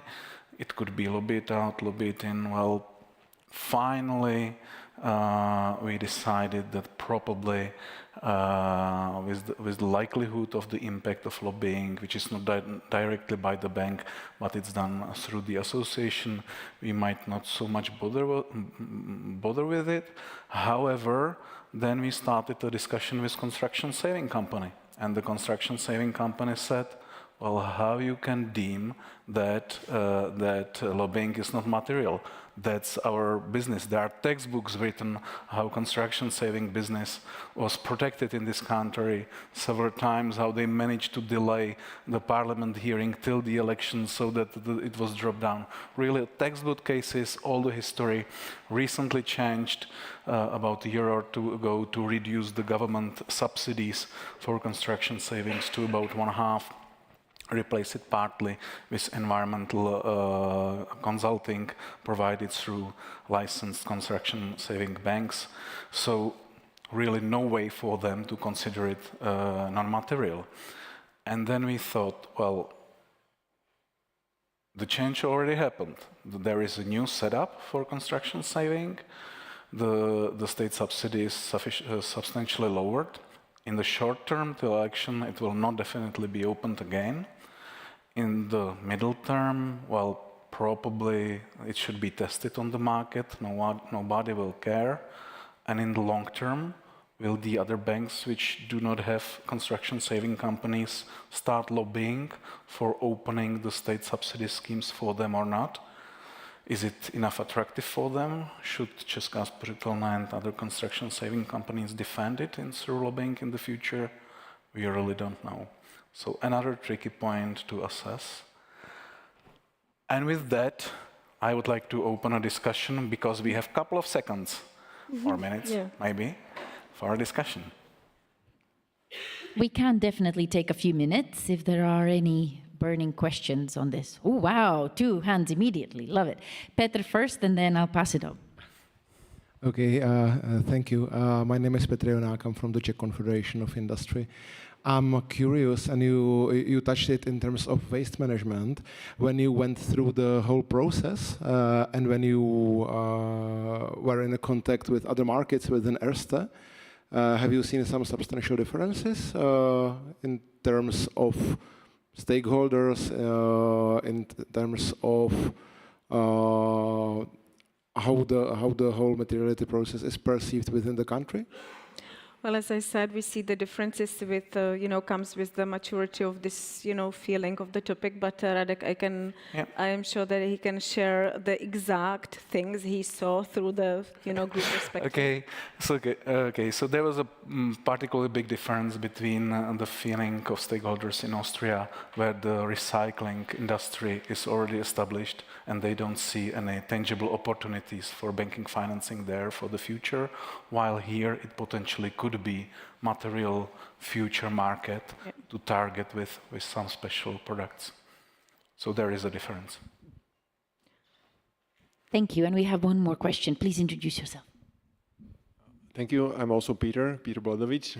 And I have a question about the setting up the materiality threshold. So how did you do it? Did you base it on the financial materiality for IFRS or somehow differently? Well, okay. We followed the very original logic coming from historical TCFD report, saying that basically those non-financial reporting are addition to financial reporting.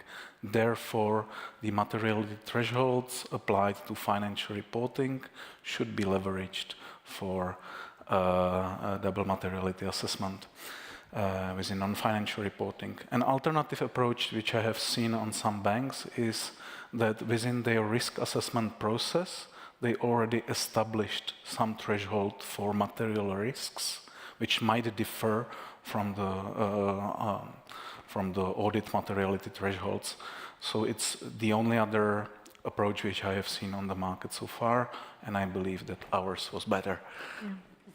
Well, to add that, it's crucial to explain that, because if you are using the word risk, then the risk managers and the bank get really curious. So just to be aware of that. Yeah. Wonderful, thank you. I think that was absolutely excellent. So let's give them a round of applause.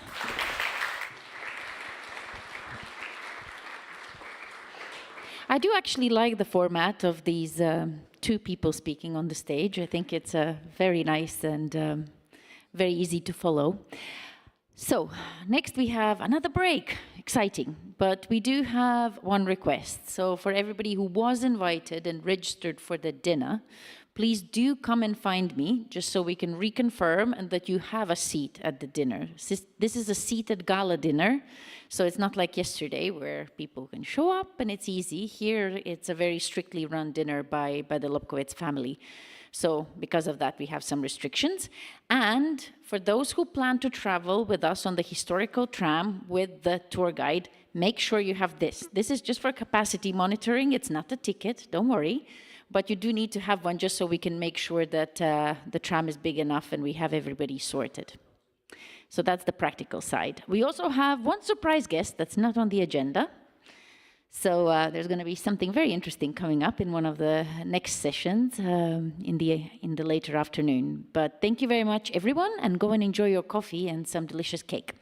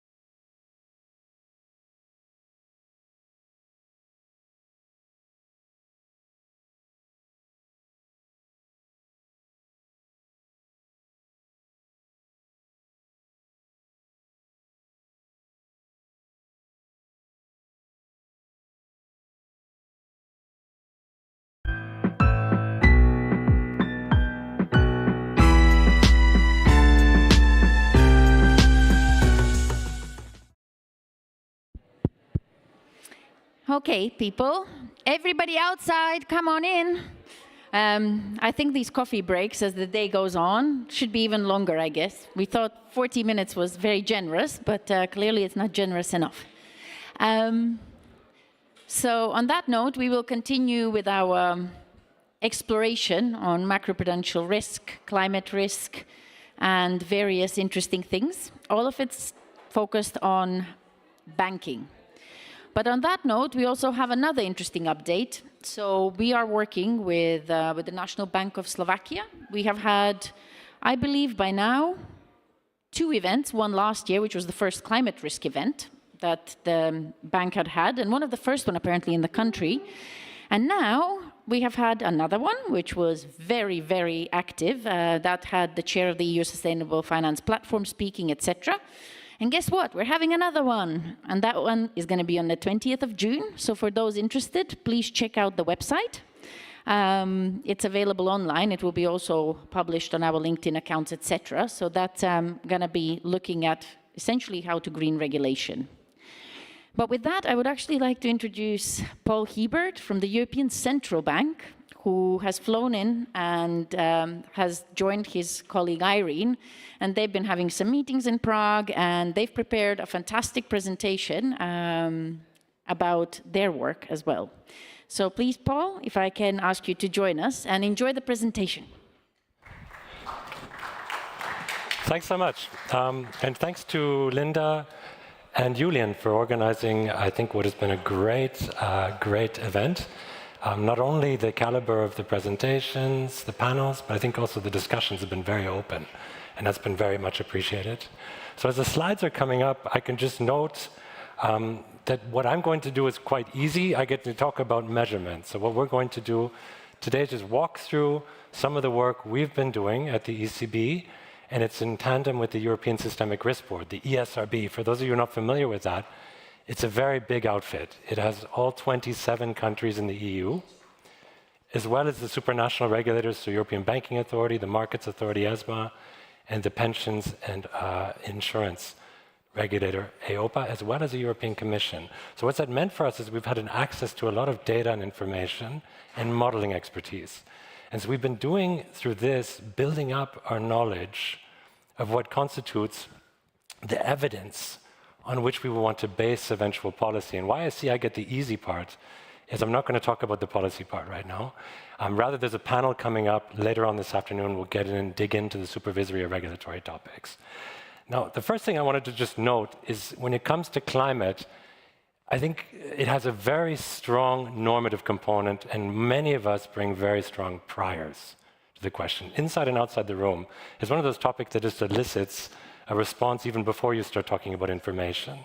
And so I put up this quote, which I think is a nice one, even though the person actually giving the quote is quite controversial. But I think as a means of illustrating, we need to try and approach these data and measurement questions being somewhat free of bias. And I think what is written here is what she's said, I think is quite useful. Facts are facts, and it has to be somehow independent of the sort of prior beliefs or the wishes we would have attached to it. Now, with this in mind, the facts are growing as we speak. And so what we try to do is organize it into this framework.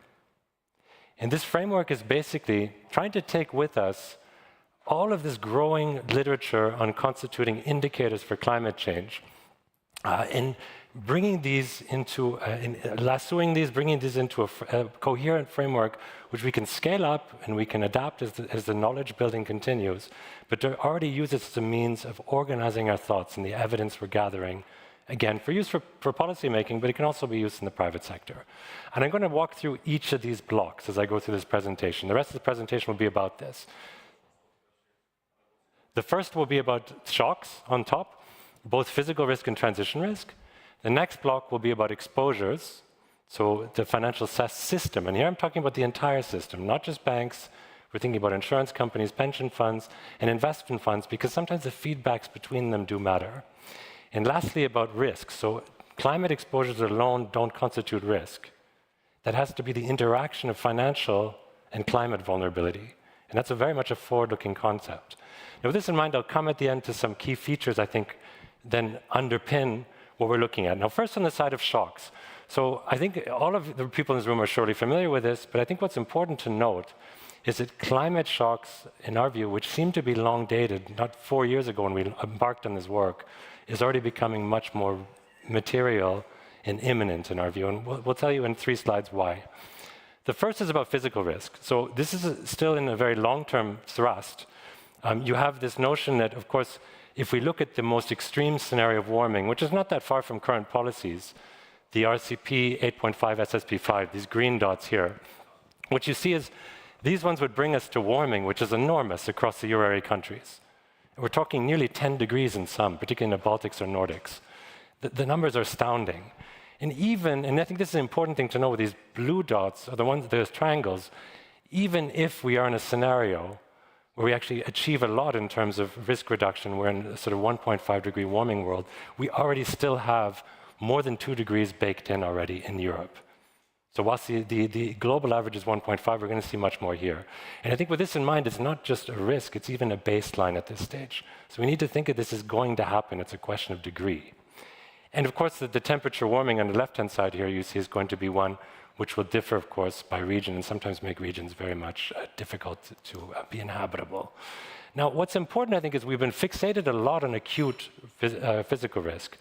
Storms, wildfires, heat stress, water stress. But in fact, we're getting very close to chronic physical risk, tipping points, ones we don't understand so well. And some of them, as you see the "we are here" line here, with the amount of warming we've already seen, are already in the vicinity of tipping points. And this is a space in which we're relatively uncomfortable, because even climate scientists don't know what type of volatility will ensue. So physical risk might become much more volatile sooner than we think, both acute and chronic. Transition risk. So this is the other source of shock. And I think what's important to note here is, whilst we thought of this sometimes as rather long dated, 2030 is a key year when it comes to any of the pledges being made at the governmental level. And we're only 5 years away. And if you look into the guts of this, if we have a net zero scenario, then NGFS, a Network for Greening the Financial System, a 1.5 degree warming scenario, you would start to see a sharp adaptation already in terms of the energy mix. Moving out of coal entirely, or waste, to the yellow, the red oil, and then you, of course, the element of gas in blue will also be shrinking through time, but the renewable share will grow a lot. Now, Fit for 55 is a variant of this scenario, even by 2030, where we'll see growth in renewables compared to what we had in 2020, which is quite strong.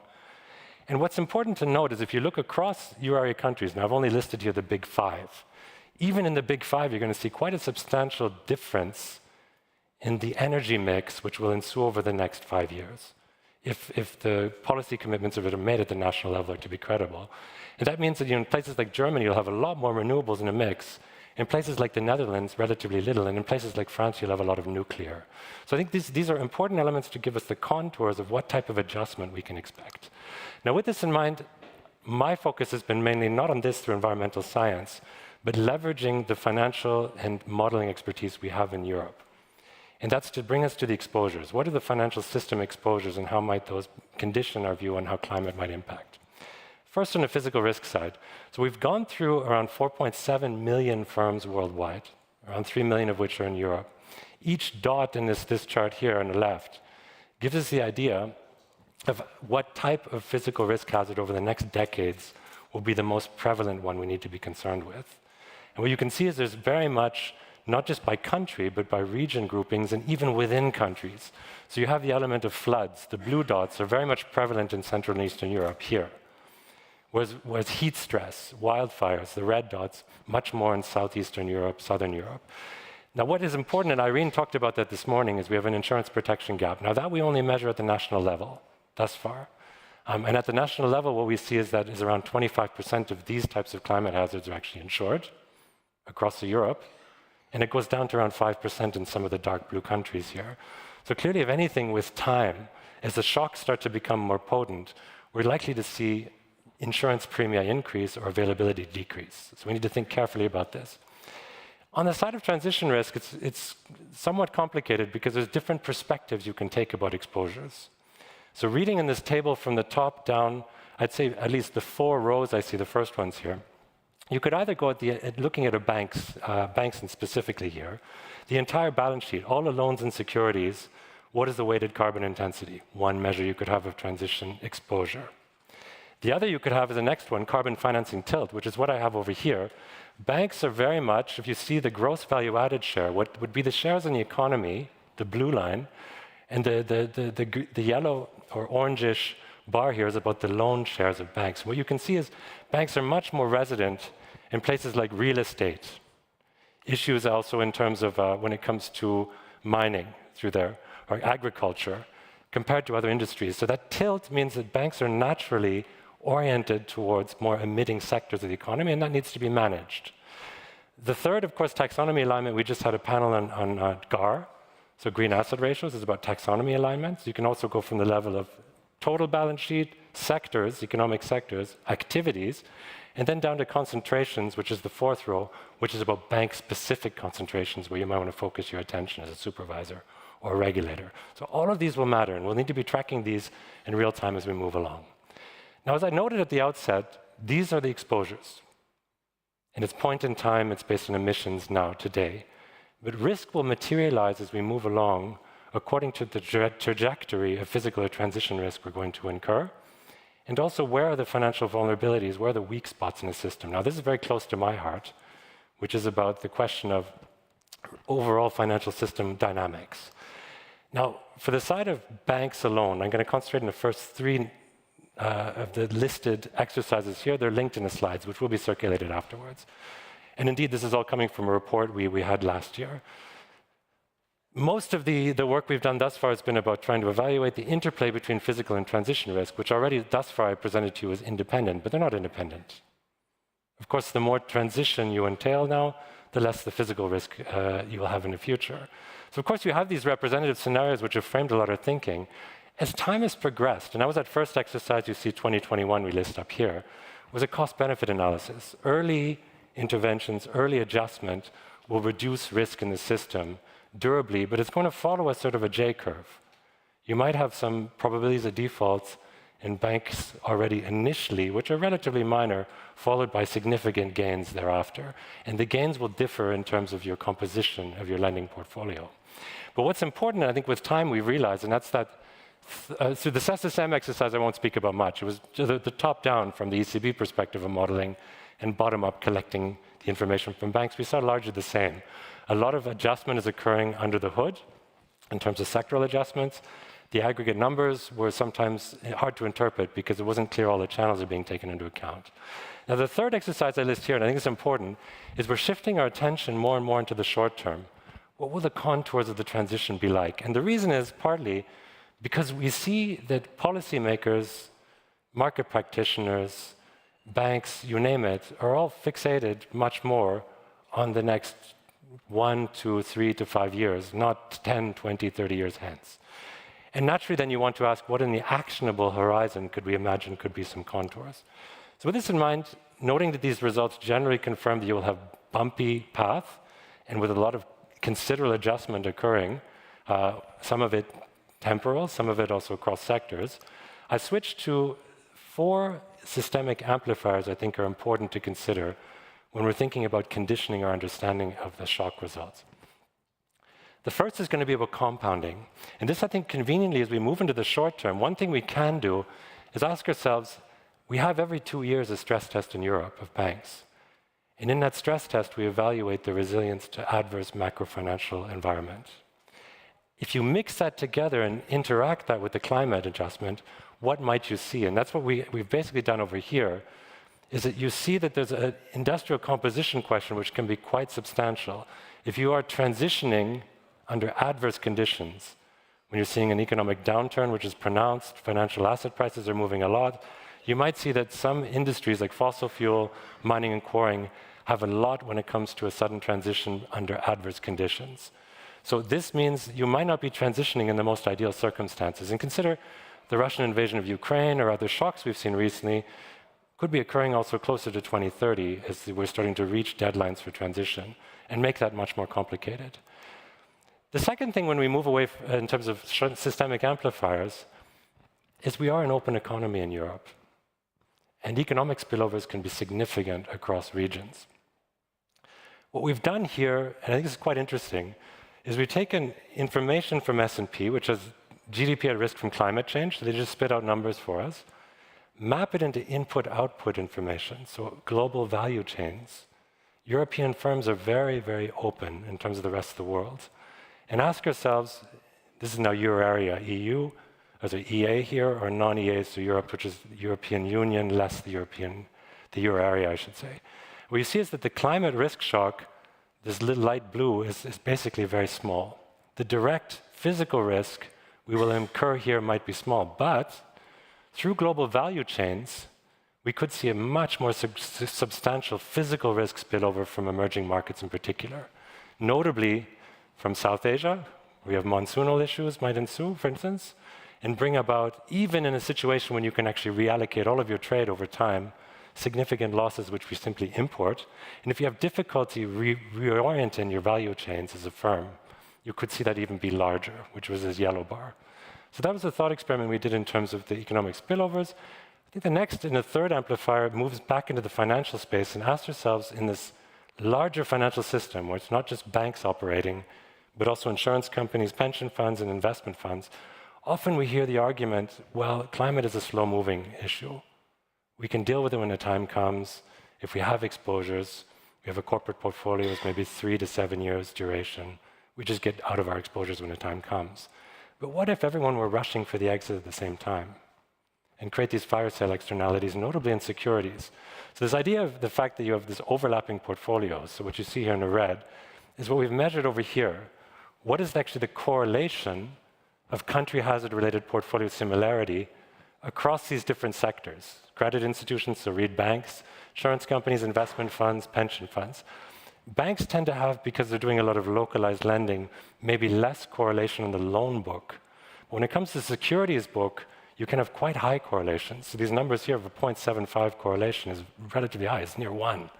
So in this world, you could see that it could be that you have a lot of similarity of portfolios, which means forced selling, correlated selling, asset price spirals, which leads to also problems in terms of the valuations you attach. Last but not least, in the systemic amplifier space, I'd noted the low insurance penetration today in Europe in a developed, clearly well-insured market by global standards of 25% of climate-related hazards. Of course, there's probably an irresistible temptation of governments to step in when you see a climate-related hazard materialize, be it floods, be it droughts, be it wildfires and the like. And that contingent liability for sovereigns can also be an accelerant, whereby it need not be just for banks. It could be also in the industrial sector. If we look historically at where governments have tended to intervene, it's been often in areas like utilities, clearly linked to the government, manufacturing, the automakers, for instance, would be one area too, you could imagine. And it tends to be also that governments have to intervene precisely when financial vulnerability rises, say in a recession or a difficult economic or financial scenario, twinned with a shock that's difficult to control. So when we see more volatile climate shocks hitting us sometimes in financially vulnerable episodes, we might see this lock in. And of course, this mechanism with small open economies and finite fiscal space, finite fiscal room for maneuver for governments, could lead also to some worsening of benchmark conditions in markets, which feed back on financial institutions. So I know it's been a lot to digest. I wanted to just note, when it comes to the framework, then the shocks, the exposures, and the risks, I think the three things which follow and we need to be worried about thinking when we're trying to frame the climate issue is these three. You need to be granular, and when you're thinking about these exposures in particular, because the exposures will not be broad brush across countries, across sectors, and likely credit rating agencies are going to probably benchmark best in class within sectors. It's rare credit rating agencies completely write off an entire economic sector. In fact, I don't think I've ever seen this. Rather, they'll benchmark best in class to worst in class and see how that's evolving. So the granularity of our assessments is important in also conditioning not just policy, but also private sector questions. Second is the issue of forward-lookingness. The risks are going to materialize as we move forward. The past is not necessarily a good guide, and we need to think about backtesting limits and how we then employ scenario analysis. The NGFS, the Network for Greening the Financial System, has given us scenarios that we can use long-term, and increasingly short-term is now the focus. And the idea is that we're comparing apples to apples. We're not comparing scenarios which are markedly different across exercises, but always the similar ones, either here in Europe or abroad. I think that's the magic of the NGFS, with 120 plus members globally, Is it really, truly is a global endeavor?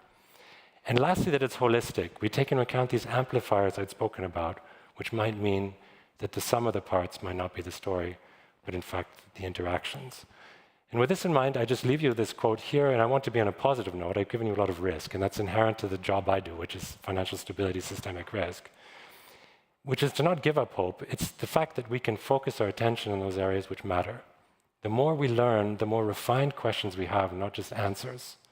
And those refined questions can help us target and orient our gathering of evidence such that we're also focused on the areas which have the highest materiality, the highest impact. And I think this is where this quote would basically orient ourselves. And with this in mind, as I say, I leave the heavy lifting for a supervisory regulatory panel, which will tell you what they do with all of this. Linda, over to you.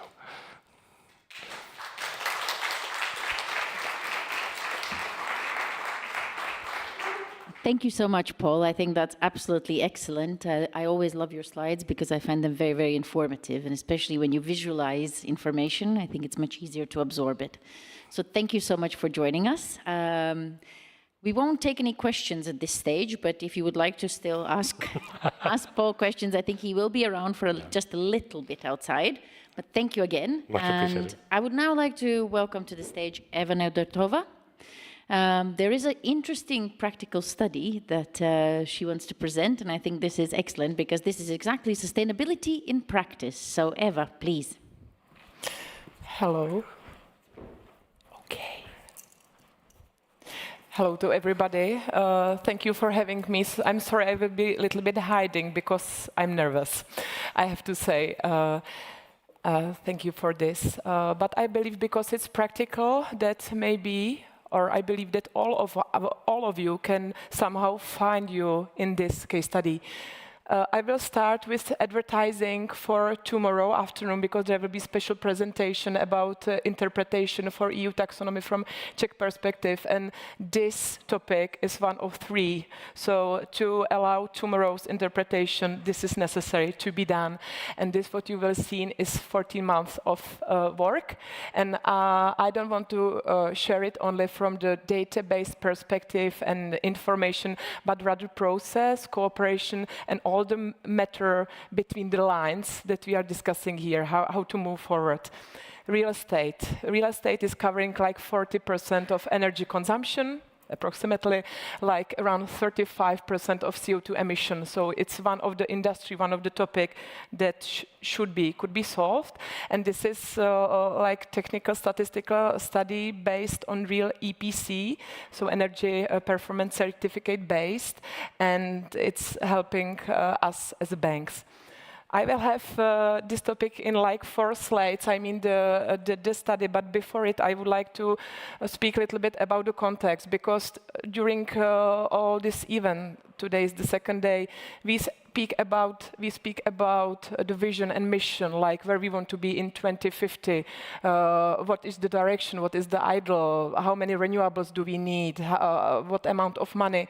So we want to be fair, we want to survive it, to have the prosperity, and we want to be too just. But it's really tricky how to make it happen. So to understand where we are and how we are moving, we need the medium step to report and communicate. And for reporting, we need data, we need processes, we need guidelines. And what I believe is the most important is to act, so not spend the sources and money for reporting, for processes, rather for the positive, sustainable change. So to earn money, to have the prosperity, to have the well-being. As yesterday, Alexandra Koves, environmental economist, she had a big impression to me. She said that the role of economy, the definition from her perspective is that we want to bring prosperity and well-being to everybody on the planet within the planetary boundaries. And this is how I feel the sustainability in general. So this study is helping us banks to report, to show where we are towards the plan where we want to be and when we want to see our economy, not only within Czech Republic, but how we can do it and what we should do.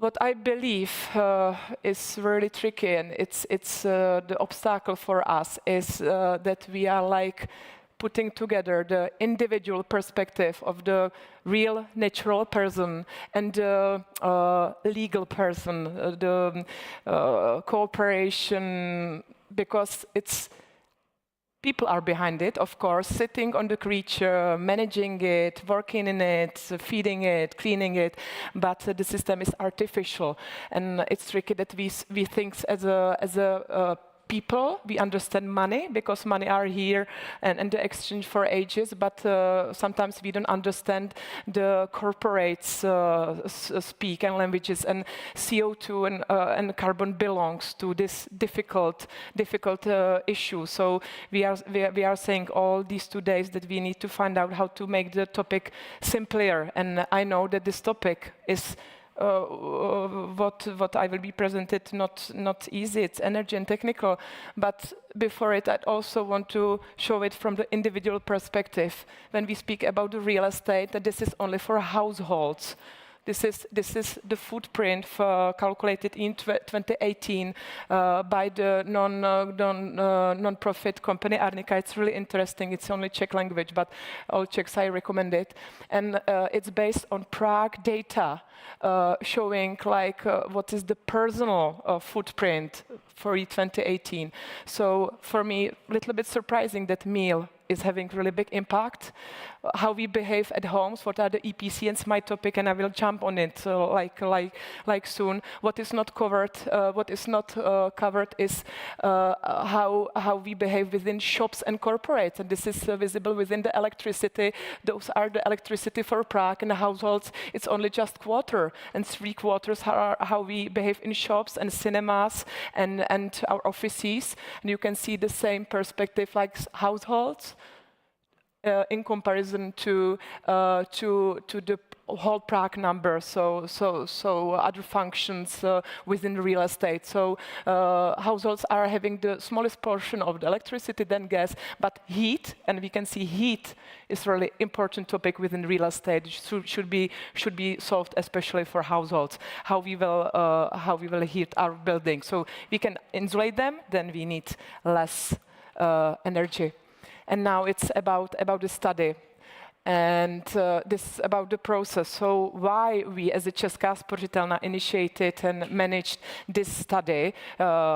Because we need and want to understand all the building stock in Czech Republic, because we finance it. So we need to know the quality. It's let's say the second one. There are no data. Only 10% of Czech building stock is under EPC coverage. So 90% we are like blind. And there are planned within the new directives, Energy Performance Building Directive, so-called EPBD, that it will be changed, but we need to finance now and yesterday and tomorrow, not only in the upcoming years. And what is also important for our clients, for the market, to have the guidelines standardized. We don't need 10 or 20 or 100 of approaches. It would be nice to have one working system within Europe, maybe within world, I don't know, but definitely we would need to have approach for Czech clients within the Czech Republic. So we didn't do the study for Česká spořitelna only, because we wouldn't get data probably from Ministry of Industry and Trade, but we agreed together with Czech Banking Association and other banks interested in the sustainability topic, and together with technician with Czech Green Building Council, and a colleague from Czech Green Building Council will tell you more about the bigger piece that we have done in this year as well. And what me personally, what is important for me, who was like guiding this study, is not only prepare something, present the cake and say it's done, but we implement it inside also like our own review, like what could be done, what should be done, where are the holes in this. And because Ministry of Industry and Trade will prepare official analysis of Czech building stock, so we cooperate to prepare for them the data analysis to have their official standard and analyze better. here is written like why we need it. So bank, why we need it. It's taxonomy and GAR. Without understanding what does the criteria means and to be just able to see how the buildings behave, we can touch the GAR for existing building stocks, and it means almost all the buildings. We speak about 3 million of buildings in Czech Republic, and almost all of them belongs to the old one. So no GAR in the old one because there is not done this. And tada, here is it, like first visualization, how does it look? The strict criteria is from European Union to existing building. You are either belonging to APC level, so it's like 1 or 2% of the building stock, and or you belongs to top 15% of the most effective buildings. And we have done the analysis based on EPC and prepared the methodology again together with many subjects, and have done many both energy and banking reviews with the stakeholders. I would like to highlight this one picture. I like it a lot. It was invention of our supplier to make the graphic better. This is the building stock in Czech Republic. The darkest is the A, B, C, D, E, F, G. So this is the situation in Czech Republic towards the letters. I don't like letters in the energy because it's just indication. And what I like is to see the data. So you can see that you can find C, EPC, with this consumption of the primary energy. So when we speak about the carbon footprint, so there is not the same C building as another C building. So EPC certificates are tricky. So and this is the question of reference building. I'm just watching the time. Within Europe, there are 2 approaches. You can have just the limit that C building is still, for example, value 85. Somewhere here, so whatever belongs here it's good. Whatever belongs here is like not performing, and we have the reference building. So we have to calculate for each building some calculation. So it could look like this. And I told you in the previous picture that this is the result, and this is another slide like showing in very simple way how does look the output. So this is the top 15 criteria that is for the mitigation target, and for the adaptation target there is this top 30 approach. So we decided to cover both. Within EPBD directive, you can see approach like the threshold from the bottom. So EPBD directive will say you have to renovate in some time this from the bottom. But I think it's good. Those who are the best belongs to some premium. Those who are down are recommended to rebuild it. And the principle is like all the A and B levels belongs to top 15, and for the C level there is the limit calculated according to the methodology, and you can read it in our study. You can't see it, but here is the link. I can see it from this 10 centimeters. But it's presented via Czech Banking Association. And this is the last picture. I didn't say like so many ideas that I wanted to say, but it's all the time like this. We are speaking about necessity of awareness, communication. We are speaking about necessity of data and cooperation. And one thing is the technical part here, like that we have the definition, we have the borders, so it's important for the market participants and bank.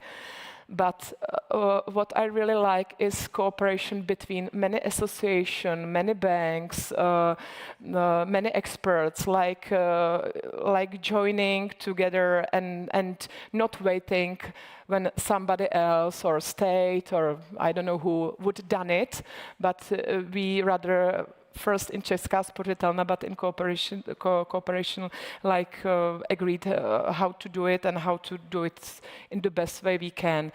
And again, I was showing at the beginning, like what is tricky, this individual approach, that it's difficult, but real estate is something that is relevant for us, especially like retail houses, households, because it has multiple function. We have restaurants there, we cook there. It's like hotel, it's like logistic, and there is so many functions. And real estate, it's tricky product. It's very complex when we want to do the transition. But first thing is to have the data for us as a bank to understand where we are, what is the premium, and those who are like safe, like you are quite good, you don't need to work, maybe in upcoming years you are safe for a while, not towards net zero, but towards taxonomy connection. But we need to change it because the goal is really ambitious in real estate because it's energy-based and so on. But I would like to highlight the motivation, because we can either attract people, we can persuade them because we will explain something, share and discuss, or we can force them via regulation, for example. And it's question what is the solution if we can regulate everything. And it's important to understand that within real estate and energy consumption, it's quite easy. And many speakers were touching it, and we do it in the Česká spořitelna as well. Like we speak about the property value, because the less energy it consumes, the lower operational money you need. So it's quite logical to take care about it, about current money you need to operate it, but also the future value. So banks are part of all like levels, like now value of the property, collateral, but we need to change a lot of buildings, as we see on the colored picture. And taxonomy for me personally, and I see I have like 40 seconds to go, taxonomy for me, it's like relief, because I used to work for companies as a green business developer, so to do the stuff above the regulation, to go towards some ambition mission within sustainability. And taxonomy is like compass, so it's tough, and I don't agree with everything maybe, but the topics are those that we know from BREEAM, LEED well. So we who are moving around real estate, taxonomy is not bringing anything new, but it's just a little bit different angle, like Linda said at the beginning of the event. And what I like is that we have a lot of angles, and I will finish my speech that it was nice to be together with you. And if you are interested, don't be afraid to reach me. Thank you.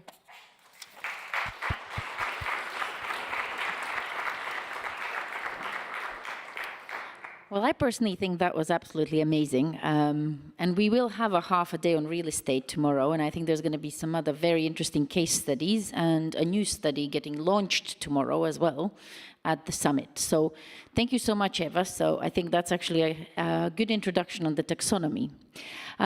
We do have one surprise guest as well in the room. So I'll introduce him a little bit later. If we can now move on to the next slide, please. I might actually be able to even control this. Let's see.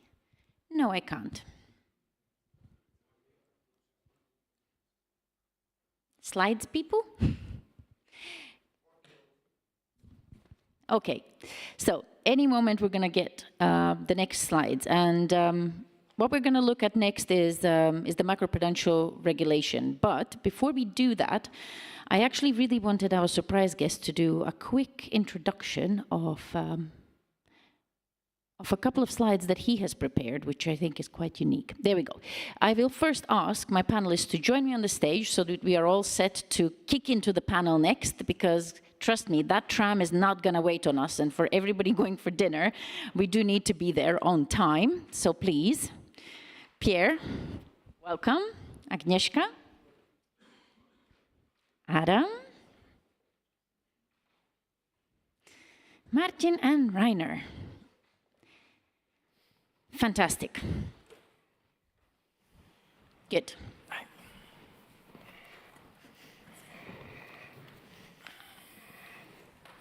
Great. Since I can't see our surprise guest in the room yet, I might have to text him in a minute. So we will start with the panel, and probably before we transition into the next session, we will have the surprise guest then. I think he's probably roaming the summit, because I did see him earlier, but he must have disappeared somewhere. Anyway, so let me quickly introduce the speakers. So Pierre I met at several events, actually. I've heard him speak, and I absolutely love the way he thinks. Last event, I think, was with Adam Tooze, which was fantastic. So for those who don't know, Adam Tooze does write great books on financial crises. Agnieszka is a dear friend who has a fantastic international career. We collaborate together under the Florence School of Banking and Finance. Adam, I think we met in Shanghai last time at the Shanghai Forum, and a fantastic speaker and has a very interesting perspective always on quite a few things. Martin, we have met several times. He's been at the summit since the start and is very passionate about macroprudential regulation.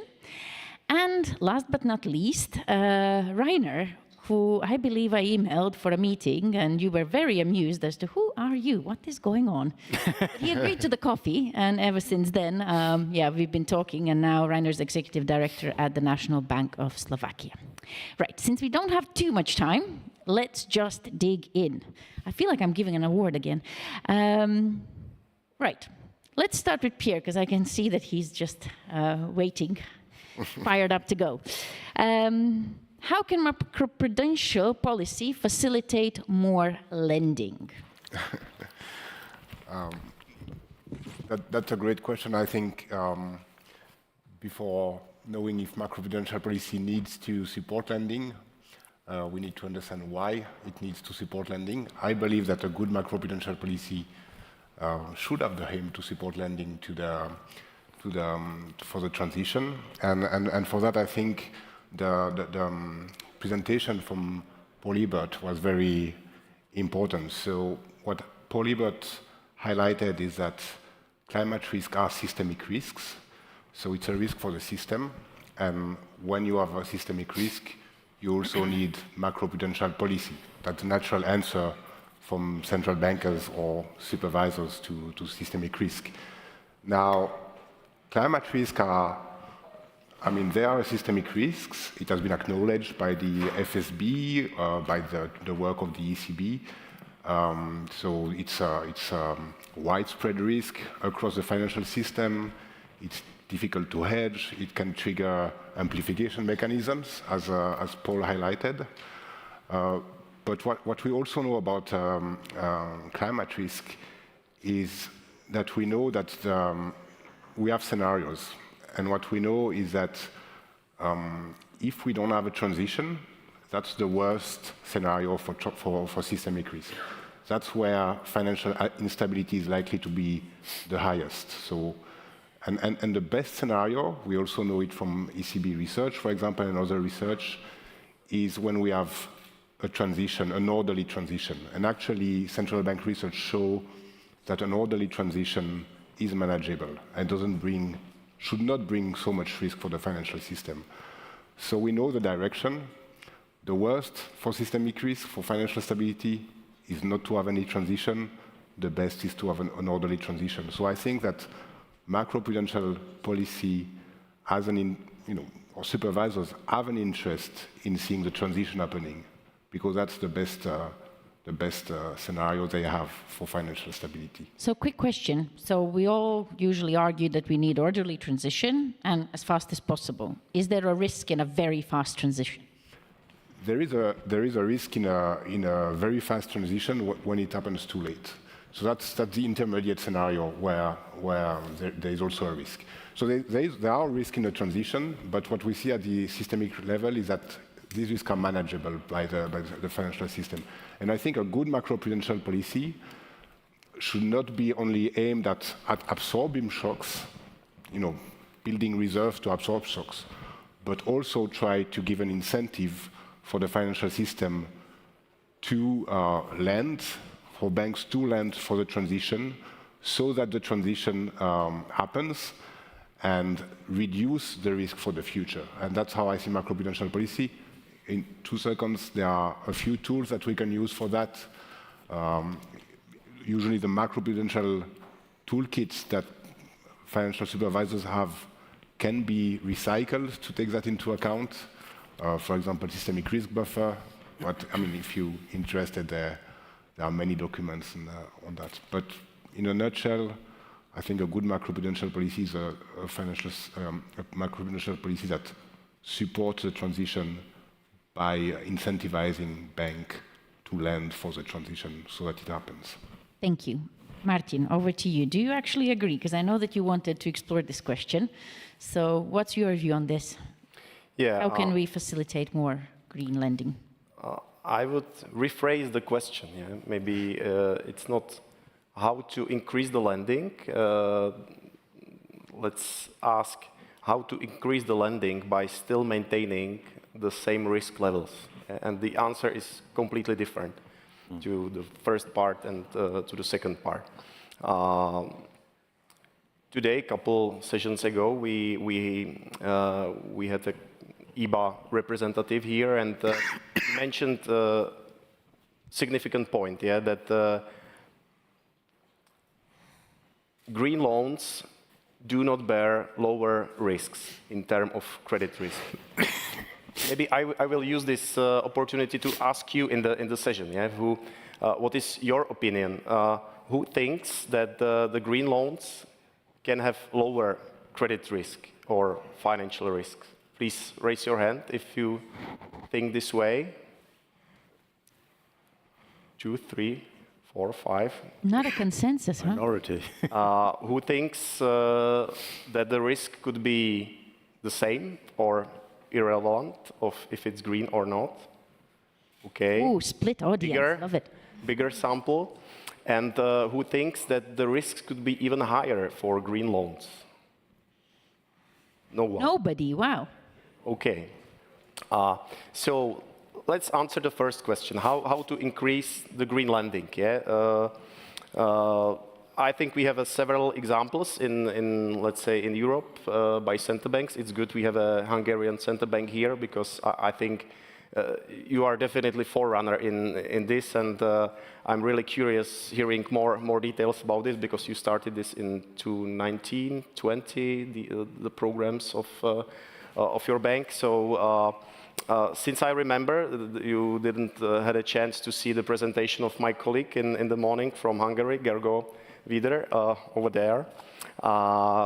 I think that the volume of green loans in Hungary increased for last 3 years for 65, 66%, or 35, or... Yeah. Increase. But the overall volume was of the loans was just 6%. Yeah, so 4%. Yeah. Okay. So you can see that we have tools how to increase the green loans. The question is also, let's say, the pillar 1. Yeah. Hungary, they have also some incentive in the pillar 1 for RVA, and I think this is the fastest tool how to incentivize green loans. Yeah. If you allow banks, let's say, some capital relief, I think the impact is almost immediate in years. Yeah. But the question is, what would be the risk profile of those loans? Yeah. And I think we need time to, let's say, gradually increase the green loans, gather the data, study. Also, different economies can have different impacts, countries across Europe. Yeah? So I can imagine that green loans in, I don't know, CEE can have different climate risk compared to green loans in, let's say, Western countries, yeah? Due to geographical location, due to distance to transition, the volume of carbon that needs to be transformed. And what can happen, because when the offer of the money for the green loans is too high, this could mean that if the supply is high, the prices of those, let's say, green assets can increase even more than the usual levels. So this would mean that the risk increases, yeah? Because if those loans default, the value will definitely drop down and we can see higher default rates. But it's probably too early to see those results. Also, interesting point could be that usually green loans, like mortgages, the buildings are more expensive, yeah, because let's say the technology is in higher quality and let's say the cost of the building is higher. So usually more rich people take those loans. And more rich people, they usually have lower default rates. So it could be what we can see that those green loans can have lower default rates. And those green loans can flow from the traditional loan portfolios, and this could show that the rest of the, let's say, non-green loans, the default rates are increasing, yeah, because the more quality, let's say, clients are flowing to the green loans. So this could, on the first, let's say, from the first perspective, this could see that the green loans are less risky, yeah? But it's questionable, yeah? So I still see a lot of risks, and the question is to find the right volume, how to incentivize the green loans. Not too much, not too small, but still we need some time to gradually, let's say, increase the thresholds, increase the volumes, but still have a lot of data from the banks. Yeah? We have a lot of tools that are going to be introduced, such as there is already Pillar 3 in the regulation that gives information about, let's say, explicit exposures to climate risk. CSRD would be a really good tool to see, let's say, what's in the portfolio. And I'm really curious what we can see in Hungary in a couple of years. Yeah? What will be the default rates and the results? Fantastic. I have a lot of questions also later for the potential on inequality, if you have these kind of like, you know, differences between who can afford what and what quality is involved in that. But actually, let's turn to Adam and then Agnieszka. So what can we expect next from the Hungarian Central Bank? Because to be fair, it has been looked at by all of the other central banks to see how are the programs going, what are the first effects, and yeah, essentially first evidence. So it would be interesting to hear also what the bank is doing internally. Is there any kind of like research ongoing, etc., and reflect on some of the points that Pierre made. And also, do you see any kind of potential where we need to do a little bit more potentially also on the social questions? Since we're in Czech Republic, the Czech National Bank is not part of the network for greening the financial system. So that is quite interesting in itself. There is work at the bank going on the topic though, so it's not that there's nothing happening, but always the social is a very big question here. And in the region, I think it's important to tackle. So over to you, Adam. So first of all, thank you for the invitation. And let me start from a little historical kind of perspective, in the sense that you are right that it is very hard to evaluate the potential effects of our programs, and for sure it is very hard to see what will happen, especially with these loans, which has a maturity of 20 or so years. But the problem is that the first time when we did a regular stress test, and it is not just a Hungarian phenomenon, but it was in the whole EU, it was around 2007, 2008. Because until then, it was not really necessary, although we have made some scenario analysis, but not complex stress tests. And from a modeling perspective, it is a tough challenge, although we have to model only the next 1-2 years. This is the normal horizon of a regular stress test. And it took some 5-6 years while we became kind of confident on what we are doing as a regular stress test. And from a climate perspective, from sustainability perspective, the modeling work is much tougher than this, which means that if this is one part, and the other part, the data availability is much lower than back in 2007, 2008 for normal loans, because they collected information like the cash flows of different borrowers, etc. So it was much easier at that time. I started with this because I have to say that comparing these two issues, we can understand that waiting for being much more confident in the potential effects would mean that we should wait until 2030 or so, which would be too late.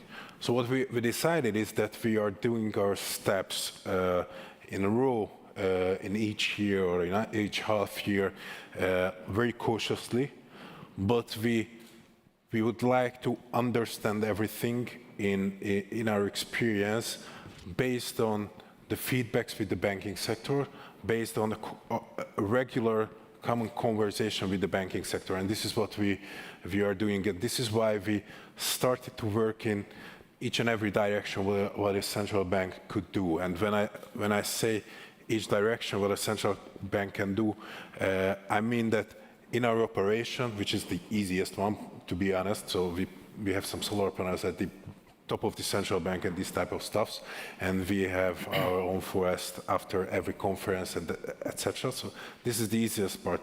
But we have green portfolio in our foreign reserves. We have green supervisory tools like preferable capital requirement for green loans. We had the green mortgage program. Probably you refer to that one. We had green mortgage program and green mortgage bond program as well. We bought green corporate bonds as well. We managed to differentiate between green and not green collaterals in our regular activity as a central bank, and probably I missed something. And what we are thinking of is how to incentivize in the future on a longer horizon the households towards green mortgages, because the last program was a concrete mortgage program, which was, I would say, it was very successful, but also it is not something a central bank can do on eternity. So we have to find those ways which can incentivize the households.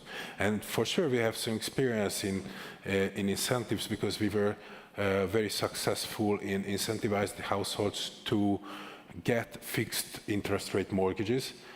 We used the PTI regulation and the differentiate between PTIs to incentivize households take fixed interest rates. By the way, it is not about sustainability, but it was very successful, and we started to hike rates 2 years ago, and more than 85% of the loans had a fixed interest rate, which meant that we were able to manage this interest rate increasing period without a big risk for the financial stability.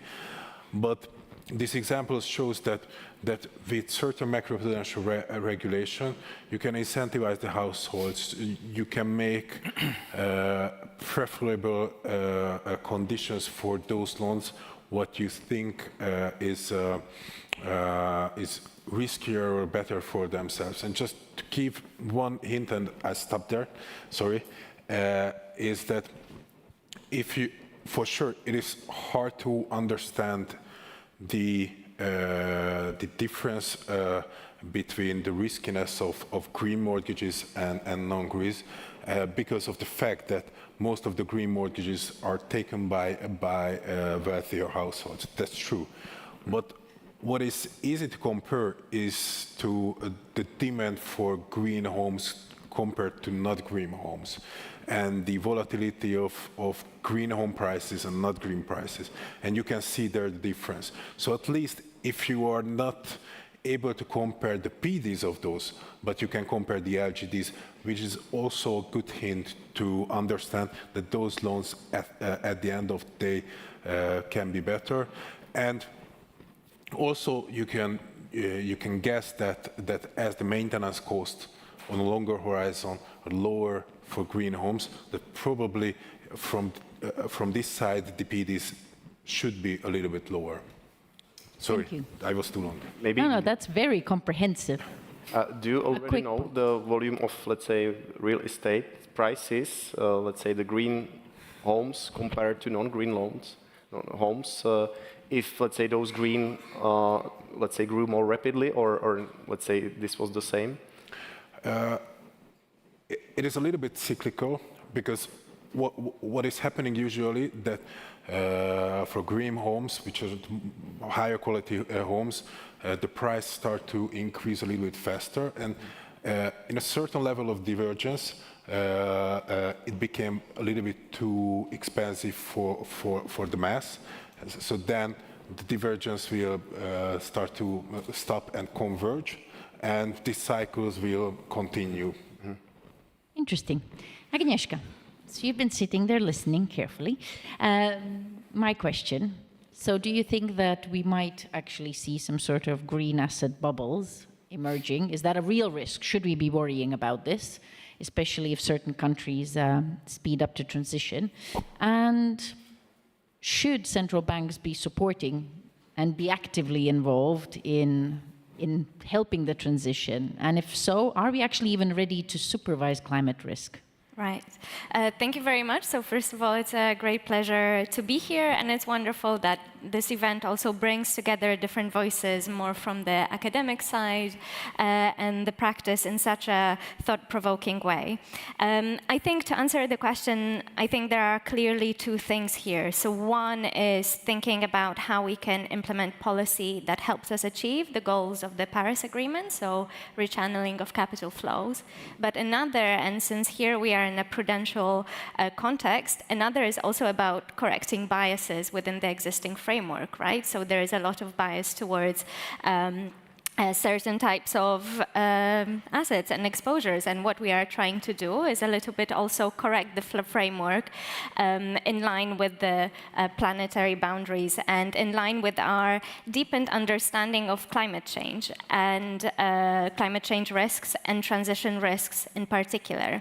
So this is why in this context we are seeing a lot of regulatory innovation in the microprudential space as we are trying to overcome the existing limitations of the framework when it comes to its backward-looking orientation, when it comes to the kind of data that you need. So we are seeing a number of specific tools emerging which are helping us overcome this limitation, such as transition plans, right?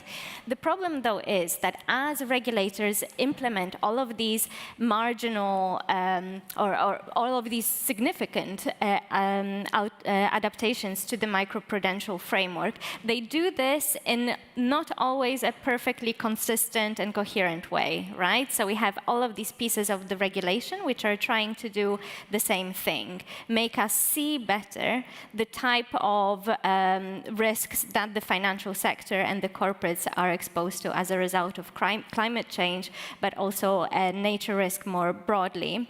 So there is a lot happening within the regulation which requires, in particular, building greater understanding in the sector, also through collaboration between different actors in the economy. Now, supervisors have a critical role to play, not just in this context in supervising what is going on in the banking sector, but also in helping market actors navigate this change and make sense of a regulatory framework which is not always the most coherent. And I think here the presentations from the ECB that we've heard, both on the transition plan approach and on this methodological kind of research side of Paul's presentation, are really critical in showing us the role of central banks and supervisors in overcoming this transition moment in the microprudential framework itself. By this I mean, when we look at what the ECB has been doing since 2020, since we knew that there was this trend of greening the microprudential framework happening, there was a lot of work that went into communicating expectations, into arranging peer reviews, making financial institutions, banks see what different actors are doing.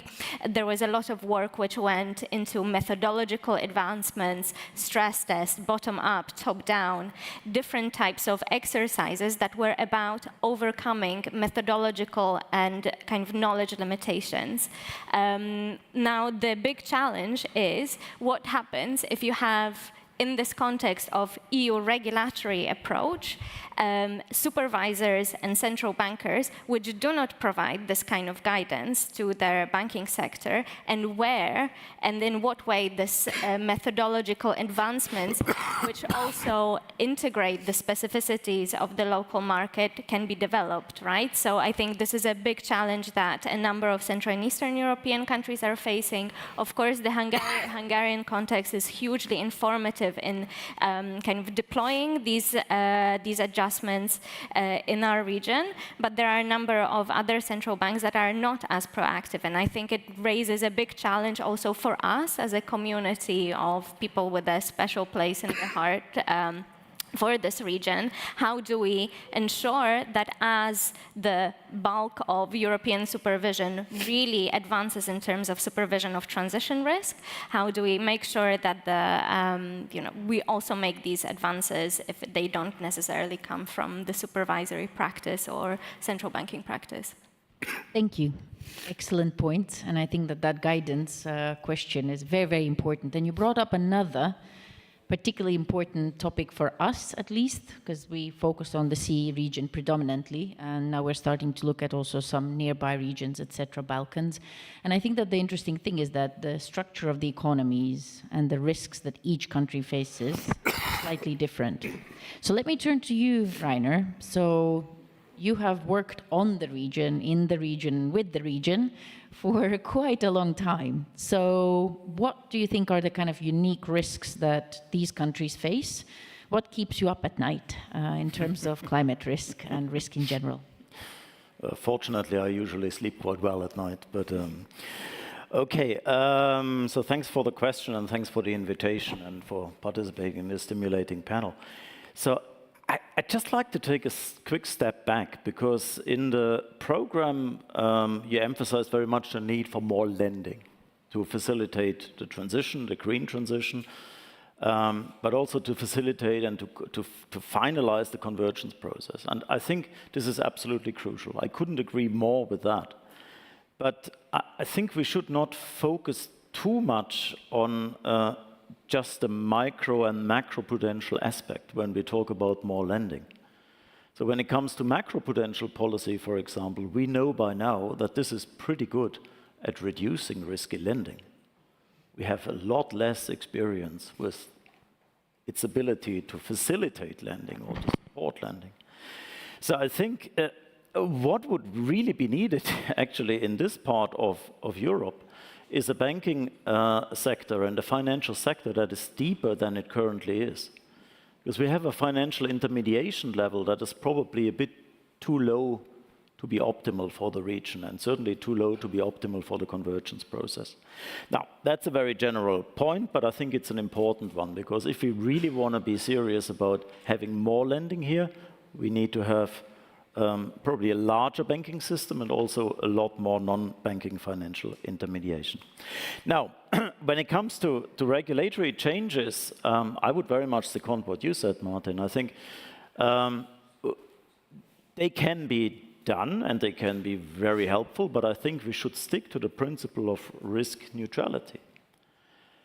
Now, some people say, okay, but then you can't really be too serious about it, because if you don't accept a different risk balance, then probably this doesn't, you don't get very far. I think that's not really true. First of all, there are regulatory reforms that can be conducted in a risk-neutral way. So we've some experience with this in Slovakia and borrower-based measures, and maybe I can talk about this later on in the panel. And I think if you do regulatory reforms that imply a higher level of risk for the financial sector, that is something that should then be covered by government. There should be governmental guarantees. This is not something new. You have a lot of experience with higher risk financial activities that are guaranteed by governments.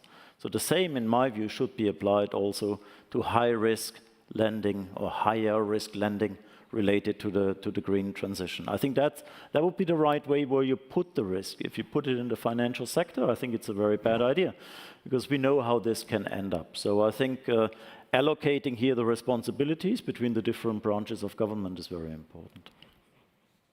Great. I mean, I think that there's a lot to unpick there, especially on the guarantee question. We've had some very difficult conversations with different governments across the region that have particular hatred of guarantees for various reasons, because in the 90s, some things didn't go very well with the guarantees. So maybe we can discuss a little bit more also the public-private and the collaboration between different branches of governance. But I know that Pierre has always wanted to answer this question. I mean, I was even guided that definitely I should ask what is the best macroprudential policy to address climate risk? No, I'm really curious. I'm also a former central banker working in financial stability, and I totally agree that first and foremost is the stability of financial system that matters.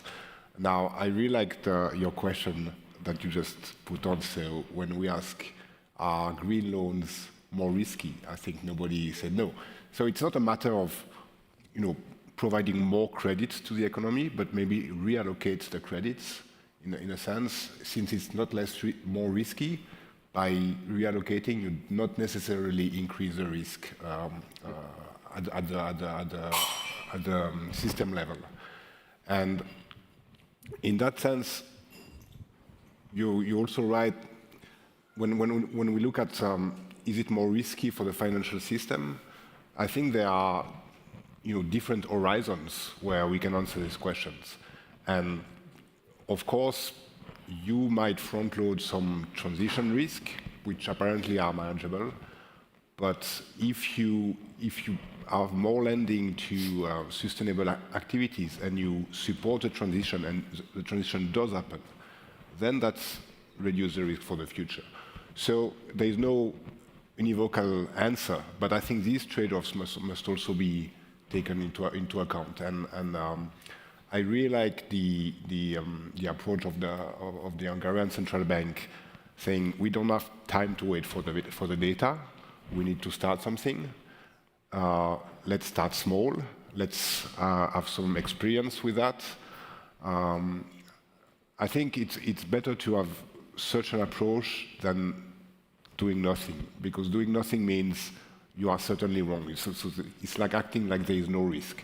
But if you start with and the Central Bank of Hungary has done that in all the programs, starting small, then analyzing what goes well, what didn't work, recalibrating, expanding.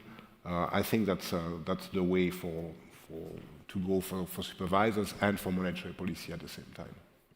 Thank you. I would like to turn to Agnieszka. So sitting in academia, you can actually think often much broader and outside the box. So there's been a lot of discussion whether the ECB should be doing a lot more. So doing some green lending programs and doing some difficult decisions and potentially tweaking a little bit requirements for green asset ratio, et cetera, so to kind of start really pushing the market in the right direction, because there's been a lot of criticism, especially from the NGO community, that ECB, with its quantitative easing, managed to support a lot of fossil fuel lending, and that's a big concern, right? So it's systematically enabling something that is not in line with the EU Green Deal. So what potentially, if we lived in a perfect world where ECB could do anything, what is it that it should be doing? Well, if we lived in the perfect world, maybe it wouldn't be the ECB doing everything, but, second best. I would say that, first of all, ECB is already doing lots of things on the monetary policy side and the supervisory side. The critical thing, I think, is really thinking about creating a supportive, broader macro-financial regime. So it's not just about one action or another action. It's really these cross-cutting advances across the different frameworks which help us. Especially in this area of transition planning, which we heard about today. I mean, what I wanted to say is that there is already so much that is currently on the table. And now we should really be focusing on thinking through implementing especially the revised macroprudential CRD 6 CRR, how to implement them and operationalize them in a way that helps us achieve our goals without compromising the integrity of the framework. On the transition planning question, which I mentioned, is it's really revolutionary in so many ways as a regulatory tool. It's extending the time horizon, but also somehow putting the relationship between transitioning real economy clients and the bank at the core of what the supervisor is supervising. So I think there will be a lot of changes needed in practice of supervision, and ensuring that this is also coherent and consistent across the European Union will be a big challenge. So here it's not just the ECB, there is a critical role for European Banking Authority, for example. And one area where I see particular promise also in terms of, somehow overcoming this distinction between risk management versus rechanneling of flows by thinking through different time horizons is the link that the regulation makes between managing transition risk through the provision of sustainable finance products. And this seems to me something that might not be natural immediately for supervisors, but thinking through how this will be supervised and in what ways supervisors should be having this discussion with banks about banks' green and sustainable product offering is the space where there is a lot of promise, if we get this right in a credible way. So. Thank you. Excellent, excellent outside-the-box thinking, and also the critical areas that we should focus on, because I think that innovation in these kind of spaces is quite interesting to see in terms of how, with the early market practices from the platforms compendium, for example, there were quite a few surprises, things that people didn't expect, how the framework, how the tools can be used in many, many different ways. And I believe there's going to be another publication looking deeper at to what's happening in this region. Let me turn to you, Rainer, since you have had familiarity with research as well, and you're looking into different questions. What are the research areas that we're currently lacking enough insight? So going forward, should we be looking at the EU taxonomy, how it's used, what it can be used for in terms of product development? Is it useful from central banking perspective?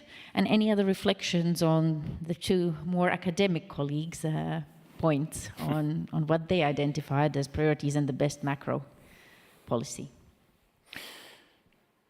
That's a difficult question. Sometimes I find it quite surprising that even some relatively, from a central banking perspective, some relatively basic questions are not really addressed. So if you look at, for example, the link between inflation and climate change. So I was looking at this the other day. There are some studies out there, but really not a lot.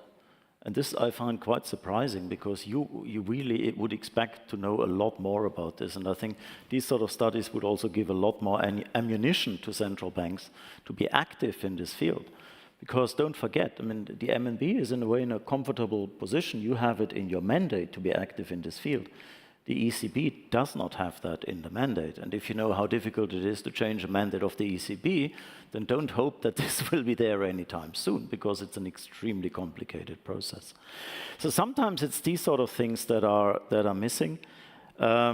I think also, of course, when it comes to macro-prudential analysis, for example, which is a field I'm very, very interested in and where we do research in, there is not a lot of empirical experience so far. So a lot of that is based on limited amounts of data. But of course, and again, here I would very much support the approach that you just need to start somewhere. You need to try it, right? And then you can't expect for the perfect acknowledgement. But on this, I think a lot more needs to be done. And of course, as these schemes are now being implemented for at least a few years and counting, then of course this will also get better. But generally, my overall impression is there is still a lot of work that needs to be done in this field. Great, that means a lot of funding and work for thinking. And new centers, of course. So let me just quickly turn to Adam and then Martin, because we actually are running out of time, just like the climate transition, so let's be very quick. So in terms of the priority areas that we identified, and in light of the discussion that we've had, what kind of changes do you expect going forward in light of the CSRD data coming, etc.? So what is the potential hidden in all of this data coming? Because we hear a lot of complex questions. Oh, well, it's just reporting and more data isn't always better data, etc., etc. And I always argue that, you know, we haven't deployed fully yet digitalization in this space, and that can change things. And so it would be interesting to hear what kind of potential you see embedded in the kind of disclosure regimes that we've created now, and what are they useful for potentially going forward. But really quick, 2 minutes each. I would say the first point in the CSRD is this so much broad exercise. Yeah, the data scope is so huge. This would be like hundreds of new, let's say, metrics for each entity, up to 1,000. Good point is this would be consistent. Still, the first year we need the time array, so we will need some time.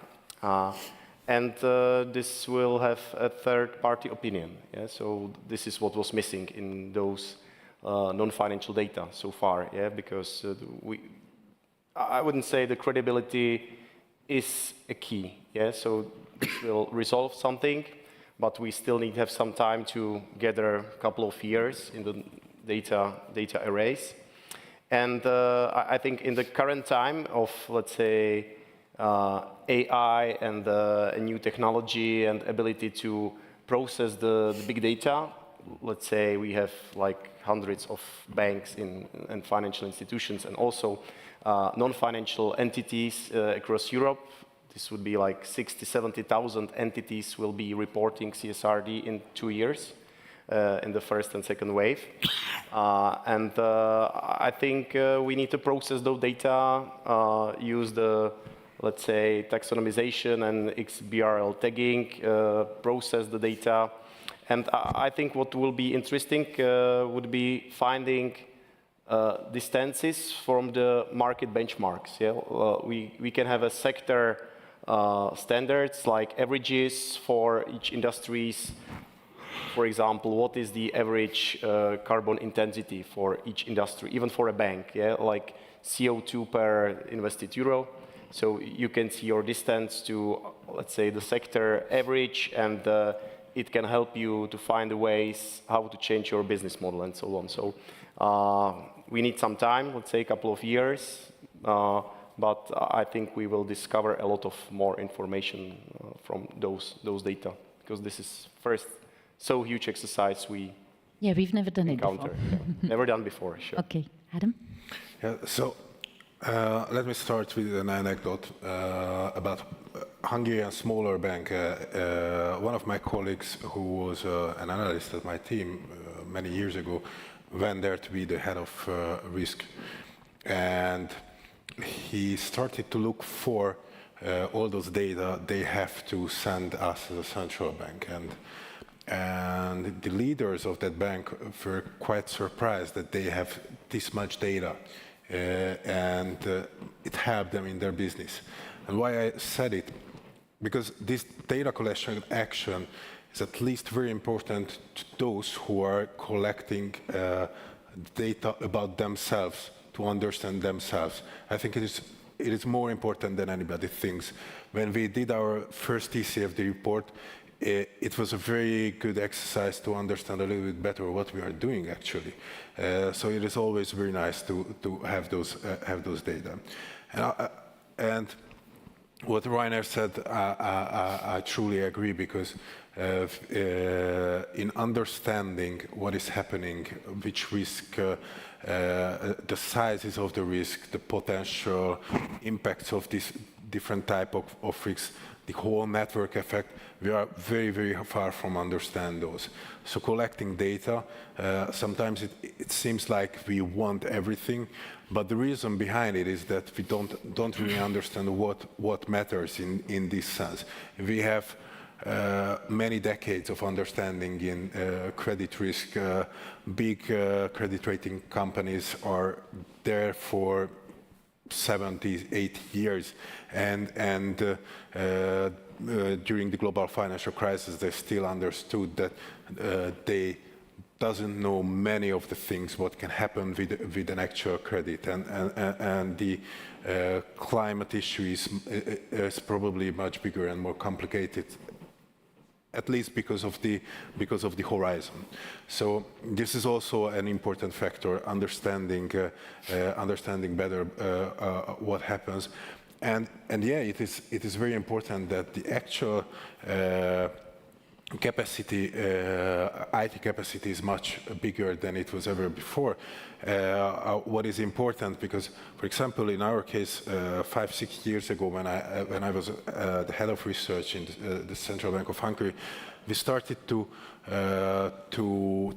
rearrange the whole modeling for the financial sector to an agent-based type of modeling, and we have quite big results in agent-based modeling, which is important because for other type of modeling, usually you need a much longer data series than in this agent-based type of methodology.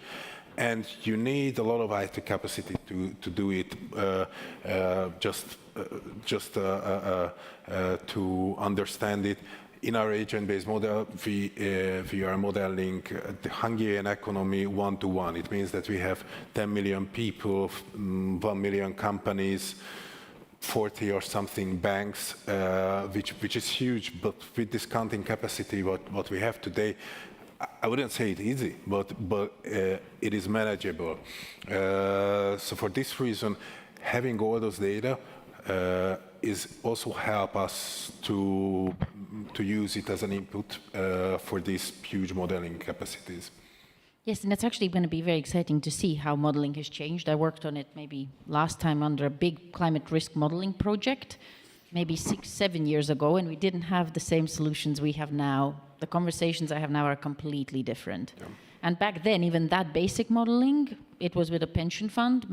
They managed to manage their biggest risk very successfully through then active engagement. So it was a very interesting case where the pension fund actually identified that it's over-reliant on one large company in its own country, and helped the country rethink a bit the business model, in that way protecting its own investment. But thank you so much for joining us today. The speakers will be around, so you can ask additional questions, have a coffee or a drink if you're coming to the dinner, because it's going to be hopefully in the Lopkowitz Garden, because I think it's brightening up. So with that, I would like to, you can actually grab a comfortable seat, and there is a very short presentation as well now.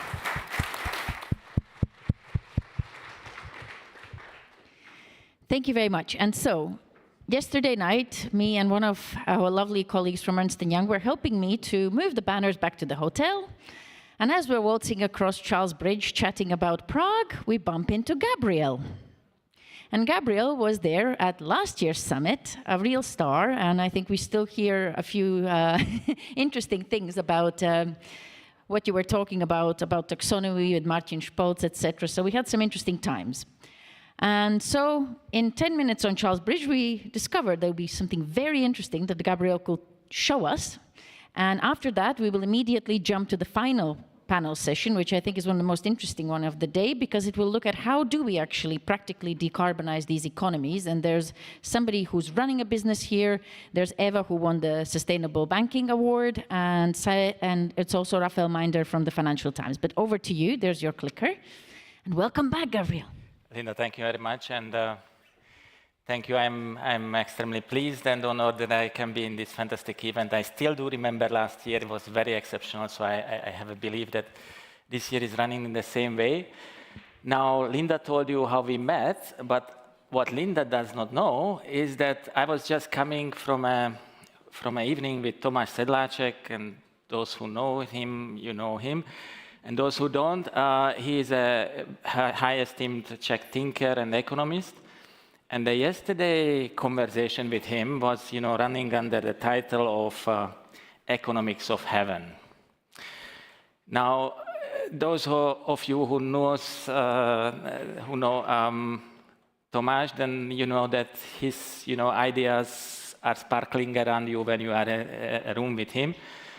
And yesterday, when we were thinking about, how can a heaven look like, there came the question, can be the heaven ESG? And I don't know what is your reaction on that topic, but yesterday, immediately, the response was, God's sake, no, ESG is taxonomy, ESG is CSRD, and we don't want to have in heaven taxonomy and CSRD. Now, on this note, I need to make you a kind of very personal confession. When I was a small kid, I have had many sins. And one of them was that I was, a fisherman, because I grew up in a small town on the side of the Danube, and over there, if you are a kid, you cannot be other than a fisherman. And as such, I was constantly each year waiting, when comes the May 1st, not because of the, other celebrations, but because typically the springtime is frozen for the fishing. You cannot go to the lakes, you cannot go to the rivers. So now I need to tell you that this year I was with such a kind of impatience. I was waiting, where comes, January, February. And it will sound weird, but I was really waiting to see the reports of the banks and insurance companies. What are we doing within the Green Deal? And to be honest, I have had, a schedule when the banks are going to report, and the first are, the British banks, not very interesting now. Then came the Nordic banks, Spain, Italy, France, tralala. And finally, I put together a picture of what I wanted to show you. And thank you very much, Linda, that you gave the chance. Because, when we are talking about taxonomy, and when we are talking about green financing, and when we are talking about what is the future, we can see, at least a bit of that already. And what I was... where I was, kind of excited about, when can I see the taxonomy figures, I was looking first, okay, what is the green asset ratio? And then I was completely desperate, the green asset ratio is just 2% at the beginning, and then it can a little bit higher. And you can see that now we are somewhere around in the European average of the largest systemic important banks, around 2.7. It's not very charming, it's not very even interesting, but what I really liked is looking separately what is the green asset ratio of the companies who are reporting, turnover capex, and who are financed by the banks, and what is the green asset ratio of the mortgages. And I think, these are the first figures what we can see, what is the result of the green investments through the taxonomy. So we see why we are doing the taxonomy, actually. And also we can, make some first conclusions how to improve taxonomy as such. And definitely one of the big, focus points needs to be now how we can qualify green mortgages, because many of the banks were not able to report these figures. But still, this is just kind of high-level picture. Are you still with me? Because I just recognized that this is a little bit difficult slide. I'm sorry for that. But what I was looking is, just to try to understand how much we are turning green. Because one thing is what we see today as a green asset ratio, and that is very much connected to the turnover of the companies. But what do we see on the capex of the companies, and who are those sectors which are improving by the capex green asset ratios? Energy is a clean winner. High turnover green asset ratio already, and even higher capex investments. But to be honest, the biggest one, the second biggest one, for me was and that was the surprise, manufacturing, right? Manufacturing is obviously heavily investing into green technologies, and be not surprised that most of that is coming through the car manufacturing, right? There are also many more details. If anybody is interested in the whole report, I can ship it, just let me know, and I can distribute it. But, I think we see, where we are going, and we see also a little bit the pace with which we are going, and don't be disappointed by the green asset ratio of the total. Look to the details. Okay, Linda, thank you very much for the time and the chance. Thank you. This is Okay, and now we start the final panel, but I think that actually frames this panel really nicely, because now we saw essentially the details of this are super interesting, because CAPEX is future-oriented. It's one of the only tools and ways we can look at what people are investing in. So now, welcome Rafael Minder, who is the chief correspondent for the CEE region from the Financial Times, Eva Buchova, ING Bank, and chair of their sustainability committee, and Ron Hoffman, CEO of Urbanity. So please, the floor is yours, and you've got not 2 minutes, no, don't look at that. You have 20 minutes exactly, because we do need to stop at 5:35, so we have just about enough time to quickly run to the tram, okay? We can be very fast. Go. Okay. Okay. Well, thank you very much. It's a pleasure to be here. Thanks for inviting me. Very briefly, Eva Buchova is head of corporate coverage at ING here.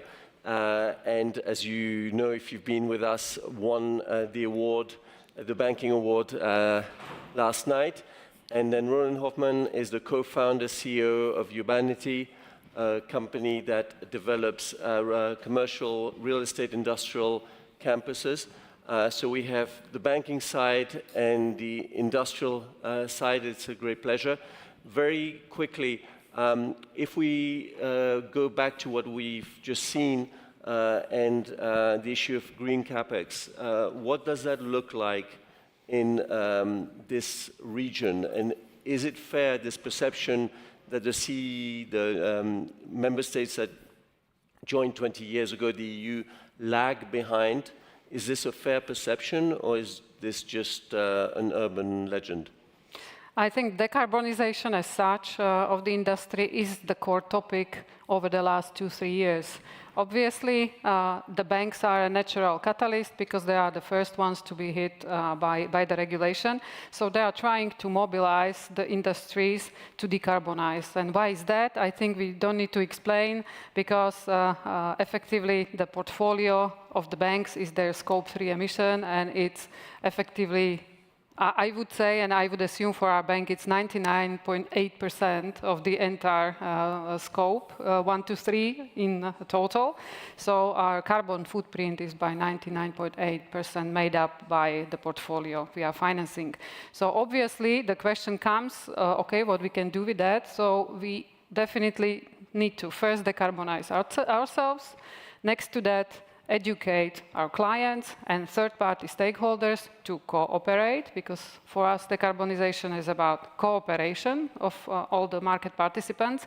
And the third one is decarbonize the portfolio.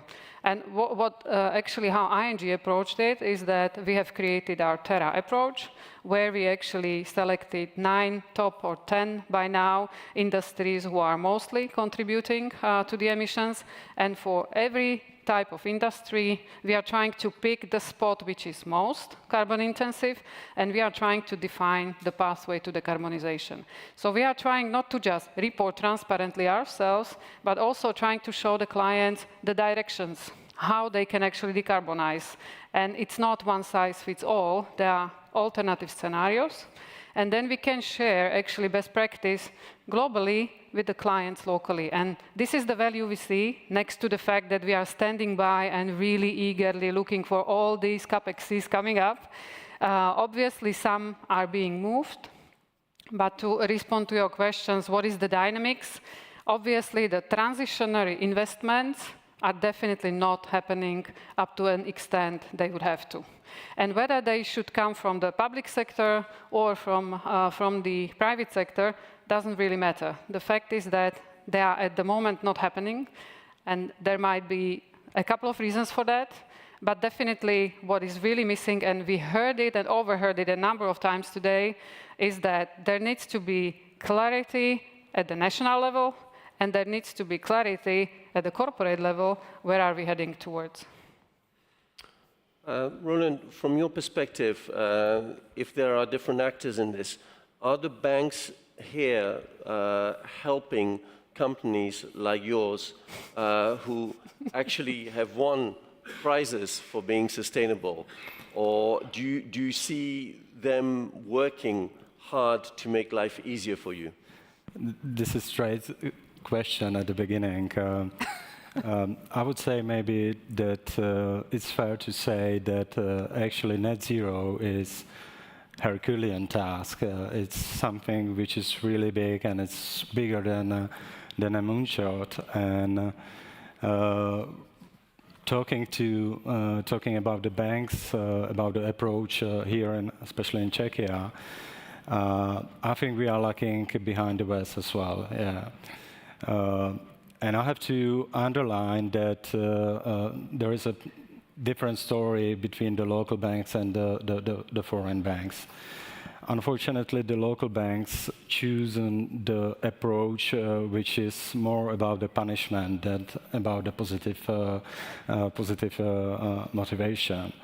And I see it actually dangerous, yeah, because if there is no incentives, if there is no positive examples, and if there is even increase in a pricing, in a commercial component of the margin of the banks, it's quite dangerous, yeah, because someone might even wrongly translate this, that basically local banks are not believing to sustainability as much themselves. It might be wrongly translated that maybe they see the green transition as a risky. Yeah.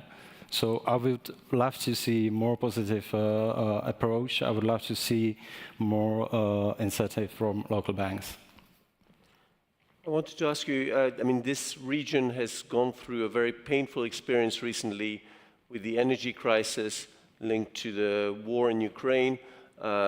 Inflation reached 17% here, 18% in Poland, where I live. Is this like a turning point? Has it worked at all in terms of mobilizing all the different actors that Eva mentioned to work together, or not really?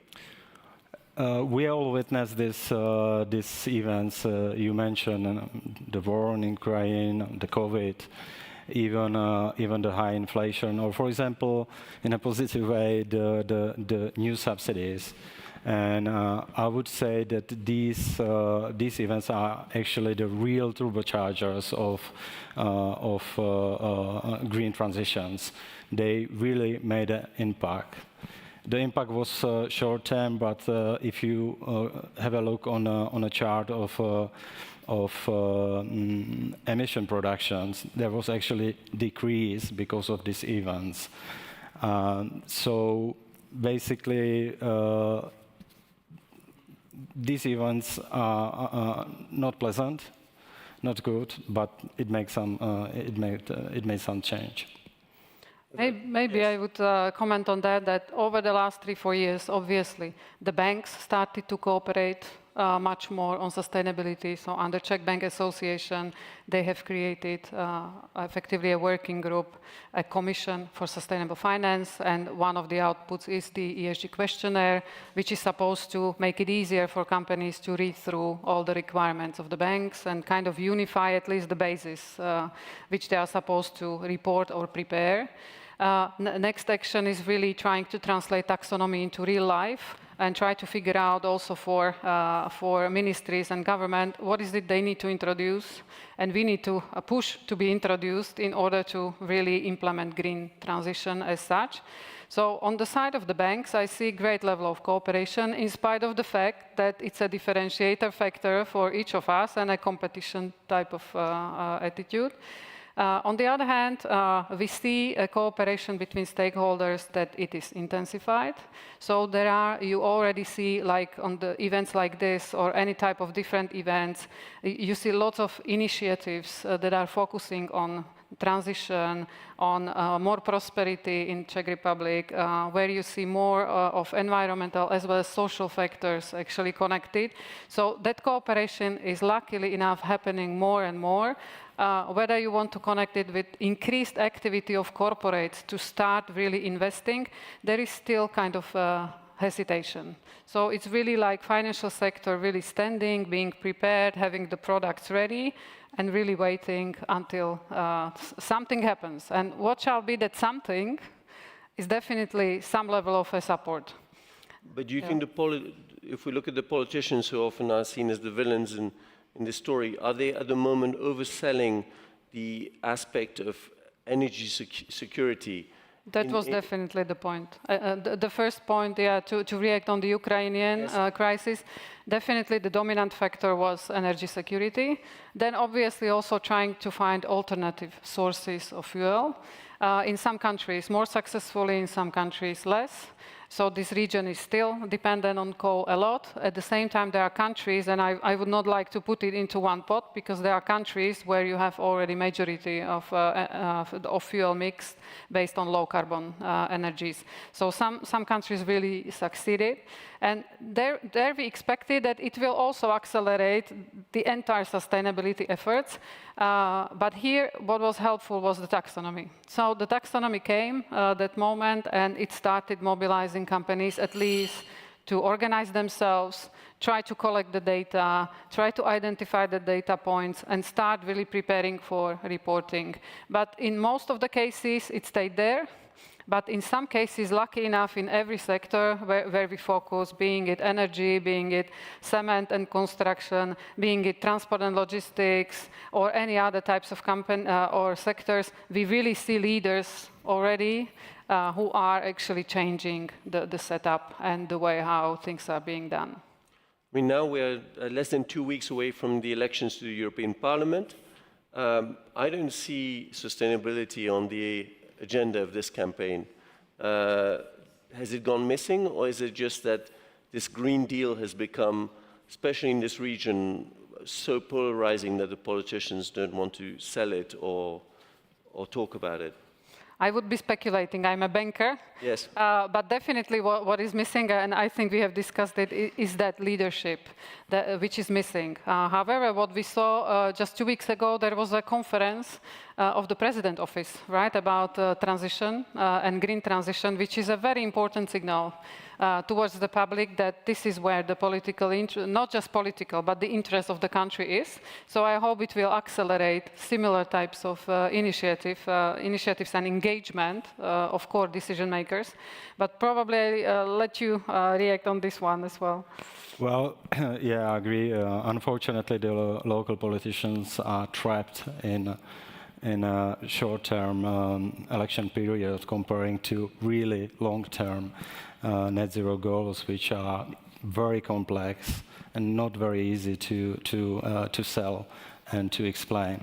So, contrary, this gives plenty of room to other kind of leaders, leaders from institutions, leaders from other communities, from the experts, which could be in charge of this transitions, and I think they should step up. They should show that that it makes sense. And if we say that the region is behind in the transition, are we seeing foreign companies take advantage of this, stepping in maybe in a less competitive market than others? What we definitely see are 3 groups of clients, as we discussed. So we have international corporates where the cards are given. So from that perspective, they have global policies, they have global commitments, and they have global alignment with net zero. And they are now trying to implement. And obviously, with implementation, it's always tricky. Somewhere it's more successful, somewhere it's less. So these companies are driving the forces. I don't know, let's look at cement or construction, companies like Cemex or Heidelberg or Skanska. Those are companies who are very much aware of their net zero commitment, but they are also aware that there needs to be a disruption. So many of them hesitate actually to, not these particular ones, but the other players, to commit to 2050 because they don't see it the disruptive solution which will need to come to the sector. And the way how business is done will be different, similar to steel sector. The ecosystem will have to completely change, and it requires a lot of investment, whereas we don't know what happens after 2030. So this is pretty much the case. And then you have local corporates who have grown and got international. Some of them are intrinsically motivated, like Eurovac was mentioned already today, and they are trying to find all the ways how to implement ESG into their daily life. But then you have the third group of corporates who take sustainability as reporting up until now. And we hope this group we will be able to mobilize. But there needs to be clear leadership on the side of the national political scene. Because without that support, a corporate sector can do only this, public sector only this, but all the space remains untapped. Is net zero still actually a useful goal? I think we all love to have goals, just like we saw it with the championship, right? We need to we need to have goals, and without one overarching goal, where would we be running? Even now we have one overarching goal, and everybody's running his own direction. So yeah, it's important, and there needs to be a connecting factor, and it's about cooperating, all stakeholders exactly playing the role they have to play. And this is not happening. And in your sector, would you say that are foreign players coming in and shaking things up, or not so much? Yeah, I see the major shifts towards ESG principle and sustainability, maybe mainly in a large corporation or companies that are part of big international or global corporations. I also see big difference between present days and, let's say, 3-4 years ago. Previously, it was us, very progressive, who was actually the first who was raising these ESG principle issues. Nowadays, when especially the big client from abroad is coming, it's actually him who is the first opening this topic in a preliminary discussion before signing any kind of contracts. Previously, we were offering to these clients the features of our campuses, like roof, solar panels, the heat pumps, the charging station for electric vehicles, the heating recuperation system, triple glazed windows, etc., etc. And the reaction, like those 4 years, was like, this is cool and this is nice to have. Nowadays, the companies actually knows that this is the necessity to actually reach their own net zero goals. Net zero goals that are already strong part of their business strategies. And it's completely different, and I see it as a positive shift. What is even more important is that it's not only about the global companies, but actually it's about the employees and the people that are working in these companies. I see that they finally believe that climate change is happening. They finally believe that they can take and should the responsibility to actually take an action and to change the mindset. Mm-hmm. I see it as a great starting point or a milestone to reach this long-term goal. I would probably react on this. I really like it because I believe, and we believe at ING, that it's about the change of behavior and engagement of employees. And actually, that's the most frequent topic we are being approached by our clients with. How do you manage to engage employees? Because I have also some of my colleagues here. Actually, 1/3 of our bank employees are regularly engaged either in the sustainability committee or in organizing any type of sustainable events. And the knowledge and awareness of my colleagues has grown exponentially over the past few years.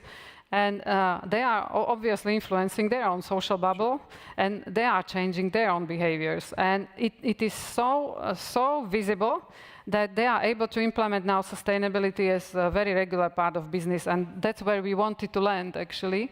So it is a good example.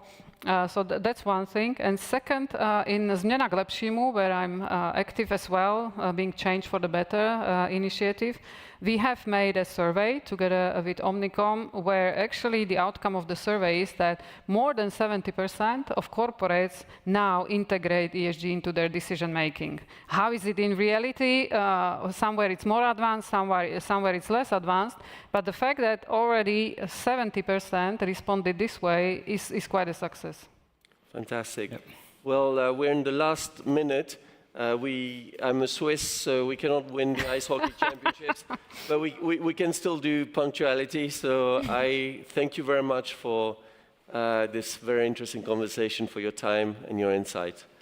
Pleasure to talk to you. Thank you. Thanks a lot. Thank you for having us here. Thank you.